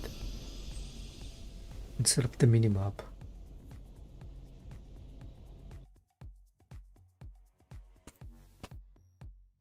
None of the journalists can track down the owner of the plane, the mysterious businessman from Sharjah. Some call him Victor Bout, others Victor Bulakin, or Vadim Aminov. There are no photographs of him. There are only vague rumors about connections with the KGB and a transportation empire. Due to this high-profile incident, many intelligence agencies around the world became interested in Bout, and soon stunning facts about the man began to surface. It turned out that transporting flowers and working with the UN, along with the rest of it, were just distractions. In reality, Bout made his money by selling weapons and military equipment, and he did it on such a scale that he was immediately called one of the world's most prolific arms dealers. During the Cold War between the East and the West, both sides pumped out ludicrous quantities of weapons in case a real war broke out. Fortunately, the war never happened, but it did mean that numerous weapons warehouses remained inactive. Of course, another military conflict could have started at any time with any one of the other countries, but few people cared. After the collapse of the USSR, the Soviets and Allied countries had so many weapons that they had more than enough for several military conflicts. There was simply too much of it, which is why it was decided to clean up the warehouses properly, allowing mind-boggling sums of money to be made. Many countries in Asia and Africa needed military-grade weapons for Victor Bout, a former officer who knew multiple languages, had been on a lengthy business trip in Africa, and had connections with influential people, was perfectly set up to take the role of the one who would transport these weapons. The key word being transport. Victor said that he never purchased or sold the weapons, but simply transported them. Even if this were true, which is hard to believe, it is worth looking at who he was transporting these weapons to. It's quite the list. His first known order was in 1992, delivering weapons for the Northern Alliance fighting the Taliban in Afghanistan. Bout made initial contacts with President Rabbani, and Bout's transport plane began appearing regularly at government-controlled airports, delivering ammunition and small arms from Albania and other Eastern European countries. Although many Mujahideen leaders remained staunchly anti-Russian, even after the collapse of the USSR, Rabbani's government took a more pragmatic position and welcomed a businessman who could deliver. Bout personally visited Afghanistan several times, enjoying mountain hunting trips that his hosts arranged for him to establish a good business relationship. Bout's services were vital for Rabbani, as in the early years of his government, he had little ability to purchase military goods from other sources. Having established a partnership with the president of Afghanistan, Bout supplied him weapons for a long time. But eventually, the hunger for money drove the enterprising Victor to impertinently start supplying weapons to the president's direct enemy, the Taliban. In 1995, in Kandahar, precisely at the moment when the 7 pilots were captured by the Taliban, Bout, according to rumors, managed to make a deal with Mullah Omar, the founder of the Taliban, and earned about $50 million by supplying them weapons. It was a partnership that lasted from 1995 to 2001 until American troops entered Afghanistan. Since late 1996, Boot's transport aircraft have regularly flown from Sharjah to airports in Afghanistan, delivering small arms, ammunitions, satellite phones, as well as refrigerators, food, and other commercial goods. But this was just the beginning of much larger operations.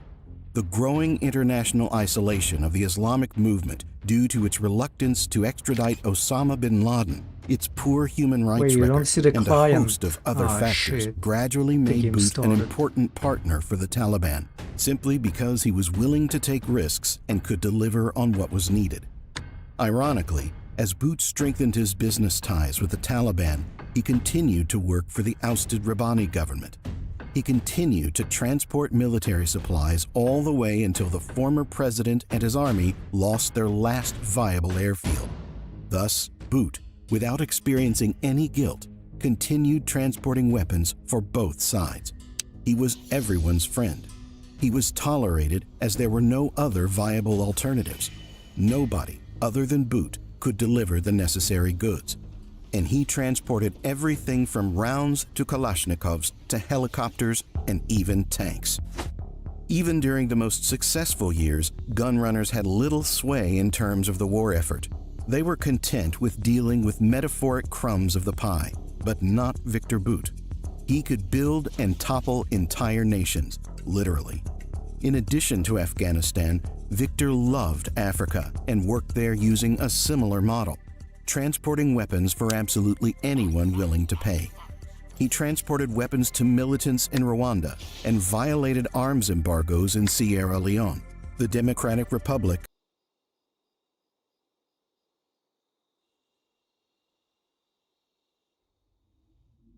Just a little bit closer. I've been painting every fence I know. Every color bleeds into the same.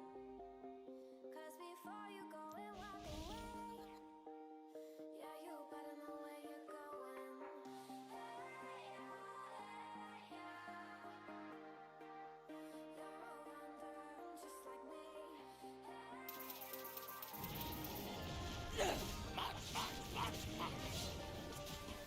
Endure!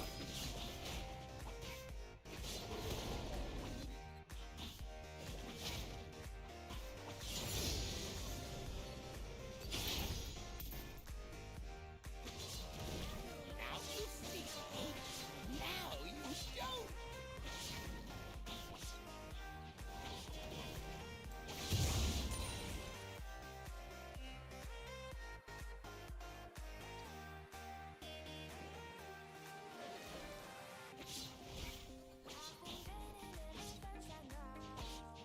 This will be fun.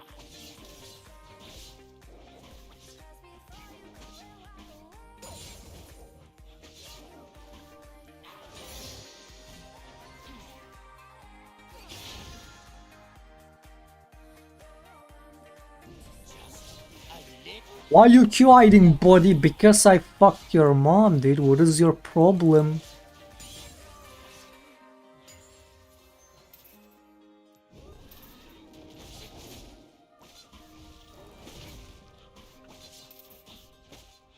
Clad bot lane.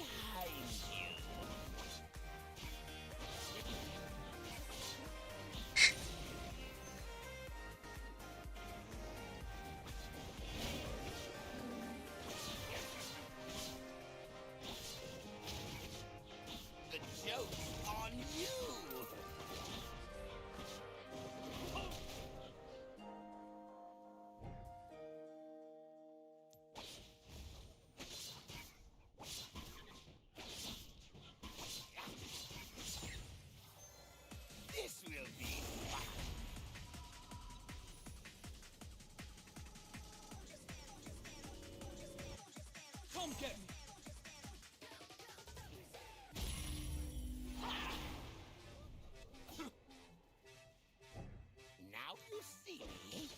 Now you don't. Don't blink.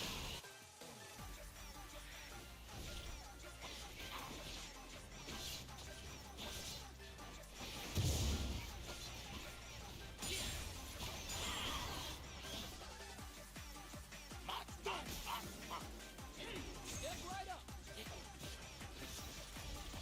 Guys, look out.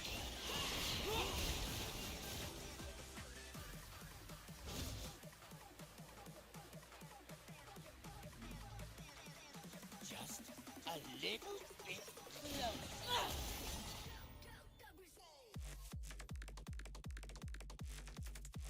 See my sister. Another voice in the cacophony of wheels.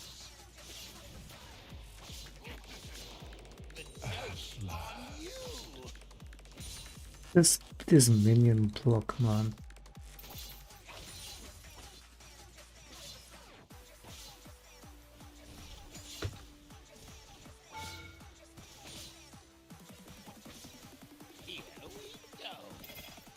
He has no teleport, that's massive. Oh.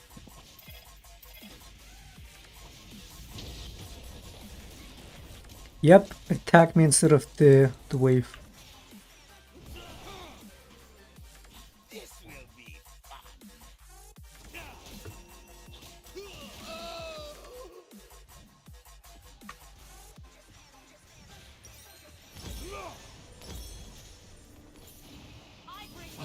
Yes, I remember. Now you see me. Now you don't.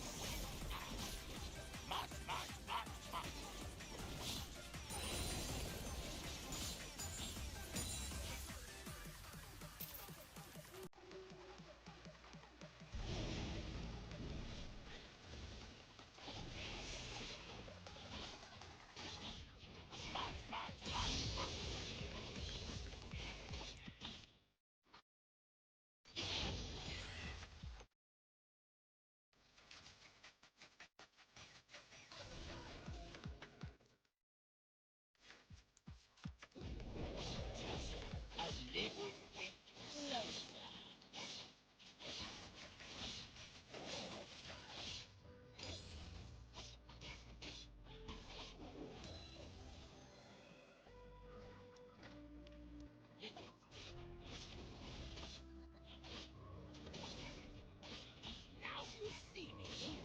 Now you don't.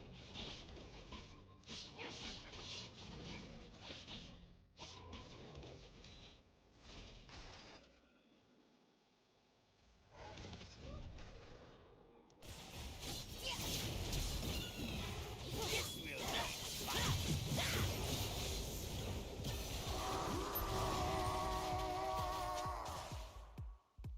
So what's the idea behind this?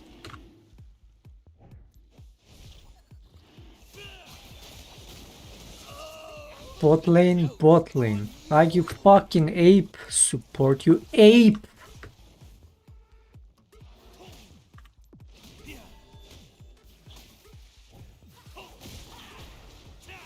Now I'm gonna run the shit down, I'm gonna run it down, I swear.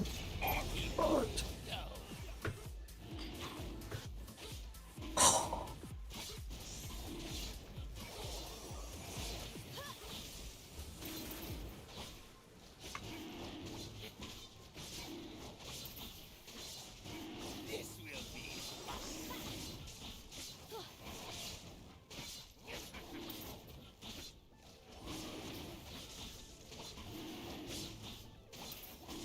Why they play clad bot? Because this is the Emerald special, man. They love to pick brain that shit on the Zillow.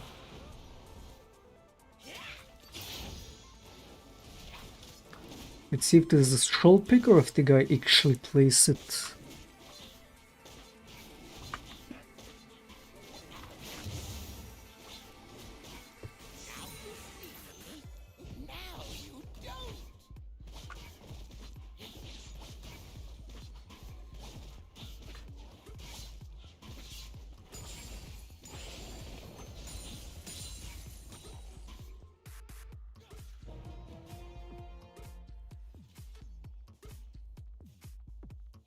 we go.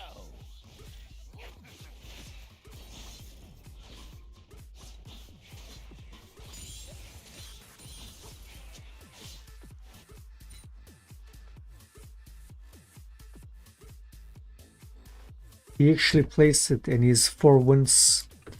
And he went 27-7 in one game.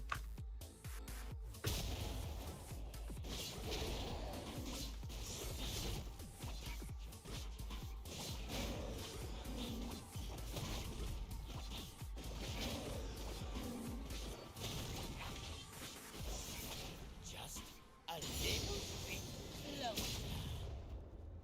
Die with me, brothers, and be free.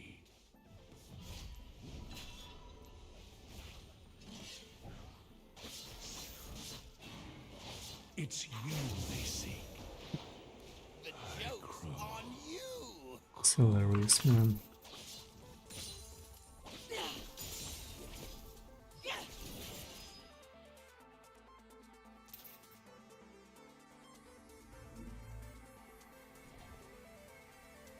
Here we go.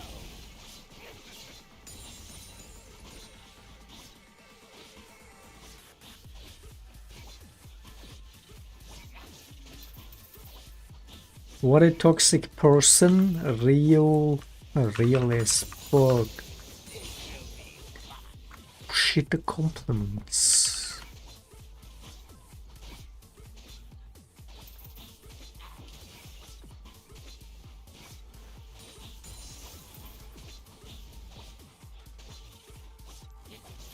Now you see me. Now you don't.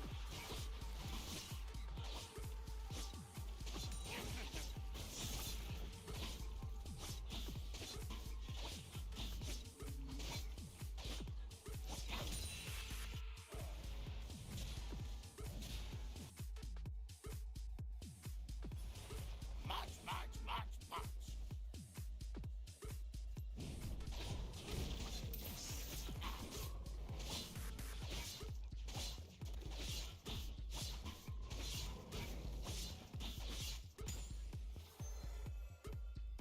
That was too unrighty waiting to fucking in on the last second of the recall.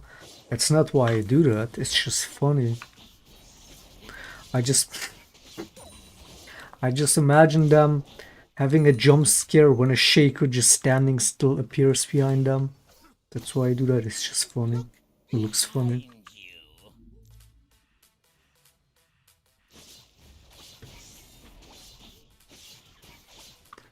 A shaco attack, a shaco standing still coming out of stealth next to you is scarier than a shaco coming out of stealth attacking you.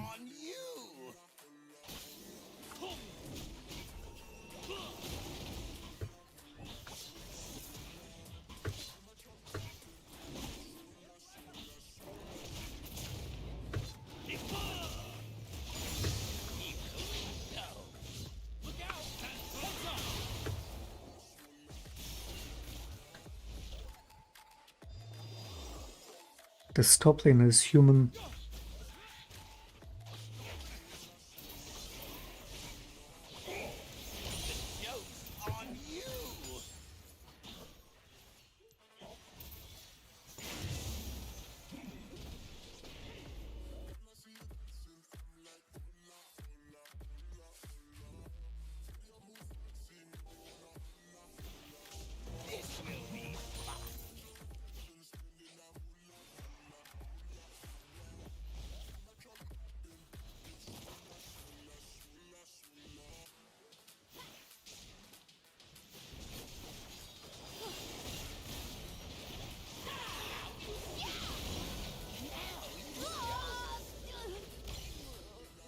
I might be a deranged lizard-riding bandito, but I'll whoop you real good. Look out!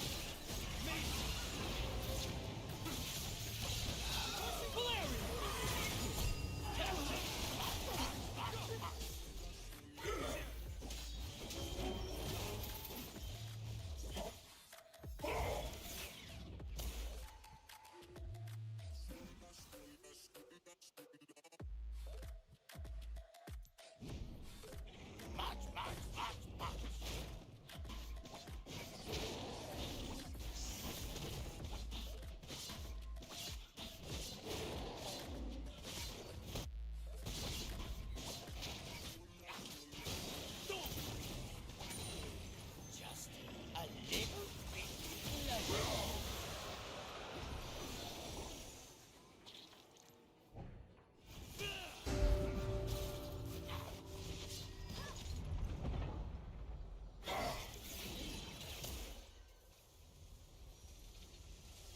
joke's on you. These games are so beyond disgusting today, man.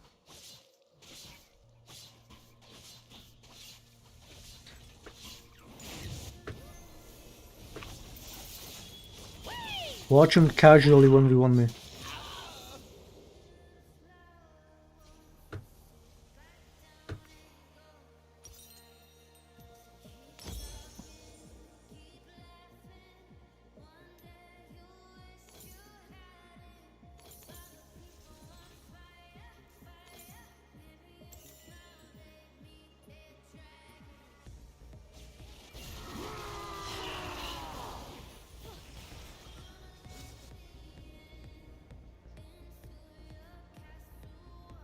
Here we go.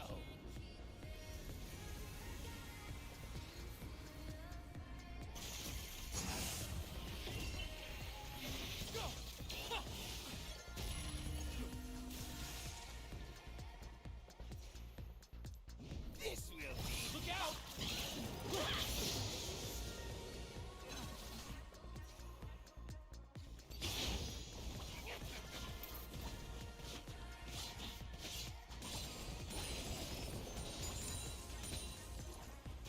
Now you see me. Now you don't.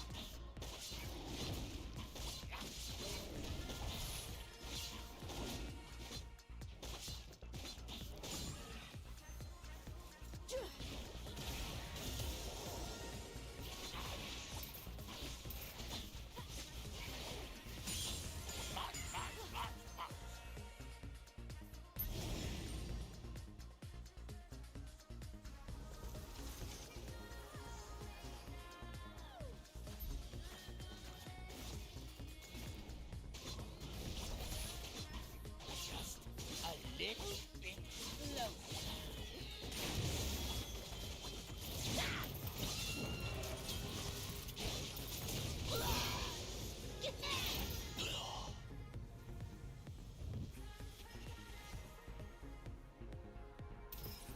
The joke's on you.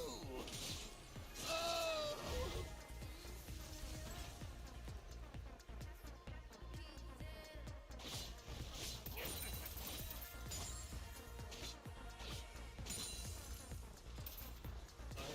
Here we go.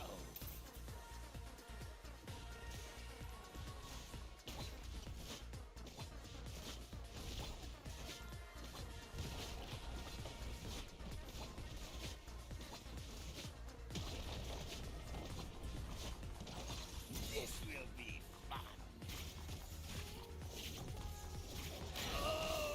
Why does he see me?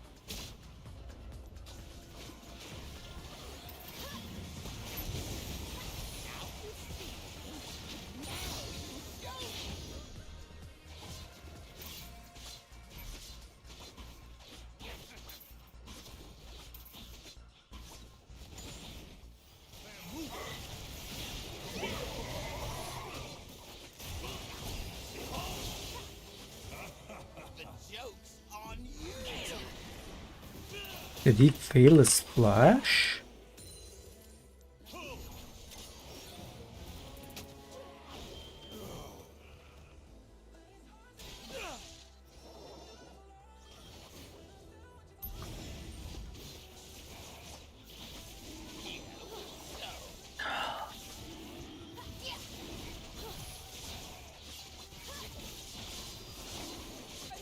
Look out! Don't blink! Take shape.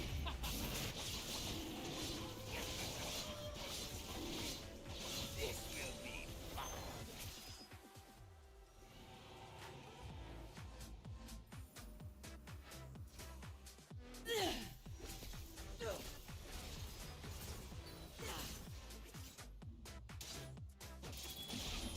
Now you see me. Now you don't.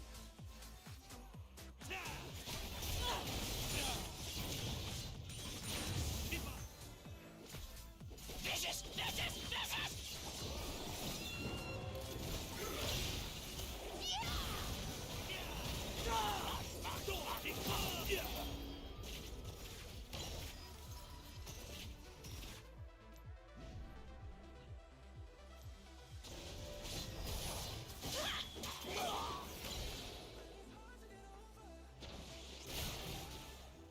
Just a little bit closer.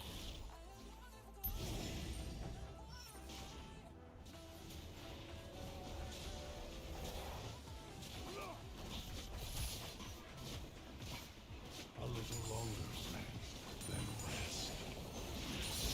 The joke's on you! Allies from below.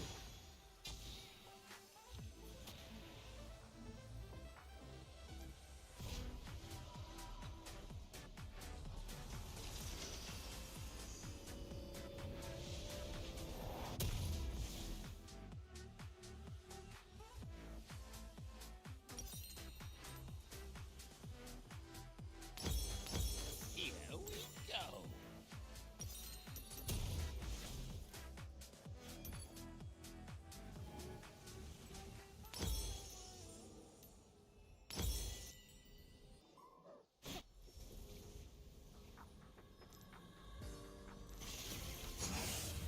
This will be fun.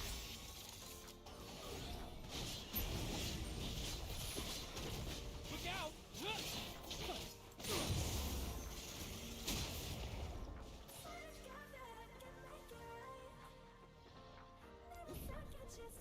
This will be fun.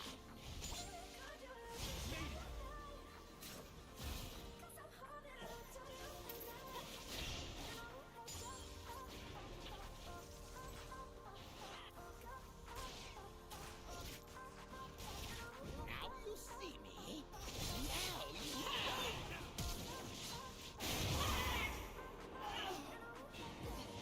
Won't you join them?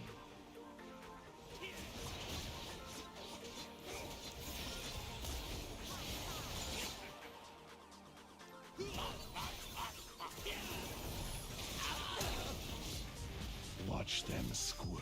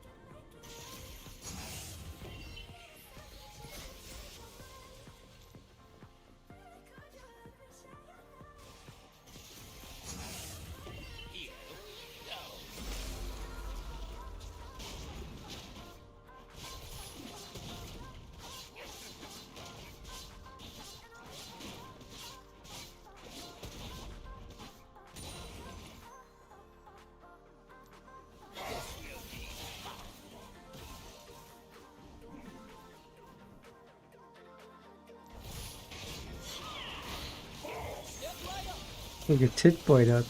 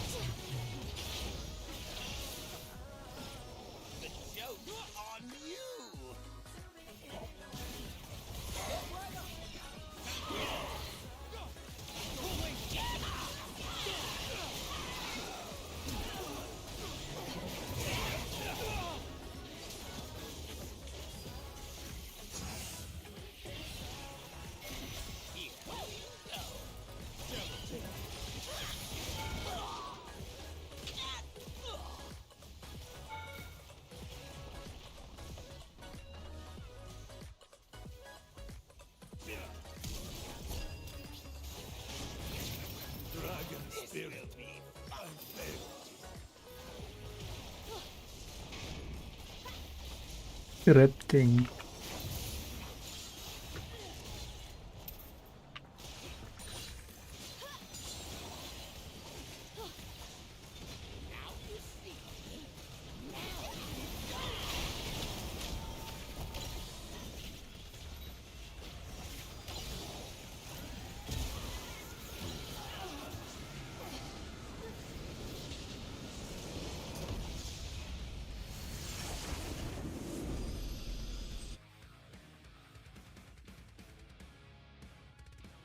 First time I see a League stream on my YouTube, really?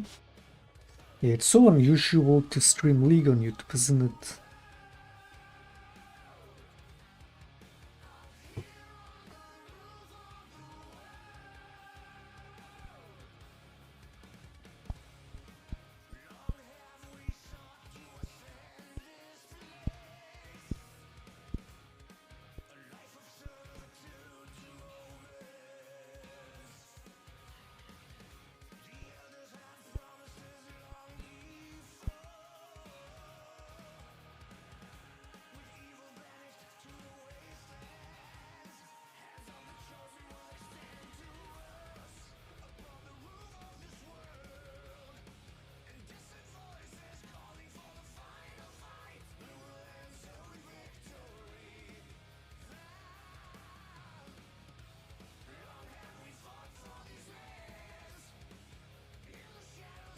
of the Congo and Algeria, where he sold weapons to both government forces and rebels fighting them.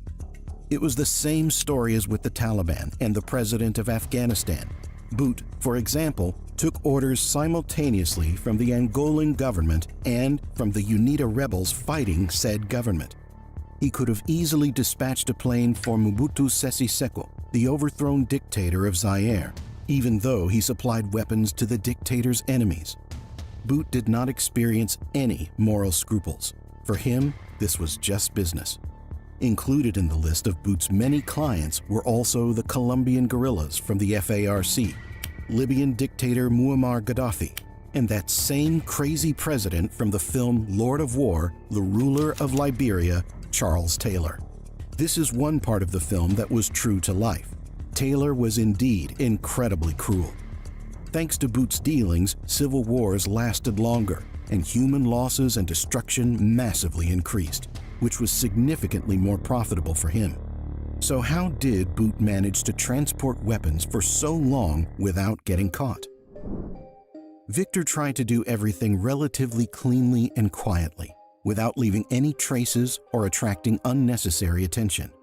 On paper, he had several airlines in different countries, and the aircraft, according to documents, were constantly transferred from one company to another. Boot constantly changed the names of his companies and forged papers. Nobody could catch him. His business was so well hidden by front companies that even the US government later unwittingly contracted 2 of his companies to supply goods to US troops in Iraq. When transporting weapons, he falsified all the necessary certificates. So, according to the documents, it turned out that the weapons were going to law-abiding citizens, as a rule, to the government of the country. For example, to transport weapons to the rebel army in Angola, which was subject to sanctions on the supply of weapons, Boot took the weapons to Togo, the location of the official customer, according to the papers. Along the way, he stopped in Angola, unloaded weapons, and returned to Togo, although there were 4,500 kilometers between the states.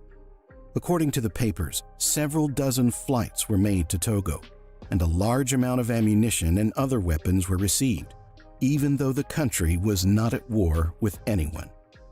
But how did Boot's planes fly from Togo to Angola without being detected by radar systems? Simply put, few African countries back then had radars that could detect movement of airborne objects. Thus, Boot calmly flew all around Africa without anyone noticing him, and if he did manage to get caught, he would simply invite them to take part in the profits. He transported frozen chickens, beer, and a plethora of other goods from Europe, and hid AK-47s, cartridges, and other weapons in the boxes. Boot's partner, Richard Shaclone, once admitted that getting around international sanctions is easier than buying a burger at McDonald's. It is worth giving them their due, however. Both Boot and his team were truly professionals and experts in their field. As a rule, his customers did not have the money to pay for the goods, so Boot took diamonds or prohibited substances as payment, which he resold in Europe and Latin America.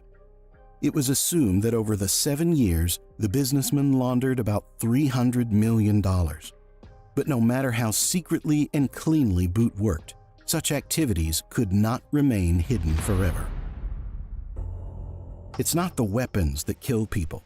It's the people who use them that do the killing, a justification that would later be used by Victor. The same people he provided weapons for attacked British soldiers in Africa. That's hilarious. So the Minister of State for Africa in Britain's Foreign Office sounded the alarm. It wasn't just the attacks, but the fact that Africans constantly had modern weapons. It was clear that someone was supplying weapons to the African countries, but who? Truthfully, Victor Bout had long been on the radar of many countries, and incidents such as the hijacking of a plane in Kandahar or the attack on British soldiers only drew more attention to the Russian businessman. In the summer of 1999, faced with numerous conflicts in West and Central Africa, the United States National Security Council authorized electronic surveillance of government and militia leaders in war zones such as Congo, Liberia, and Sierra Leone. The U.S. compared transcripts of wiretapped telephone conversations with U.S. satellite imagery, and with field reports from British spies on the ground. There were a lot of documents, but there was no connection or pattern among them until, finally, astute analysts noticed that every conflict had something in common: Victor Bout. The name appeared in numerous variations and always in one of three contexts: aircraft, diamond transportation, or arms shipment. The chief expert on African affairs at the National Security Council, whose staff uncovered the Bout connection, emailed her NSC colleagues with the following words: "Who is this guy? Pay close attention to this. He's everywhere." Soon, a real manhunt began. It was a tough time for Bout. Investigations were launched. The agencies began their work.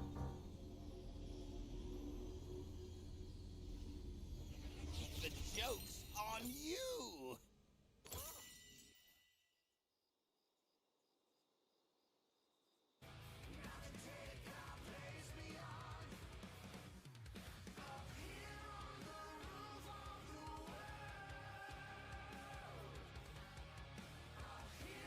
This will be fun.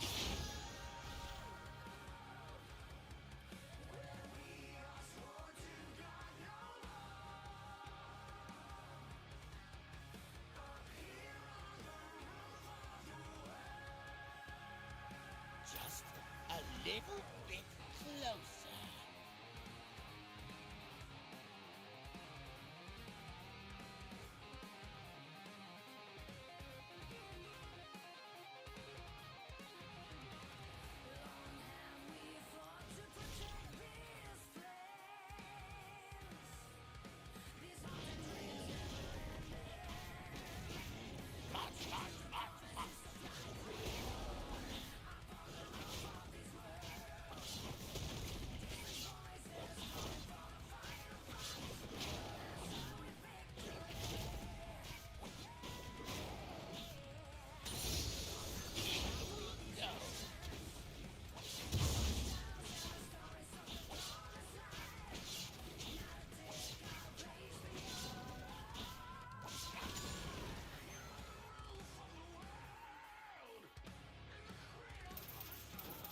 Now you see.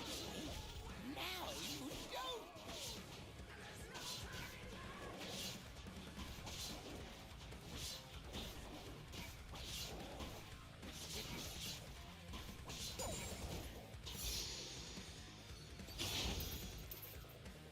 The joke's on you!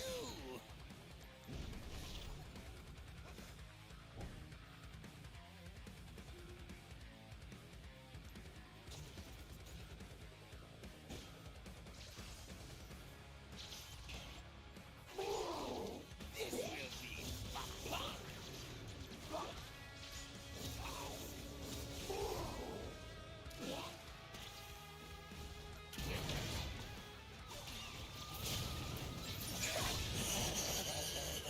And the retard takes the kill. The retard. Oh my. What fucking subhuman, these subhuman fucking supports.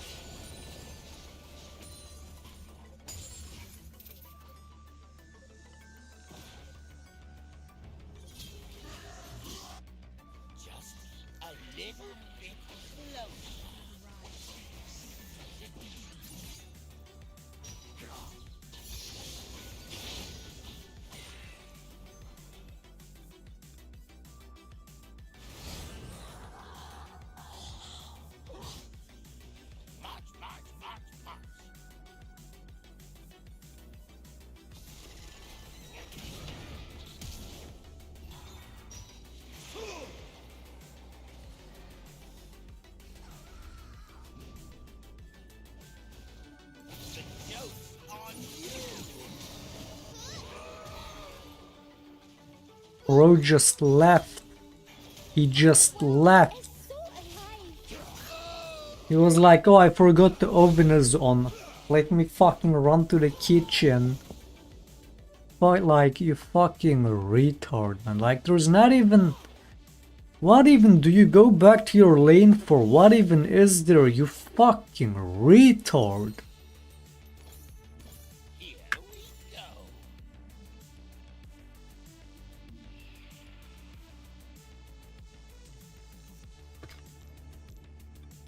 Bro was like, oh wait, I'm brain dead. Let me just fucking leave this free fight.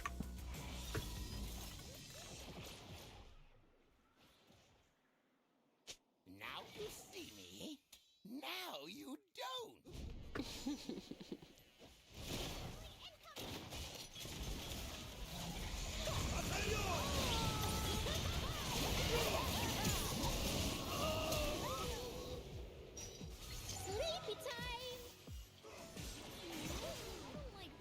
I'm running this down. There's no way I'm playing this cancer. There's no way.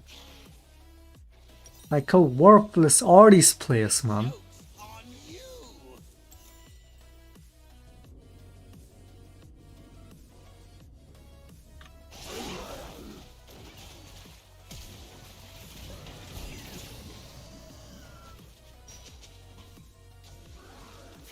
This will be fun.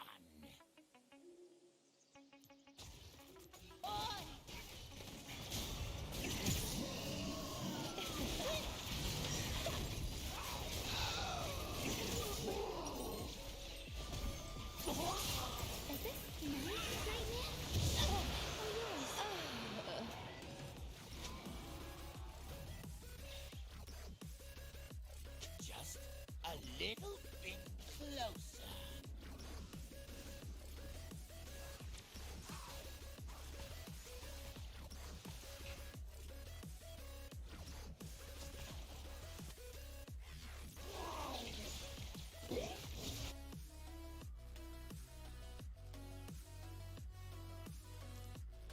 March, march, march, march.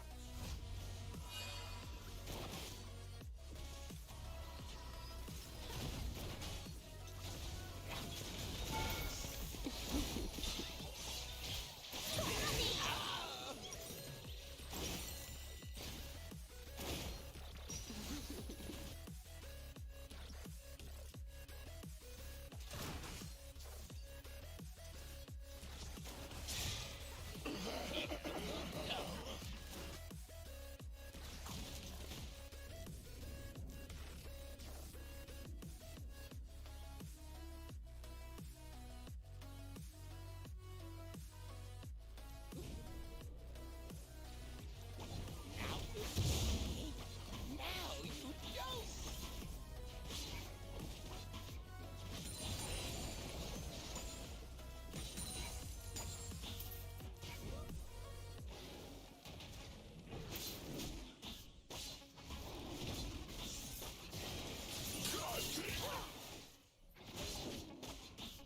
The joke's on you.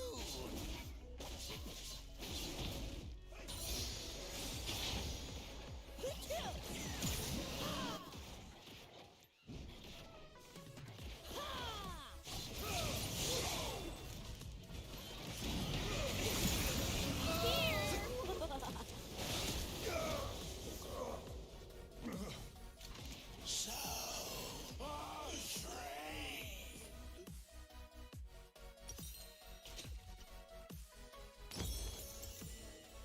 just a little bit closer.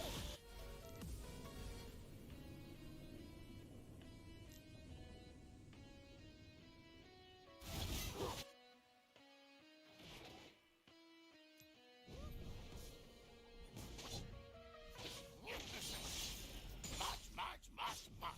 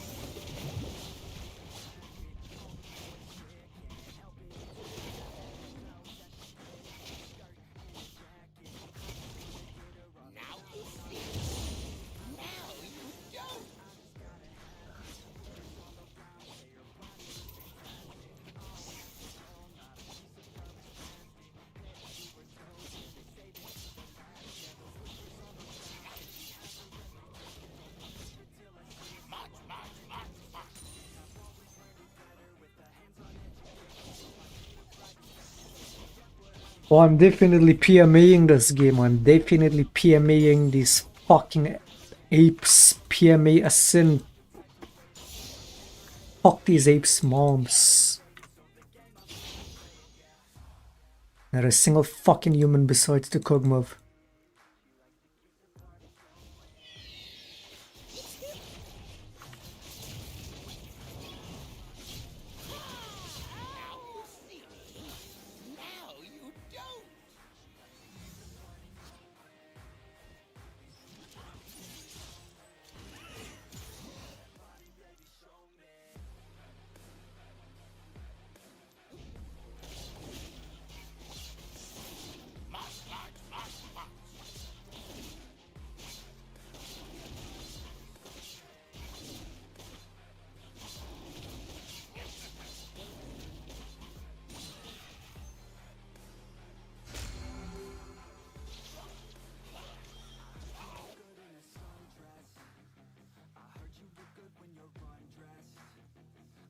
The joke's on you!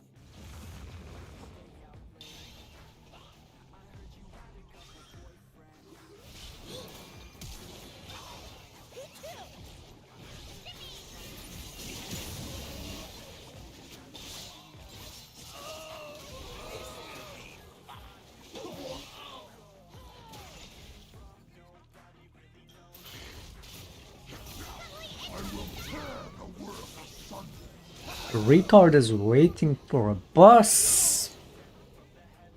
Kill this Yasuo. Kill this Yasuo and Lulu and Aatrox.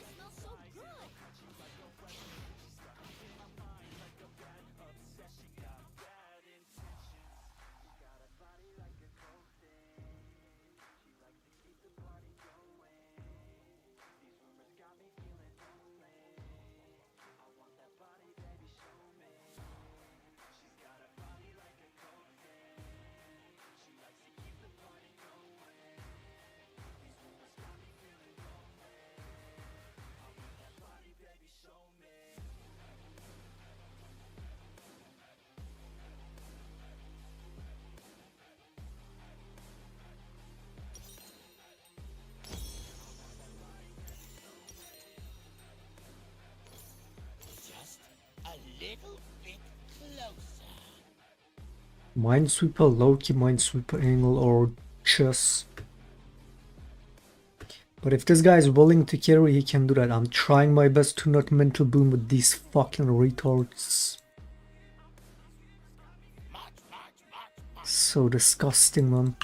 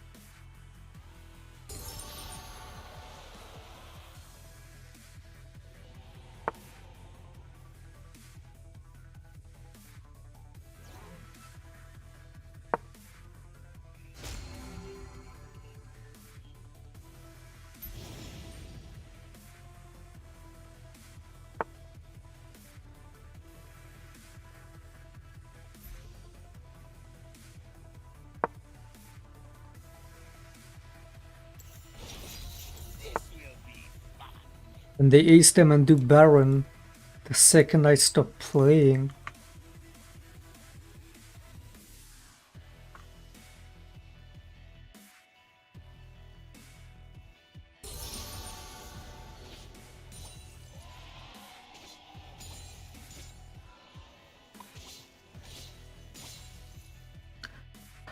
What the fuck?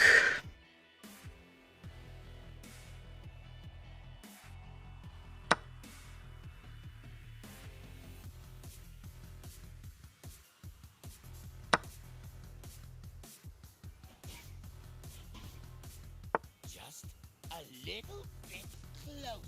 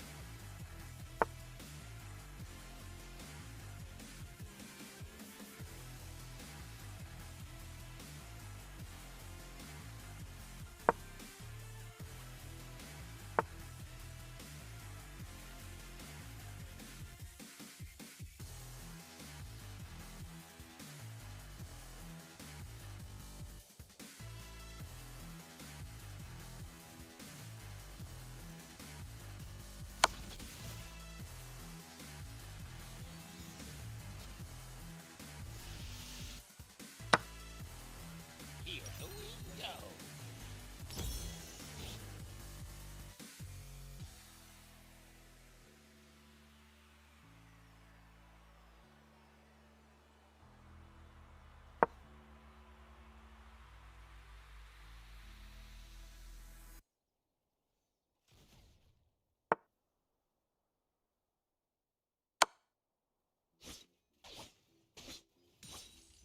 This will be fun.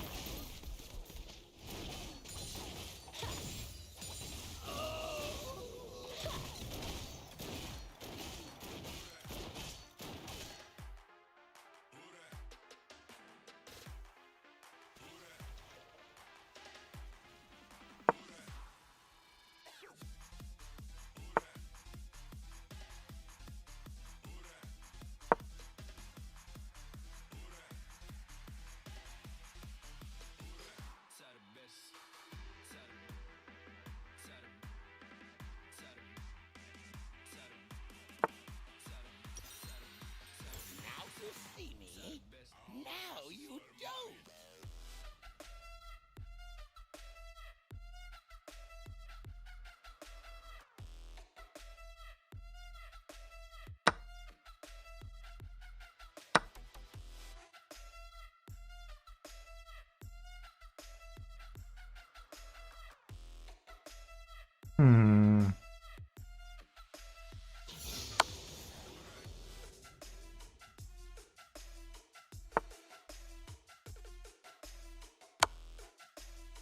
How is that not check? Wait! Oh, wait, am I retarded? I thought this is connected, there is a pawn there. Rip. There is a fucking pawn in between that. I thought this is connected, dude. Oh, that's game over.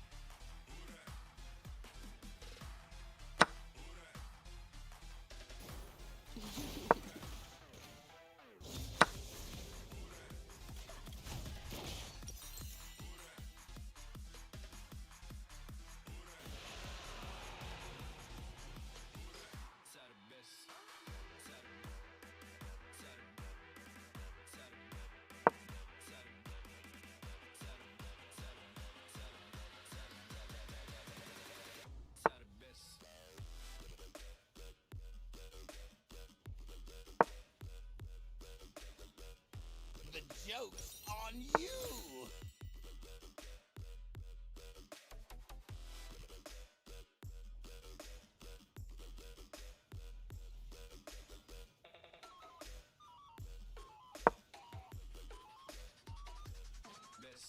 And the guy's 2 minute 40. What? Why?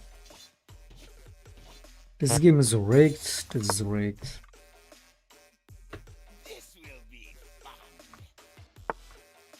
It's loses Q. It is what it is.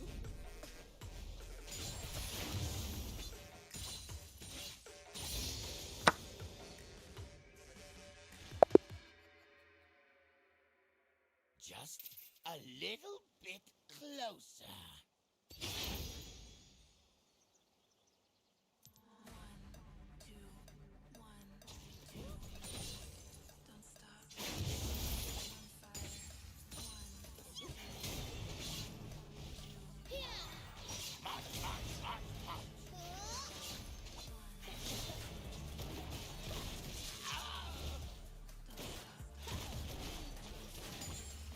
There was a 16 kills, Kog'Maw destroying, kicking their ass. And these enemies will still play for that shaco, man. Crazy stuff. Crazy. Look at this. Wait, look at your team, you fucking dumb fuck. Look at your mid lane, you fucking retard. Look at your base. Keep going for those shaco points. So fucking dumb, man. The whole enemy team plays for you. Half the team, if not whole the team, runs it. I mean, you saw that, what was it, the first game? Enemies in the base, instead of finishing, half the enemy team sprints to that shaco, just chilling in the bush, waiting for the game to end. It's so disgusting how these people play. Oh, the Kog'Maw stole a kill ring, you better chase that shaco.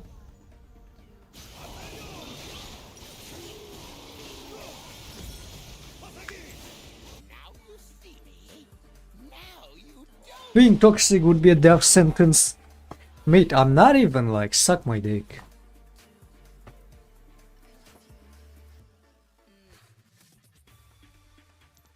I can have bad attitude at times, but I'm not even toxic per se. Even though, when it comes to league standards, yeah, I'm easily one of the most toxic people. That's not wrong. But generally, it's like, suck my dick, man.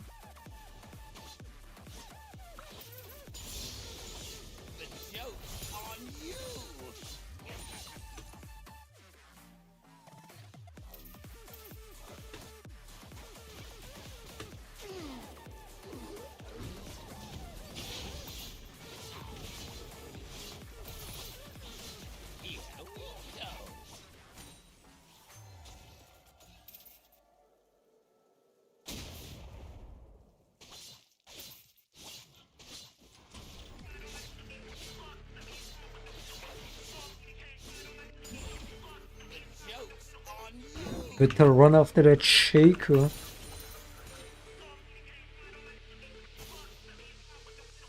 Look at this MF being on my ass again. Watch. Watch for the 5th time.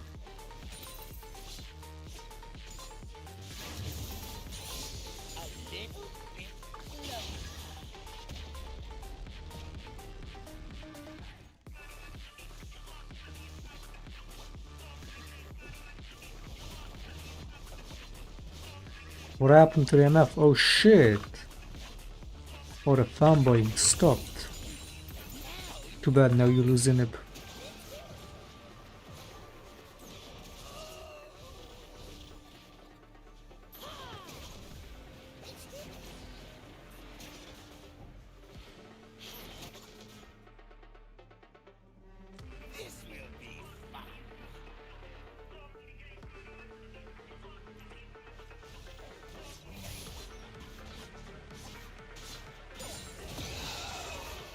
Of course that's warded. I mean, of course that would be warded.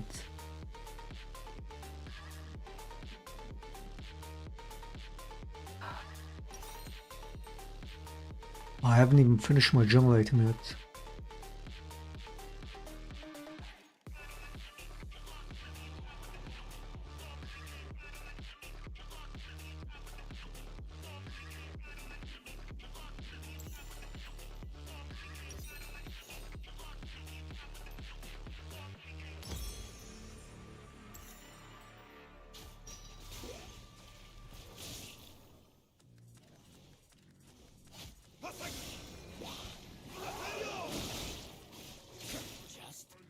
little bit closer.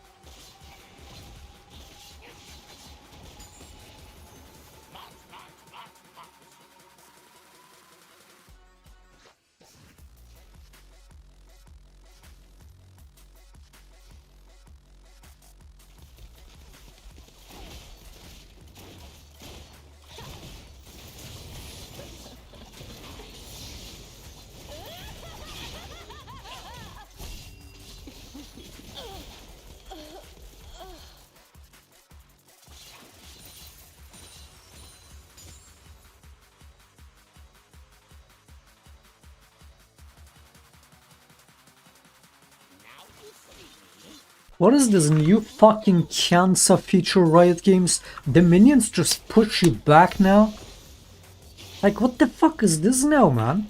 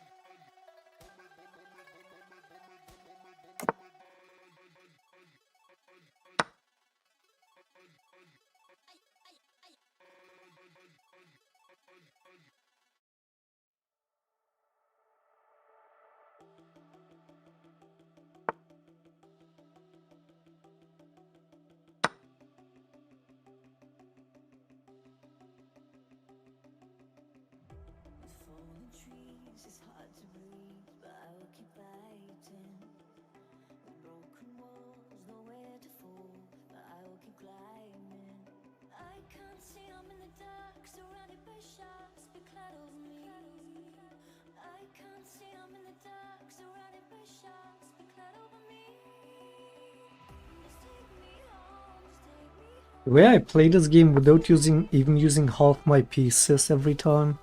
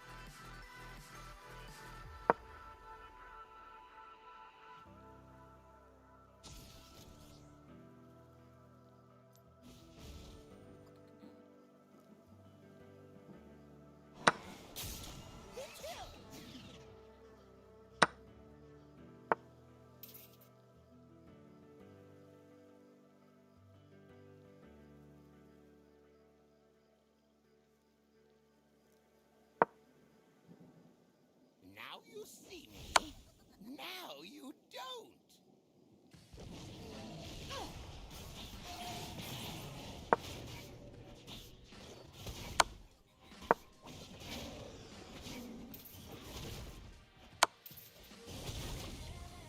Is he trying to force Remus a draw?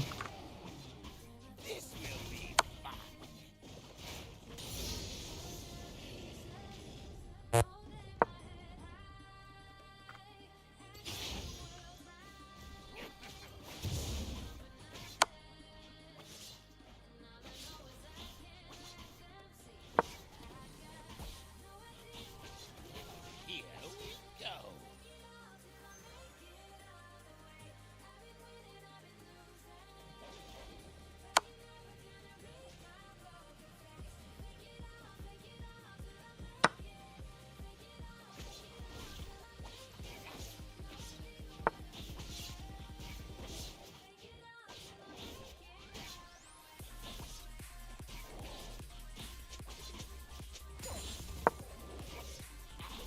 The joke's on you.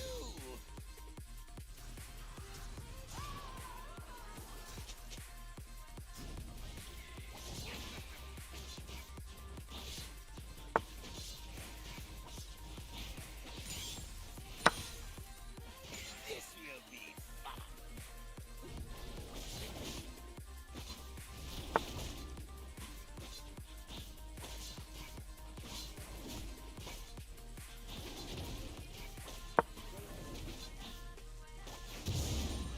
Here we go.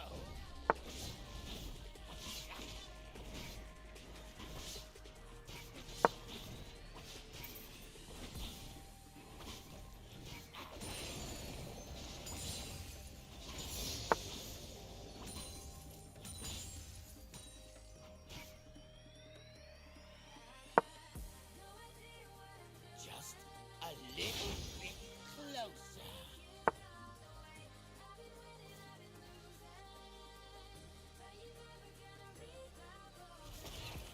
Take two of these. I'm gone.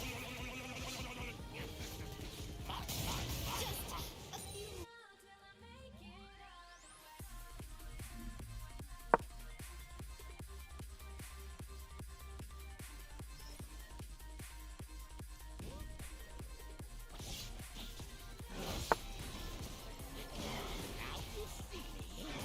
Now you don't.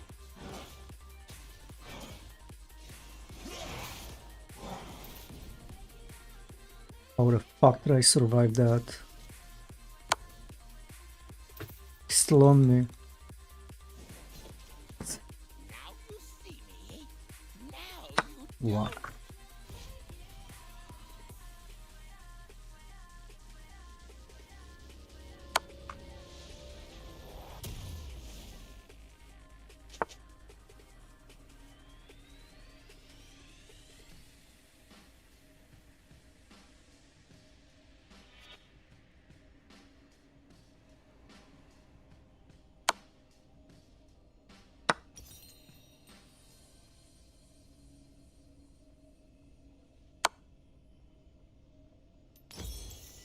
The joke's on you.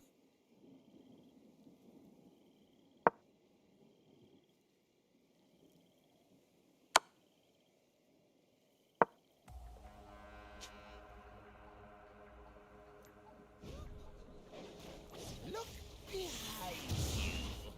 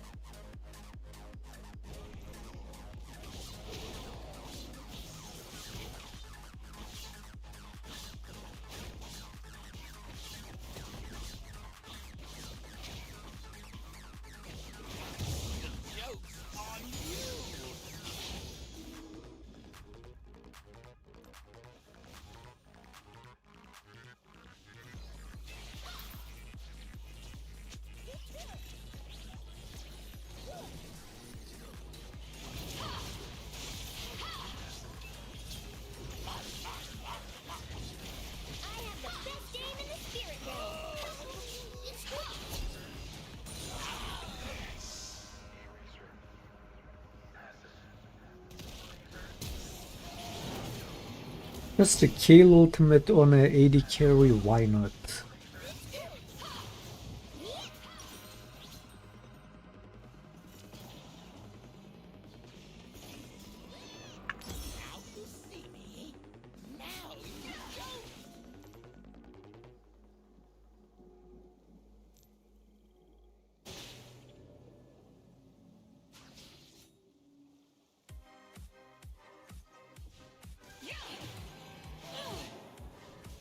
The joke's on you!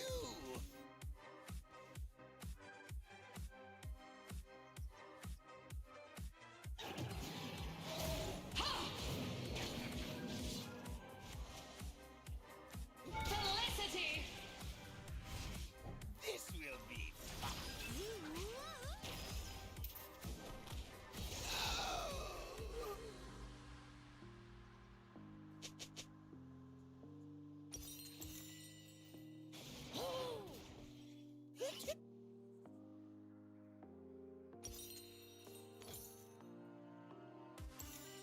Here we go. Yeah, on a normal ability. And what's the cooldown on that cancer shit, by the way?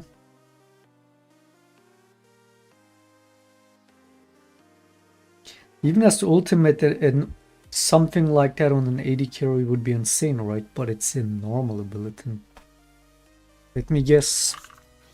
10-second cooldown?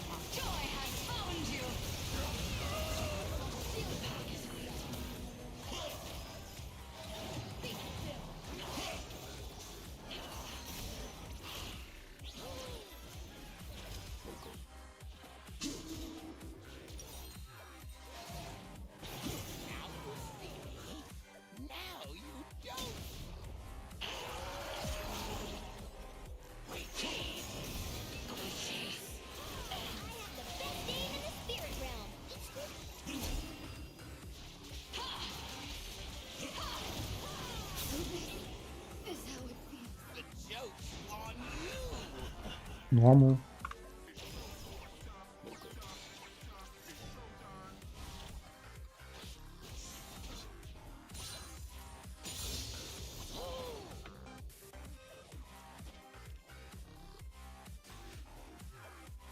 This will be fun.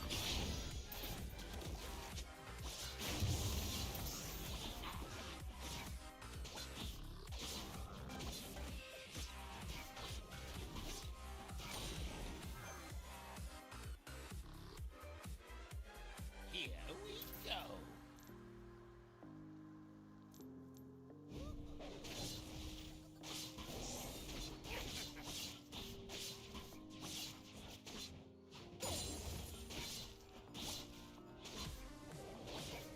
Just a little bit closer. An AoE Jax Counter-Strike, that's more than just a Jax E. That's the thing, it's not just auto attacks.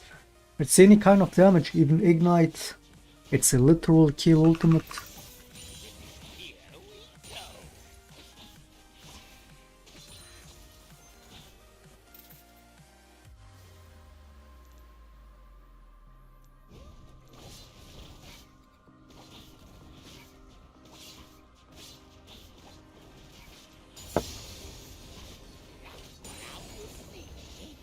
Now you don't. You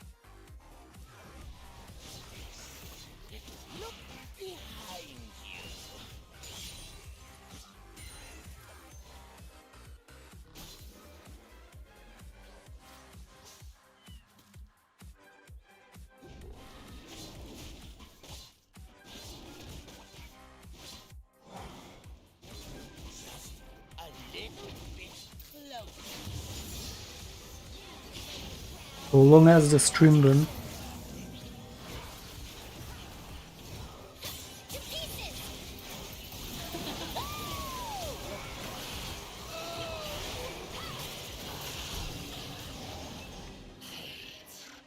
I'm so glad we're back on the tab, but I'm so glad. Look, look. All four of them are building it. Because once again we're full AD comp. Fucking disgusting Sunday queue, man. Like, you cannot expect shit from a fucking Sunday queue.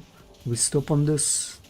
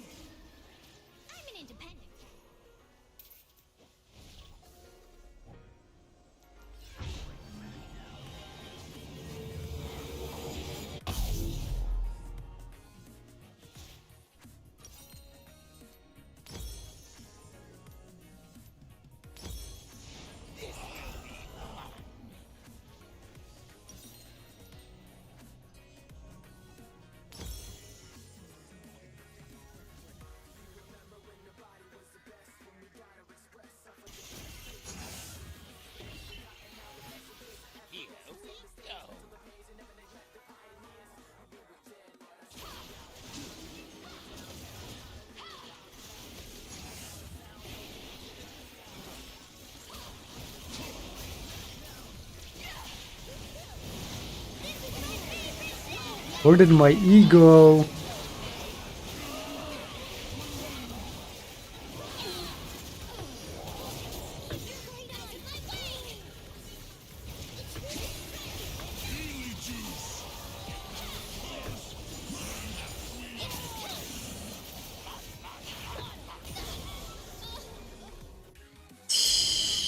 How did I fucking miss that?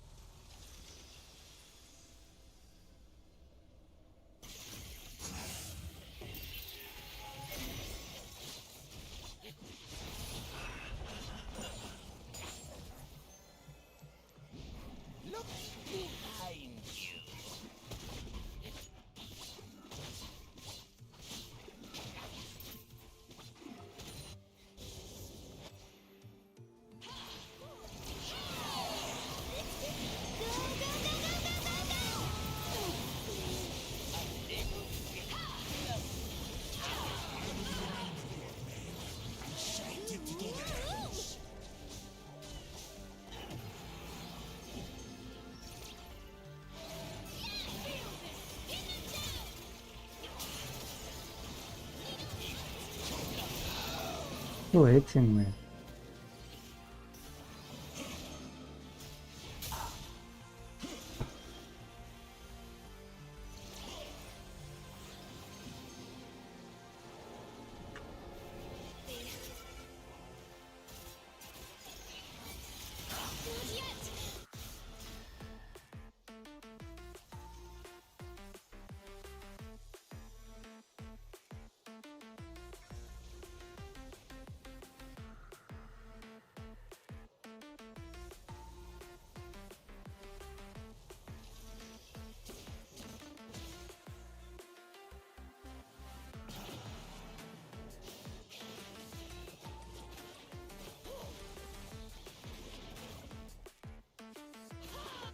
Just a little bit closer.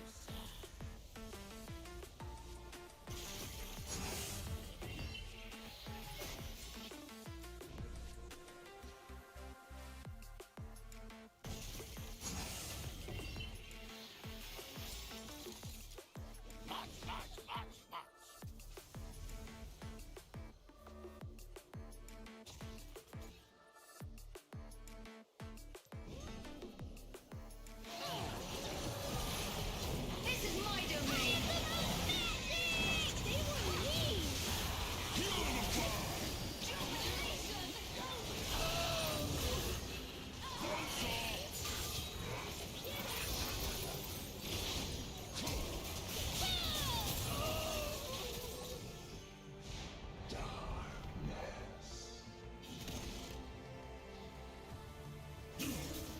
How do you carry these apes?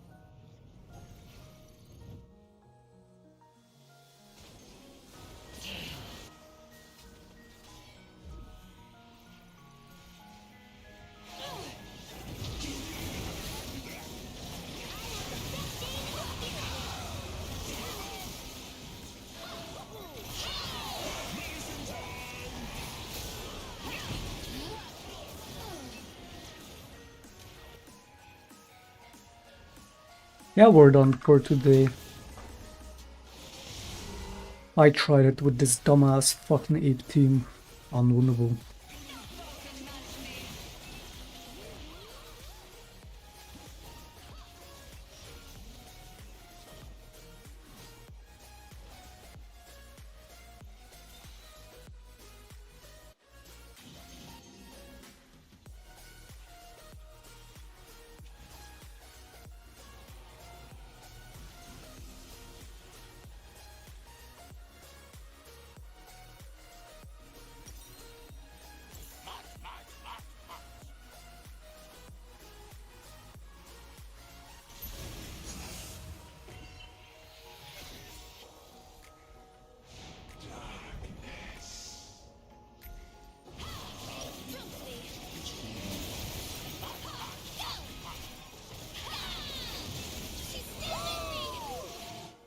The retard gets nocturnal meanwhile again. You subhuman, you fucking worthless subhuman.